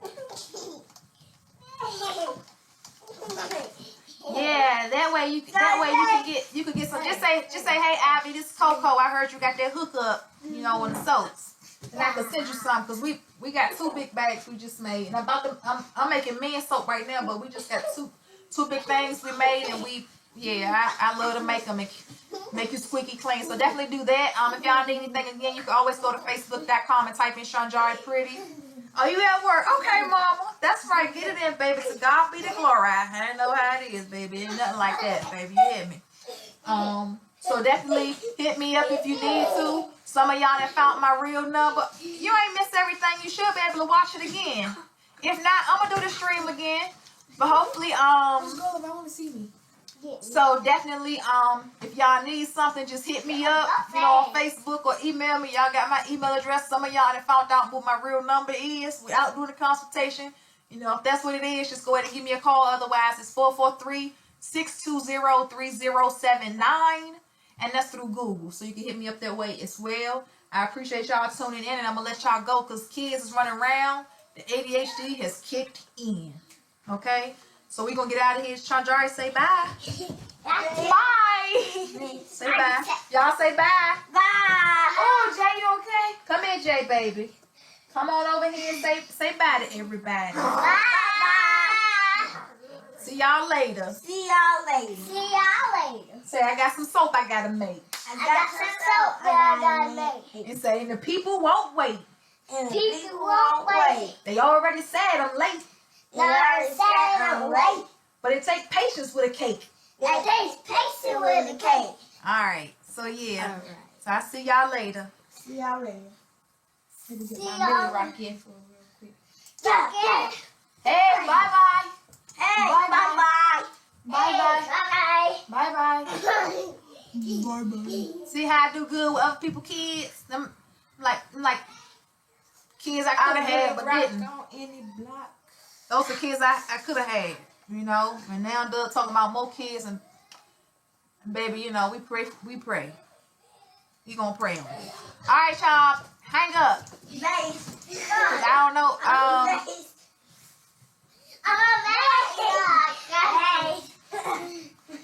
I guess I'm just gonna Just wait for them to hang up. just hang up. Get me up. Now, look at that over there in that pack jar. You want to dance? Move, Jay. No. Y'all want to dance with me? No, nobody want to dance, Jari. Send it to me. Work. Jari, move. Go back over there to your station. Go, baby, go. Go. I just made like some white soap. Like I just wanted to see what it was. Just We white. like the color white. We gotta make the men's soap real quick. That's we done ran out. Watch yourself, baby. Watch yourself. Listen, Baby. y'all gotta watch yourself. You gotta put like some bubble wrap on the corner of that little thing for the TV. It's horrible. Are y'all hitting that table? No, I'm just saying because they keep running back and forth. I don't want them to hit their toe on it. Because if they do, I know it's gonna Y'all better be careful running out there and end up hitting your toe on that table. You alright, Elijah? Put this in my room, baby. Take that for me, baby. Here, Jeremiah. Come here, Jeremiah, baby. Come here, baby. You go ahead and put that in the room, baby. I'm 35, baby. Yeah, I gotta go take a bath, baby. I got to cleanse myself, baby. In just a second. I got to go. Woo! I'm about to take me a nice little bath, baby. Jar, you gonna make this soap? Yeah. Yeah. You got a job. Ma'am. Bring me a towel, please. Go in Shanjari's bathroom and give me a towel, baby. Okay. Thank you, baby. Is you taking a bath? You best to believe it. Is that okay? Hello. Is you using the bathroom? Hello. No, I'm just about to take a bath. Hello. Is that okay? Hello. I thought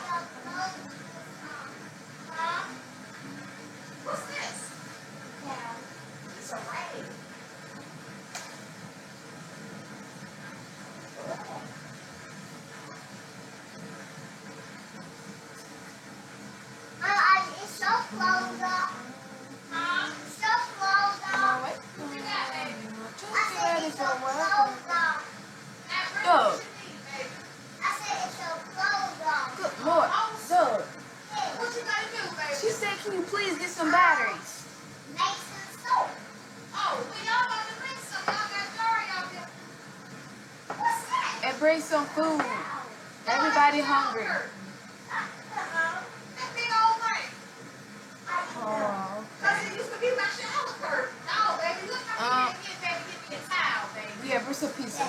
Give me a towel, baby. Bring some pizza and some soda. Yeah. Who is that? Running back and forth. Who is that? Good. Let me see the phone. Hold on. Sorry, you had to shut that thing down, baby. Hello? Hello? People watching. It's starting to go down. I'm not What's that going funny. on? Huh? My phone is jumping this soda.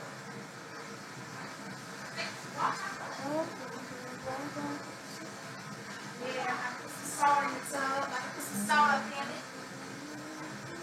What? That's almost 4 hours. Ready for work. Because people were still watching. They were still watching. So I don't reason we don't have no more people. Okay, baby. I hope I can. Was they respond? Yeah, they did. They was nice to me. Yeah. She has on underwear, but she's really, really, really small.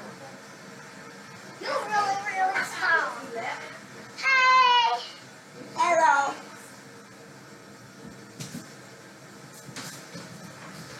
Hello. I guess so. You ain't really see what's going on. What you looking at? I ain't really see who you want to. Jar, look at what this say. What you looking at? Maybe we'll go to Wendy's and bring us some clothes. What you looking at? What you looking at? What you looking at? What you looking at? Y'all want pizza? Yes, ma'am. I want some good brand pizza if you get pizza though. I want pizza. Can we get some good brand pizza? Good bread. So what do you want me to know? Like some Domino's? I want pizza. Can we get some Domino's? Huh? Can we get some Domino's? No, Doug said he getting Caesars. He said it costs too daggone much for anything else. Ma, why don't you just keep your pants on?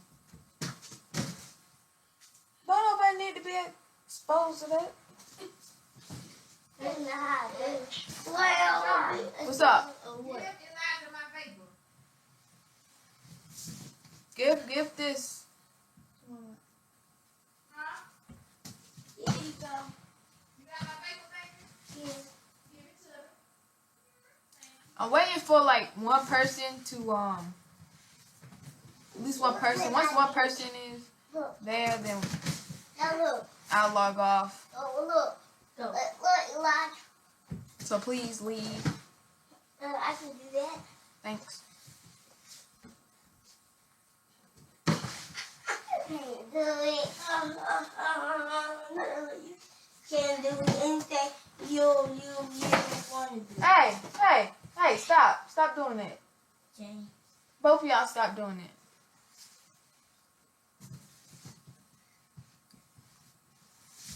I'm going some pizza. This is like good quality on one side and then like bad quality on the other. Just get ready for work.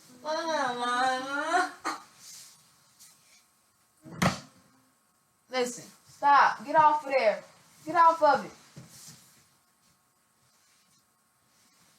Okay. I should get under here. Well, and I'm going the other way. Yay, one person is on now. So can I log off? I'm going this way. Huh? Oh, why not you go the other way? Whoa, I'm coming through. Whoa, Jay, I'm coming through. Not Elijah, I'm going over there. Ma, can I log off now? It's only one person on here. Go. Up now it's 2. You waited too long. I can't with you. Anyway. And I said now there's 2. Yeah, you could just go into broadcast split viewer and just close it out. Listen, stop. Listen, get from under there. Okay. Just sit down. Nothing. Just sit down. Whoa. Y'all gotta do nothing else. All y'all gotta do is sit down. Okay? Okay.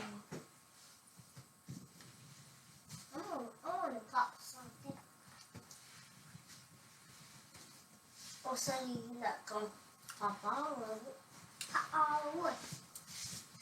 Them poppy things. What's poppy things?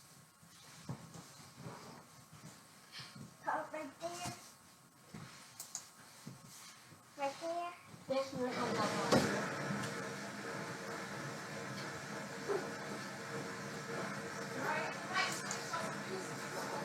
Might switch. Okay, I hit broadcast, but ain't. Look, Elijah. Look. Look, Elijah.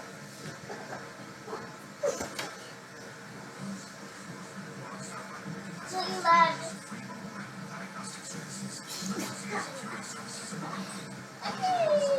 Okay, I gotta get up. Get up. I can. Don't wait.